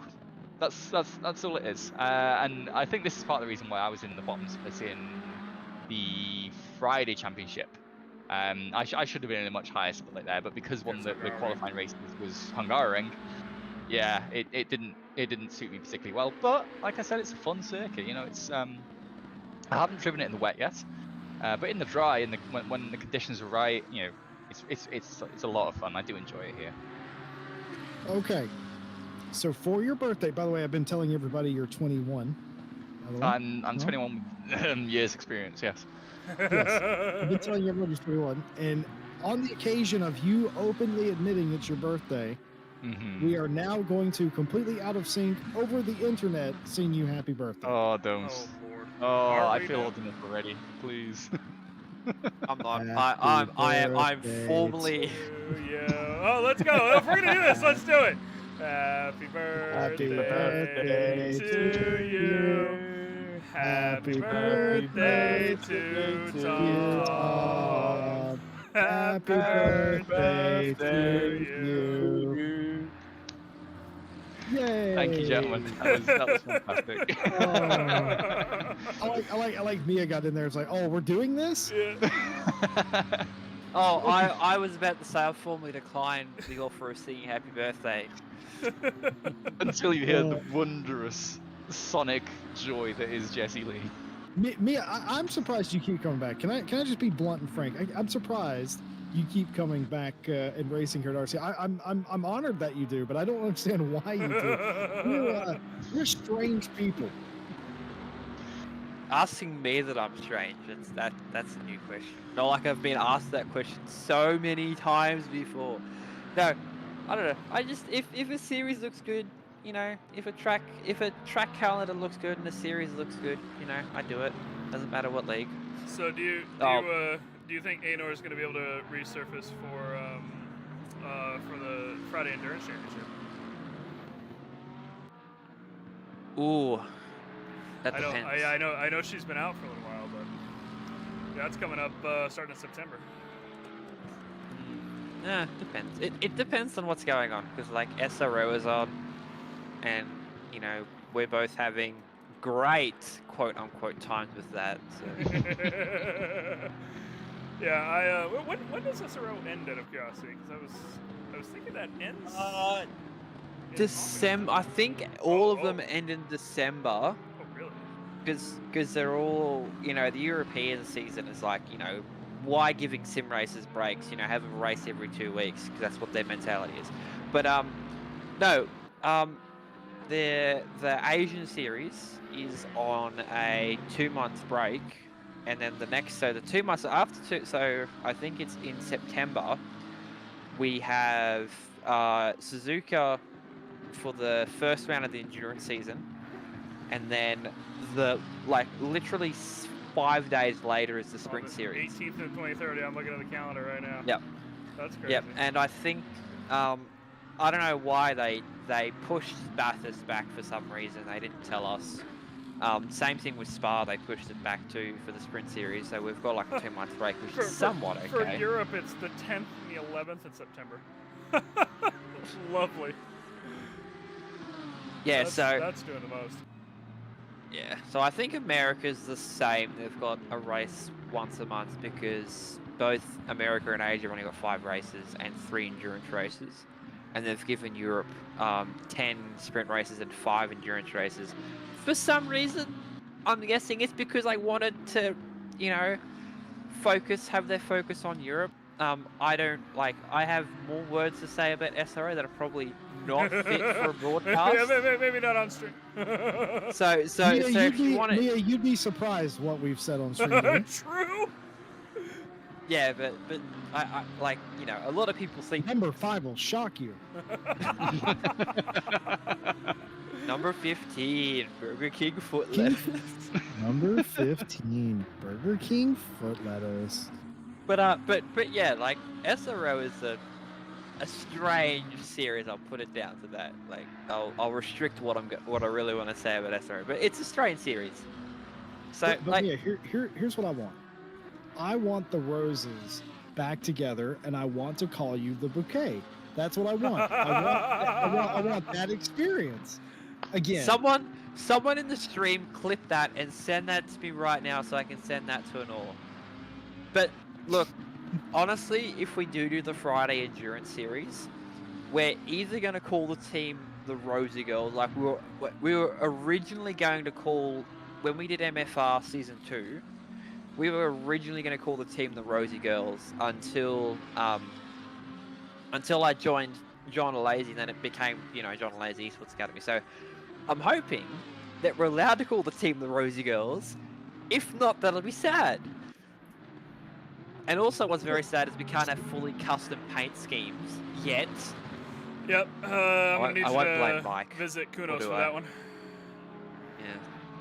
By the way, as we're talking to Mia Rose and birthday boy Tom Roberts, notice this car has pretty much run down Benjamin Heilman. It was 3.5 at one point. It's 1.2. And how many times have we seen this in a Porsche halfway or even 3/4 of the way through a stint just sort of go off? Or it could be the other thing. Maybe Heilman short fueled that car and is saving a little fuel, or maybe even saving the tires. We'll find out here in about 36 minutes time. We're of course talking to Rose, Miss Mia Rose, about upcoming events, races, and stuff like that. I say John Lacey Esports Academy Rosie Girls, I think, would be fantastic if they allowed that. It'll be too long of a team name because you got to remember the team name in ACC is I think it's a 32 character limit off memory. John Something along Lacey's Count Rosie that one. Girls. Count that. That'll tell you. Or even this Jazer X Rosie Girls will work. That'll work. Okay. Either way, Jesse's going to refer to you as the bouquet. Yeah, the Team Bouquet or Team Bouquet, depending on what country you're from. But that or buckets, depending on your inclination. Do you know what's funny, Tom, about that? Now that you bring that up, one of my favorite TV shows. It's quality, isn't it? Keeping Up Appearances. Are you kidding me? Absolutely brilliant. The episode where Mrs. Bouquet gets alarmed. Oh, it's classic, that one. Yeah. Apparently, I see you're a man of culture, the Jesse. Yeah. I watch a lot of weird television. Yeah, I you know what else?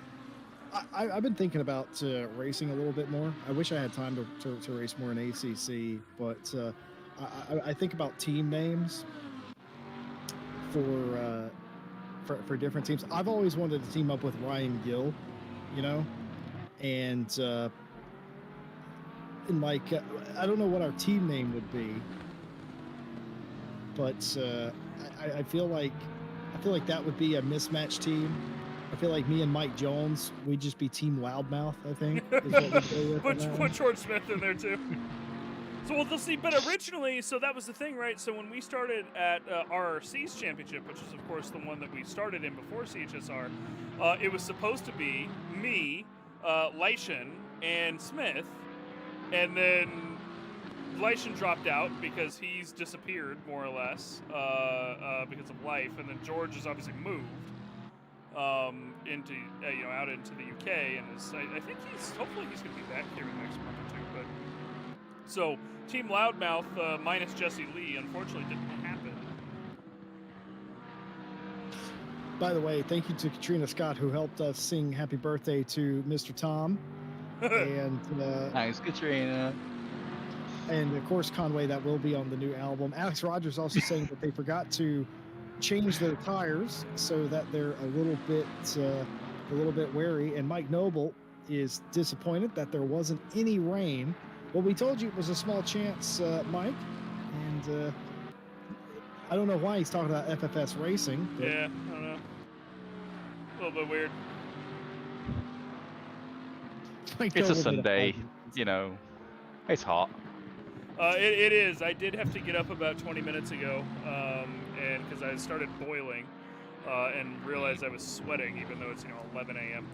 And had to get up and turn my AC on because it is already what is it? 85, which is getting close to like 30. Do you know? Yeah. You want to swap? You want to swap? Oh, it's 8 degrees Celsius right now. Absolutely. Let's go. Absolutely. No, done. Let's go. That's almost 50 degrees. Oh, here we Martin go. Lawrence! It's a race for the lead. It's going to be in the grass for Martin Lawrence as he tries to pass Benjamin Heilman. He got held up by a lap car, and that lap car is still out in front of him. And this could be the potentially pass for the lead, and it may be, but still holding the inside to turn number 3. The Porsche may be able to just get back out in front, but it's challenge upon challenge for the Porsche today. They held a massive lead earlier. It all got erased, and it has been game on ever since. And right now, it is between them and the 505 Martin Lawrence not letting this go. And perhaps for Heilman, the most frustrating thing is he has to pass that Lexus again. He did not want to be passed. No. So what you weren't watching is that Piffet has been behind Heilman for a while, and Piffet went for the move on Heilman to unlap himself. Oh, I see.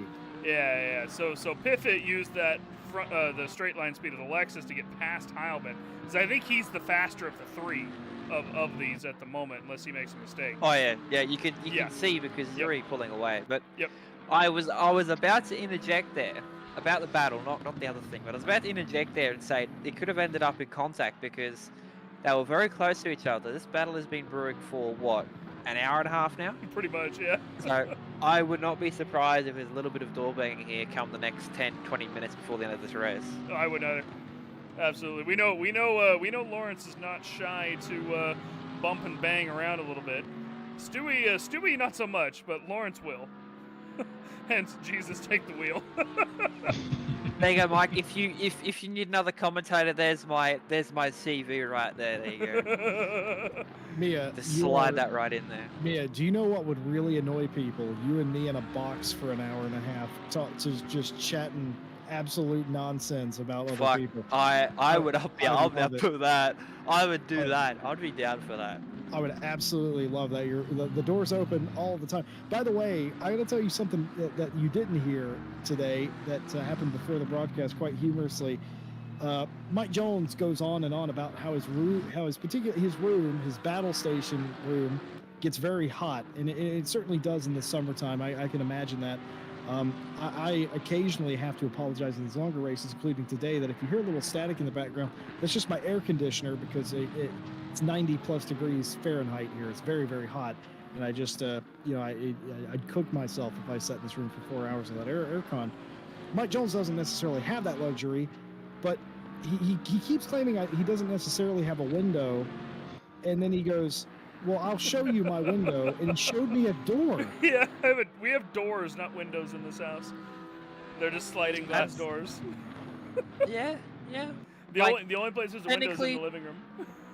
Like technically going off that, right? I would have 2 windows. I have a normal window and I have a window that doubles as a glass door. Yeah. It's weird. Like I've never seen that in here before. Like around in this area. But apparently that was a thing for a little while. in like the 80s when they were building houses. I'm sure there's a reasonable explanation for that. There was the door shortage of 1987, and like every window was a door, or something like that. That's like an inspirational quote. I'm pretty sure that's on a Hallmark card. Every window is a door. Yeah. Could you imagine the movie they make out of that? The Great Door Shortage of 1987. The Great Door Shortage. Oh dear. Some of the competitors in chat reckon that they. Oh, there's the mistake. There's the mistake from Stewie. Goes a little wide coming through the corner, and Lawrence takes it. The question is now, can Stewie keep back up? I don't think he can. But the thing is that I would like to see, because would not be surprised if out of that turn 2, that rear of that Porsche had a little moment maybe off the curb or just off the bumps of the track, because going into the grass there either means that you've either gone a little bit too much on the steering towards the grass, or the rear of the car has just agreed with what you wanted and has gone to the grass. So I wouldn't be surprised if he's now battling a very loose Porsche right now. So I was going to mention some of the drivers feel like they've got shortchanged today. They race in RCI. They expect it to rain when it's a possibility, and though it was a very small one today, it did not happen. They're proposing a 30-minute post-race, a 30-minute single make in the rain on slicks race. The Maserati? I'm good. Tom's like, yeah. Tom's like, I don't need a root canal today, thanks. Actually, I've ignored my girlfriend long enough. I'm gonna. Yeah. Hey, look! It's very interesting when you jump into a voice chat, and he has forgotten to mute his mic, and all you can hear is him and his partner just chatting about like houses and that. So I muted my mic because I knew that if I had said anything, it would have destroyed this opportune moment. So I'm just sitting there at the talk. I'm thinking they're talking about houses or something. I'm like, this is a good conversation. And then Jesse interrupts us by joining, you know, as the rude person he is. Oh, is and that just what's starts happening? talking. Yes. No, I had no idea what was going on because I was on my headset. So I take my headset off to be talking, and yeah, I heard nothing. So you just got raw, absolutely 100% loud and rude and uncut. Well, I do apologize for that. I had my microphone turned all the way up for some reason, something I was doing last night, I guess. And it was very, very loud, and I do apologize for the jump scare. Also, I don't apologize for bursting in. I work on my schedule, not your house buying schedule. I got people I got to see. I got stuff I got to do. But that does explain the awkward silence after I joined. They just thought he didn't like you. Fair, I mean, that's a fair point, well taken. And I believe I've expressed Xana's enjoyment of your commentary before, haven't I, Jesse? You have. I think you all get quite a laugh out of me. I'm Canadian now, Tom. I don't know if you know that, but I'm okay. Sorry. Yeah, I'm Canadian. I've been dictated that by some of the CHSR fan base, who, for whatever reason, thought I sounded very Canadian in the CHSR race last week. So that's why the conversation about Canadian stuff popped up during the stream today. Okay. Yeah, no, that answers my question. His name on the staff server at the moment is Canadian Jesse Lee. Yeah. Because for a minute there, I was thinking, is Jesse actually Canadian? Like, because of the conversation, right? I didn't know the background. I didn't want to say anything, and I didn't know the story behind it. So okay.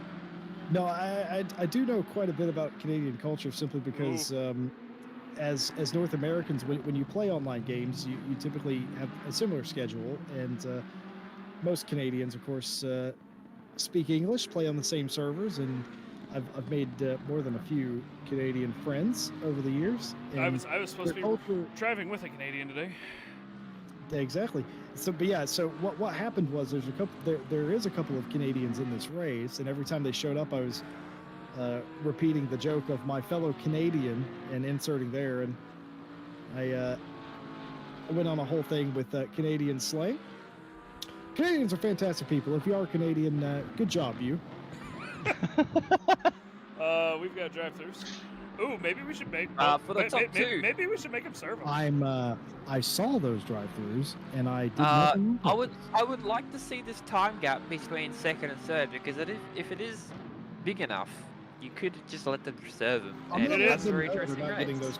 It is big enough. So a time loss for a drive-through at Hungaroring is exactly 24 seconds. The gap is 27. Do with that information what you will. And obviously they're both faster than Ted, so by about at least a second on that. But and still, speaking of drive-throughs, somebody else into the mix could be interesting. It could. Or Tan just got himself one too. Look, you let these two serve their drive-throughs, give them about 30 kilos of ballast, have some fun. Until Well, one of them. That would destroy Ben. Like, ballast would destroy that Porsche. Yeah, true. To be fair, that car is struggling hard right now. So the announcement has been made. The teams know the 505 and the 31 officially will not get drive-throughs cleared. And Lorenkic and Hellman absolutely want your guts right now, but who cares? Oh, I have to live with one of Stewie those. will. Lawrence will be cracking up. Stewie, here's a Stewie impression. Are you kidding me? I mean, you're not like entirely off base there either. Nah, I'll say it. So is that why you wanted us to have a go at taking out Stewie during the race today? So here's the thing. I gave different teams different directives, Mia. I gave you that directive. There were a couple other ones I gave out. I didn't expect anyone to actually do it. And then the 42 happened. Yeah, I didn't tell the 42 to take anybody out as far as I know, but Oh, there goes they definitely Stewie. did it. Stewie starting the drive-through. Now again, they know they will see the chat in the game, in the sim, and they will have known that neither the 505 or the 31 will get their drive-through cleared. The 31 has acknowledged that by ducking down the pit lane to serve the drive-through. The 505 will have to do it in another 2 laps, and that will catch all of them up or slow all of them down anyway. So Ted is not going to catch into him. 69. Well, it's going to make it more interesting. I don't think. He's released. Just let us hope for a good race. It's listen, what I'm doing to these drivers is rude, but it's also fair. So at 36, True. it was 36.2 seconds into outroad for Stewie, which sounds about right, considering the pit stops are a minute 10 to a minute 15. Farrago says synchronized DTs. Katrina Scott says make them do it. You got it, Katrina. I love to please a crowd. I'm pretty sure, if I'm not mistaken, Katrina might be able to correct me. I think that's Nate's partner. So she's just in here making fun of Ted and Nate. I don't blame her. I also share that same passion. Same. That's what Night Owl's all about. But no, it's a race and good fun. Just if they're going to naturally slow themselves down, we're going to allow it. I did clear the 119s penalty because that wouldn't be beneficial to anybody or my enjoyment of this race. You know how some of you may say, well, this is just forcing a race to come together. Here he goes. Weston, what do you call Formula One? Moving right along, the 505 into pit lane. Everybody, Strictly speaking, Jesse, you've not actually done anything. What do you mean? Yeah, we've had As a couple in, penalties. they got those DTs themselves on their own merits. You just have chosen. But usually not I've been to clearing clear them. I have so- cleared no less than 26 drive-throughs. For which we thank you. Yeah, I'm except sure these several of two, those were ours. they But were you see my indeed. point. You've not actually, technically, I done anything. gave the This 42. could be a race off pit. Sorry to disrupt this, but this could be a. Is it? No. Okay. I thought for Wow. a second there the 31 was going to get by the 505, but apparently not. 2/10. It's done nothing. Lawrence took 2/10 longer in the pit lane. Well, there you And go. Ted is sadly not caught up, so. No. Well, he's definitely closer. If these two take each other out, he's going to zip right by. Oh So, God! If I'll Ted take wins that. this race, I quit, Jesse. RCI is done. If Ted wins this race, I'm deleting the server. Mike Jones, That's not a very funny joke. Yeah, I'm not on furlough this time, mate. I can't do it all again. Ted's gonna say two times in 2 years, not on my one. Oh man. But, Oh, that was just a straight cut. Okay. Yeah, I'm willing to allow it because I like Stewie. Yeah, like, all right. For now. That was a little blatant there, Stu. I mean, I know why he did it, because he was going to hit the curb and throw himself sideways. Because he was, like, there was no way he was going to make the corner, but, yeah. Oh, dear. Well, the final 20 minutes of the race, both the leaders have gotten a synchronized drive-through penalty, in which it really didn't do a whole lot. It did help Ted Edwards catch up by about, what did you reckon it was, Mia, 28 seconds? Yeah, I think it was something about that. Yeah, 36 in to out, but that does count the in-road from the time you leave the pit lane, or leave the track.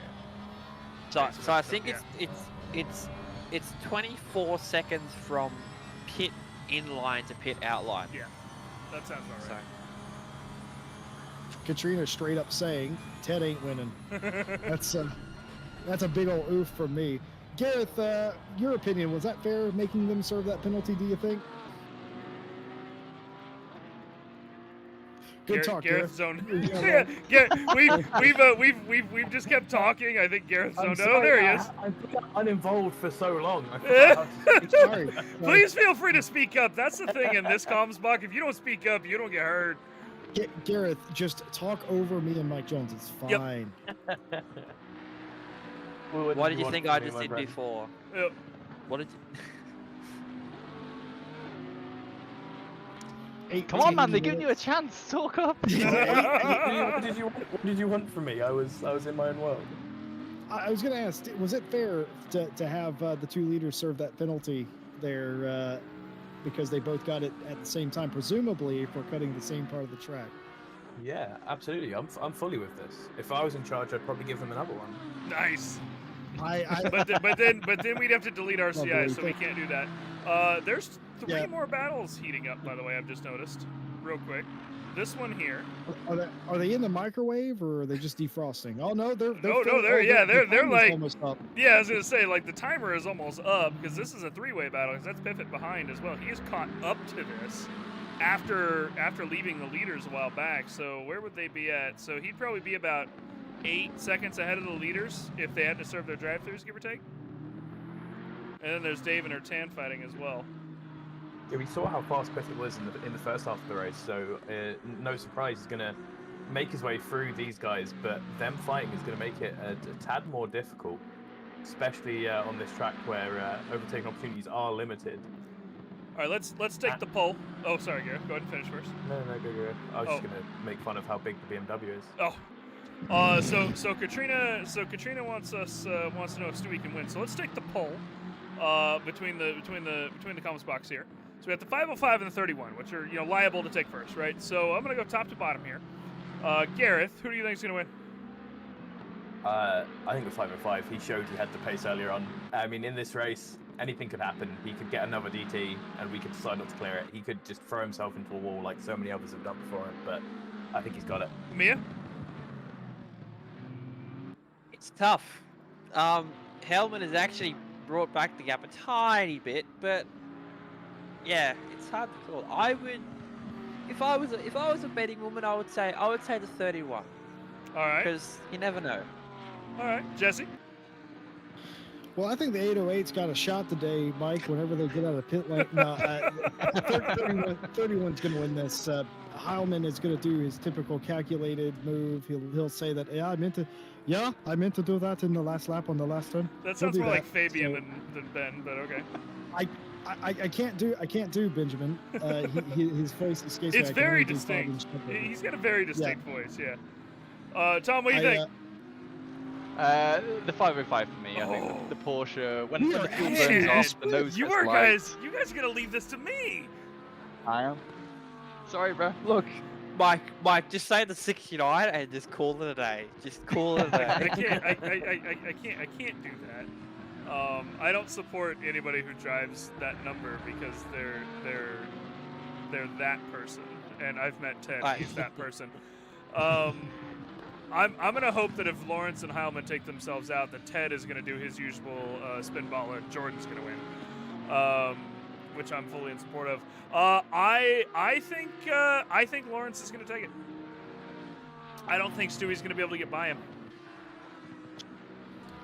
So here's the thing.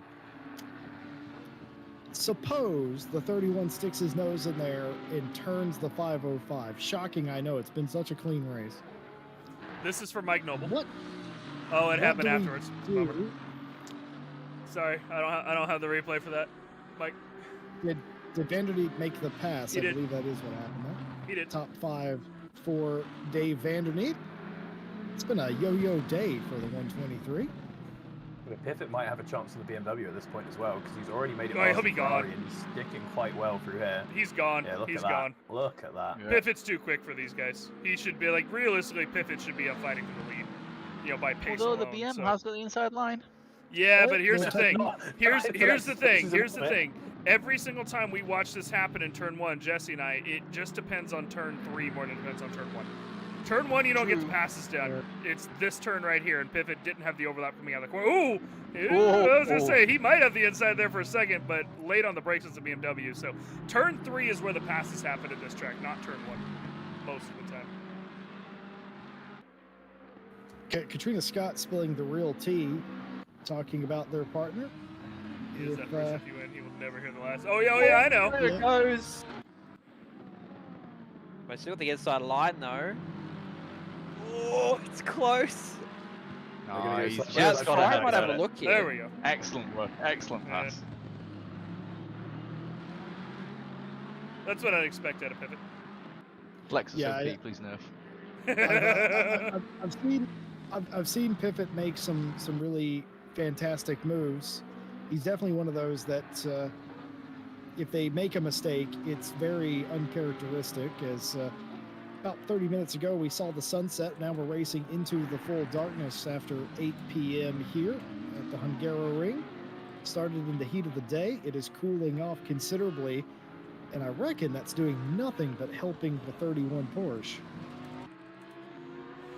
Oh, not if you keep throwing wide like that. All right, we'll forget everything I just said.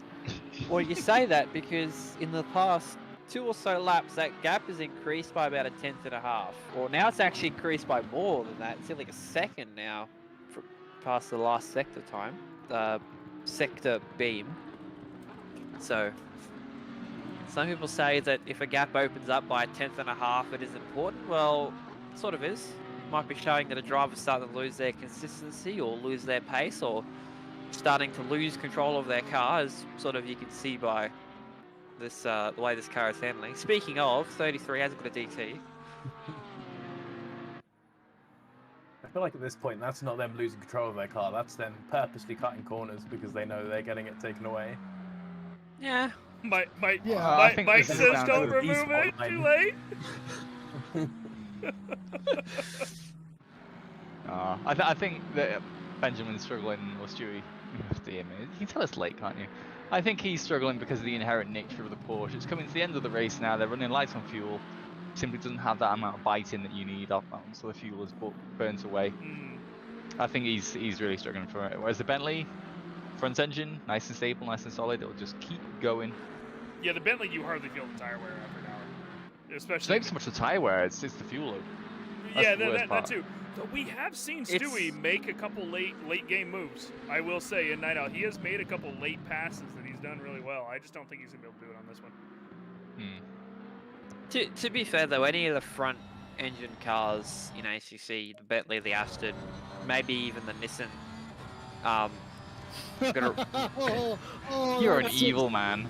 Oh, that's just unfair. You gonna keep crying yeah, about like- it, Mike? You gonna keep crying about it? Come on. Did Mike Noble just re-chat a moment ago? Yes, Is he that did. what happened? Yes, he Oh, did. dear. Anyway, carry on. You were saying, man. See, I was saying, most of the front engine cars in ACC are very much, they can do an hour stint on a set of tires and you don't really feel the difference. It's like, great example of that Mazzano. Mazzano is a mid to high wear track in terms of tires, and a lot of cars, after an hour stint or even after an hour race with a little pit stop in the middle, you see that their tires are wearing off because of their pace, and you can see that during a second half of the race their pace drops off, but instead of it staying consistently a consistent drop off, it can be little dips of drop off, whereas the Asset and the Bentley don't have that. They're very much a very consistent car that drops off, has their time drop off, but you don't feel it because it's just the way it works apparently. But no, the Porsche is very much you have low fuel in that car and expect the car to either understeer like hell or want to kill you with the rear of the car. So yeah, we talked about that a lot last night, I think, Jesse. Did you guys? We did indeed. Well, as we close in for the final moments, 9 minutes to go, nearly 8:30 p.m. as we watch Mike Williams battle Cody Pride. And yeah, Pippin just kind of interrupted us for a minute, but they've gotten back to it. Indeed. We hope that you've enjoyed today's broadcast. Some people haven't enjoyed today's broadcast. They must have come in thinking, oh, well, this is no way to run a racing series. Well, it isn't a series. It's a one-off race. But for those of you that have played along and enjoyed today, we thank you for sticking with us. We've certainly enjoyed having you here, reading your chat messages, and just generally messing around as we have done. For more serious racing, we do that during the week. Why not subscribe, hit the bell, join us for more of that. Let's watch that back again. I switched to right after he got the DT, and he's cutting the grass. So this is where he got the DT, I think, in this next corner. Oh yeah, nice cut of the chicane. Realized that the and then just right across the grass. Just realizing the 123 Lamborghini, the MP5 was got his hazards on. Just Oh yeah, realized no, that. he's had those on for 2 hours. Nah. So Stewart's lost time. Well, again, thank you for being with us. Join our Discord, get involved. You don't have to be an esports pro. You can be a beginner just starting out. We have a split for you here at RCI. New season starting. Signups open for the Summertime Friday, Saturday championships, and of course, the Honda NSX Cup for those of you that really love a difficulty spike. Those are the championships upcoming. Sign up still open. You'll have a split with all different skill levels available for those championships. All of the information in the Discord. Guys and gals, how cool would it be if there was a giveaway that in which you could win a next level racing sim racing rig and some excellent driver coaching, all for entering for free? That'd be pretty great, right? Yeah, that'd be pretty great. It's unfortunate that no one would be so incredibly generous as to do that. Well, Driver 61 has been incredibly generous with their enter to win a brand new FGT Light cockpit and some pure pace masterclass driver coaching, all provided by Driver 61, a bundle worth over $400 US. All you got to do is follow the link in the chat, enter to win that prize pool. Absolutely fantastic stuff. Not only giving you a brand new sim rig, but of course a masterclass driver coaching session to go on top of that. Absolutely incredible stuff. And you can all get that for free just by simply entering to win. We thank Driver 61 for being a partner to RCI and providing the giveaway over at the link in the chat now. I think that was smooth, right? Nobody could tell. I really wanted to derail it right at the start, but I thought, no. I'll let them have their chance. Let them have their chance. But no, I was about to say I probably need some of that driver coaching after tonight. So.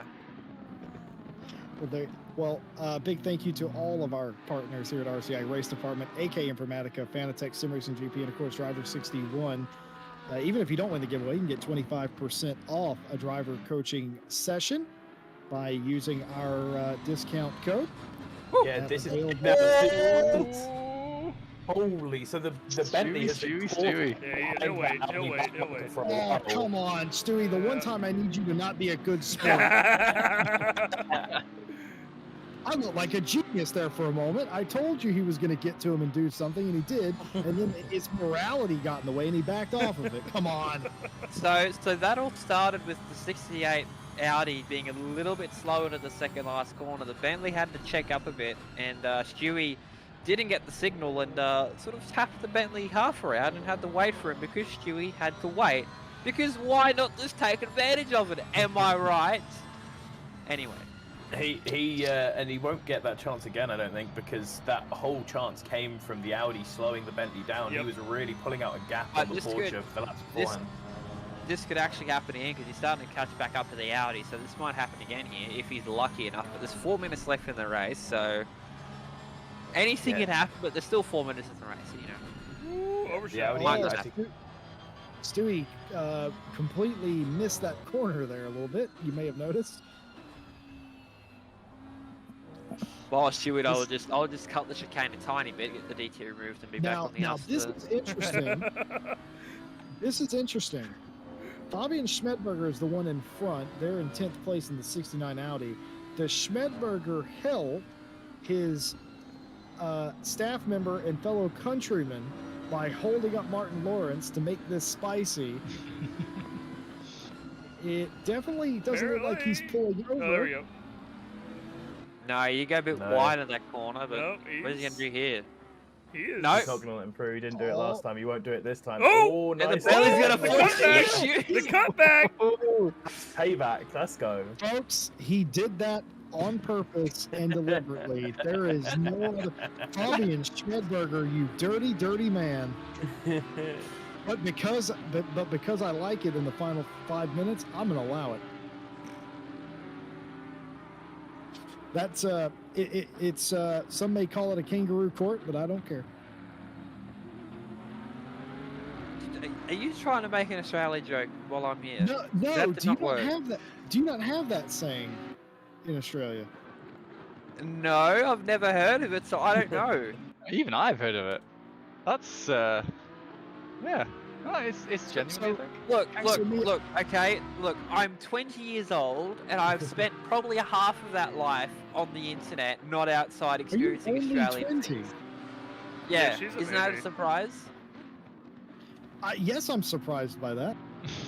Did I sound older? You sound more mature. Yeah, a lot of people say that about me. A lot of people say I'm mature. Well, you are right up until the point where you say some of the things you say to me that I won't repeat here. Good. To be fair, though, I show off. I take away my maturity when I say things like oof and lol, and you know, just very much things that even Tom doesn't know about because he's whatever his age is, not 21. No, he's definitely 21. I've said it. Yeah. Listen, if you say it on the internet, it must be true. Yeah, I'm 21 with years experience. Yeah. Yeah. But no, kangaroo court, I thought it was an American phrase, but perhaps not if Tom has heard of that. It refers to an unjust court or a court that does not operate lawfully, which is definitely what I've been doing today. But I've never heard of that in Australia. I've never heard of kangaroo court.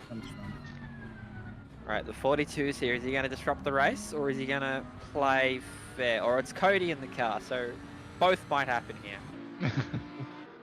Well, he very easily let Lawrence by. I feel like there's a Murray Walker quote in there somewhere. What was it he said once upon a time? Anything can happen, and it quite often does. But you know what my favorite Murray Walker quote is? What is your favorite Murray Walker quote? Everybody, you might want to turn your volume down a little bit for this one. I'm just going to warn you. Yeah, everybody, just take a step back, take the headphones off, put them on the desk, use the little volume button on YouTube, because I am about to yell. Oh no! Oh! It's Tarquini! That's my favorite Murray Walker. I think my favorite one is we're halfway into the race and there's still half the race to go. Absolutely, except for the one in front of him, which is exactly the same. Yeah, Oh, that's a good one too, Gareth. the That's such a 42. good one. The 42 just slid out. That's giving Fabian an opportunity to maybe take a position on the last lap, and there it is. Bounces off the curb, does Cody Pride. Fabian Schmidberger makes himself up a position up into P9 on the final Lovely lap. little hip check. Yep. Lovely little hip. Hey, That's how you do it. he hit the curb. Don't hit the curb, Cody Pride. That'll lose you one That right there. there may have been a little extracurricular activity, Oh, but it was Jordan so has dark, I caught couldn't Ted. tell. Jordan has caught Ted at the end of the race. He has made up a lot of time, actually. But speaking of, Here comes your winner across the line. Martin Lawrence is going to be the surprise winner of the staff and community race. Number 2, Martin Lawrence is going to celebrate by drifting the Bentley into the wall. Oh, and Ted! Get the win. Oh, in contact there. Ted Edwards is going to be around what exactly happened here. Was there Ted in contact? third. Oh, He that's hit not the right back camera. marker. I don't think there is. I Let's think see. With the car in front, I wonder. Yep. There is gonna be Contact with the 42. The 42 ruins another race on the last lap. Cody Pride, if I had any sort of advice for you, it would be to pull your jacket up over your head and get to your car quickly. It's been that kind of race. Martin Lawrence wins it for Pro-Am and overall. Benjamin Heilman wins in Pro in the 31. And third place, the True Am team of Daly in the 33. It is a 1-2-3 silver, Pro, and Am. Absolutely incredible. There's more color on the podium positions here, the overall podium positions, than there have been at the White House Christmas tree for the past 4 or 5 years. Seriously, guys, there's more colors than white. Use them.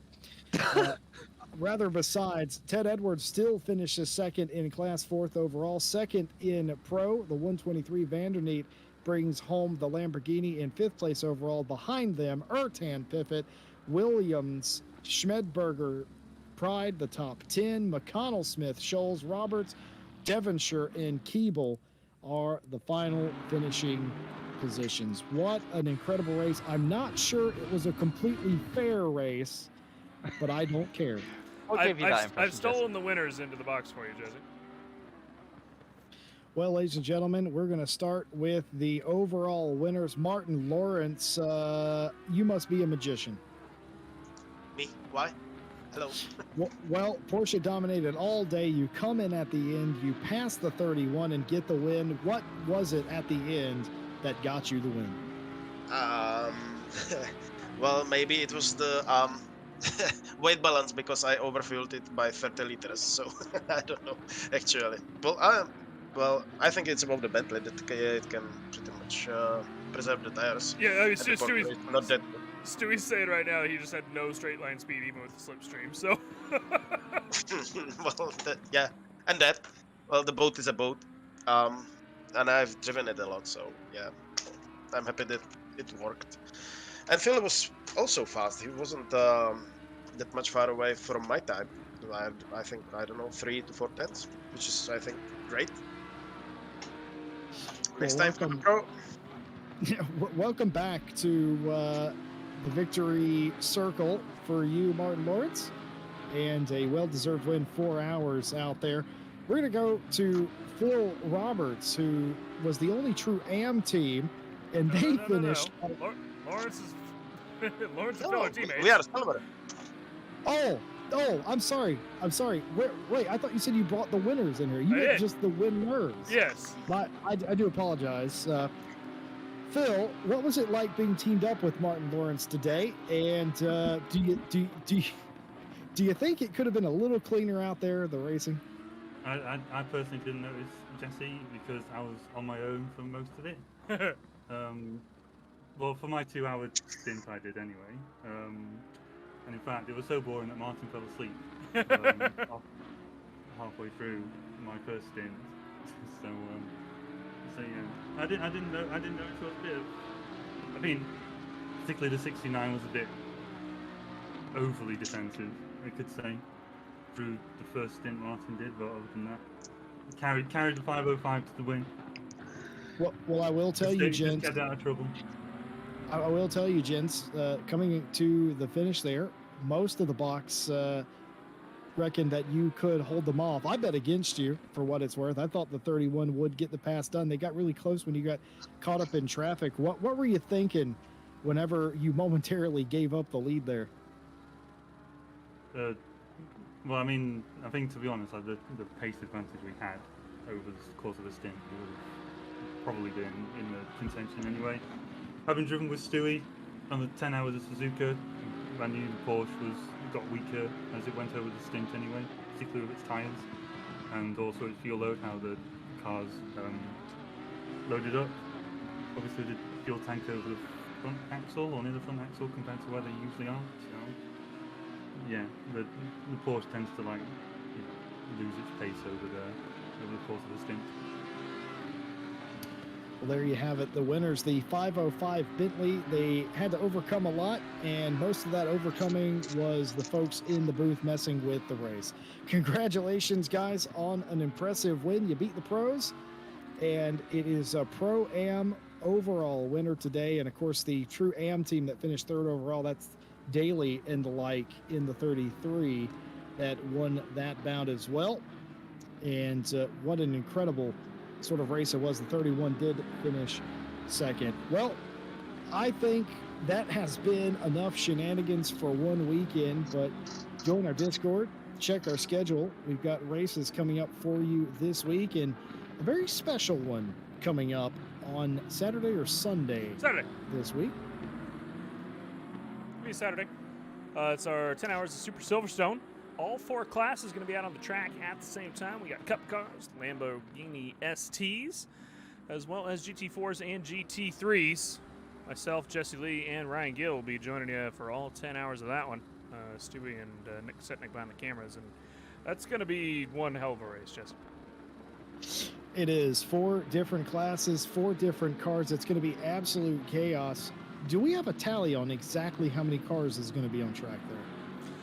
It should be a little over 40, but somewhere between 40 and 45-ish. So, Jesus. yeah, we're going to have about 50. I mean, it's Silverstone, so, but yeah, it should be 15 GT3s and then 10 of the rest, more or less. But those numbers might go up or down just a little bit, depending on how I shuffle the splits around a little bit to try and let as many of the waitlist people in as possible, obviously. So we'll be running 3 splits. Of course, we'll just be streaming the top split, as usual. It'll be Invite and kind of the Invite Pro split more than anything.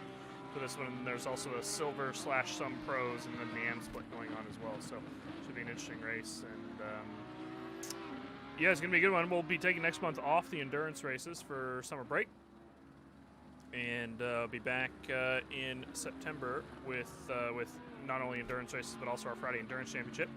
That's kind of like half announced at the moment. Everybody knows it's happening. I've actually put the information up on the website. I don't know if anybody's actually noticed, but all the information up on the website, minus maybe the track list. But there's a couple details we got to work out still with that, and then we'll be back in for that one here in September. But yeah, Jesse, I think enough shenanigans for the day. Mia, Tom, thank you guys for joining us for the last hour or so, and Gareth, thanks for popping in today, bud. Hopefully we can get you back in, not only for the staff races, but perhaps every once in a while. Whenever we do things, and you've got some time. Yeah, thank you for having me. It's been really fun once again. Well, Jesse Lee, it's been an interesting one. What is your thought on the end of the race? The 31 should have left Martin Lawrence spun and won the race. I would have looked like an absolute fortune teller. But no, seriously. It was all over the place. We hope that you understand that it was all in good fun. A lot of the drivers approach this from the right angle. Normally, you don't race like we did today, but it was all meant in good fun and to blow off a little bit of steam, as Lebrecq mentioned earlier. And hopefully the drivers did that. Hopefully it was refreshing, but certainly they can't be doing that in the week to come. It'll be absolute disaster for him. My biggest takeaway was the fact that Porsche was so dominant when we hit that reset point. Perhaps when it got cooler as well, some of the other cars started to come alive, and then it all sort of equalized there at the end. We had a great race, and as far as I'm concerned, we're 6 for 6 here at Hungaroring for spectacular races. Who would have called that at the halfway point? I'm sure everybody expected the 31 to win it all. But that is not how it always works out. Thank you to all of you for hanging out today. Thank you to all of our guests in the race and in the booth. And thank you to all of our partners that make this race and every race possible. We appreciate all of you, and we hope to see you next time. Until then, have a good night.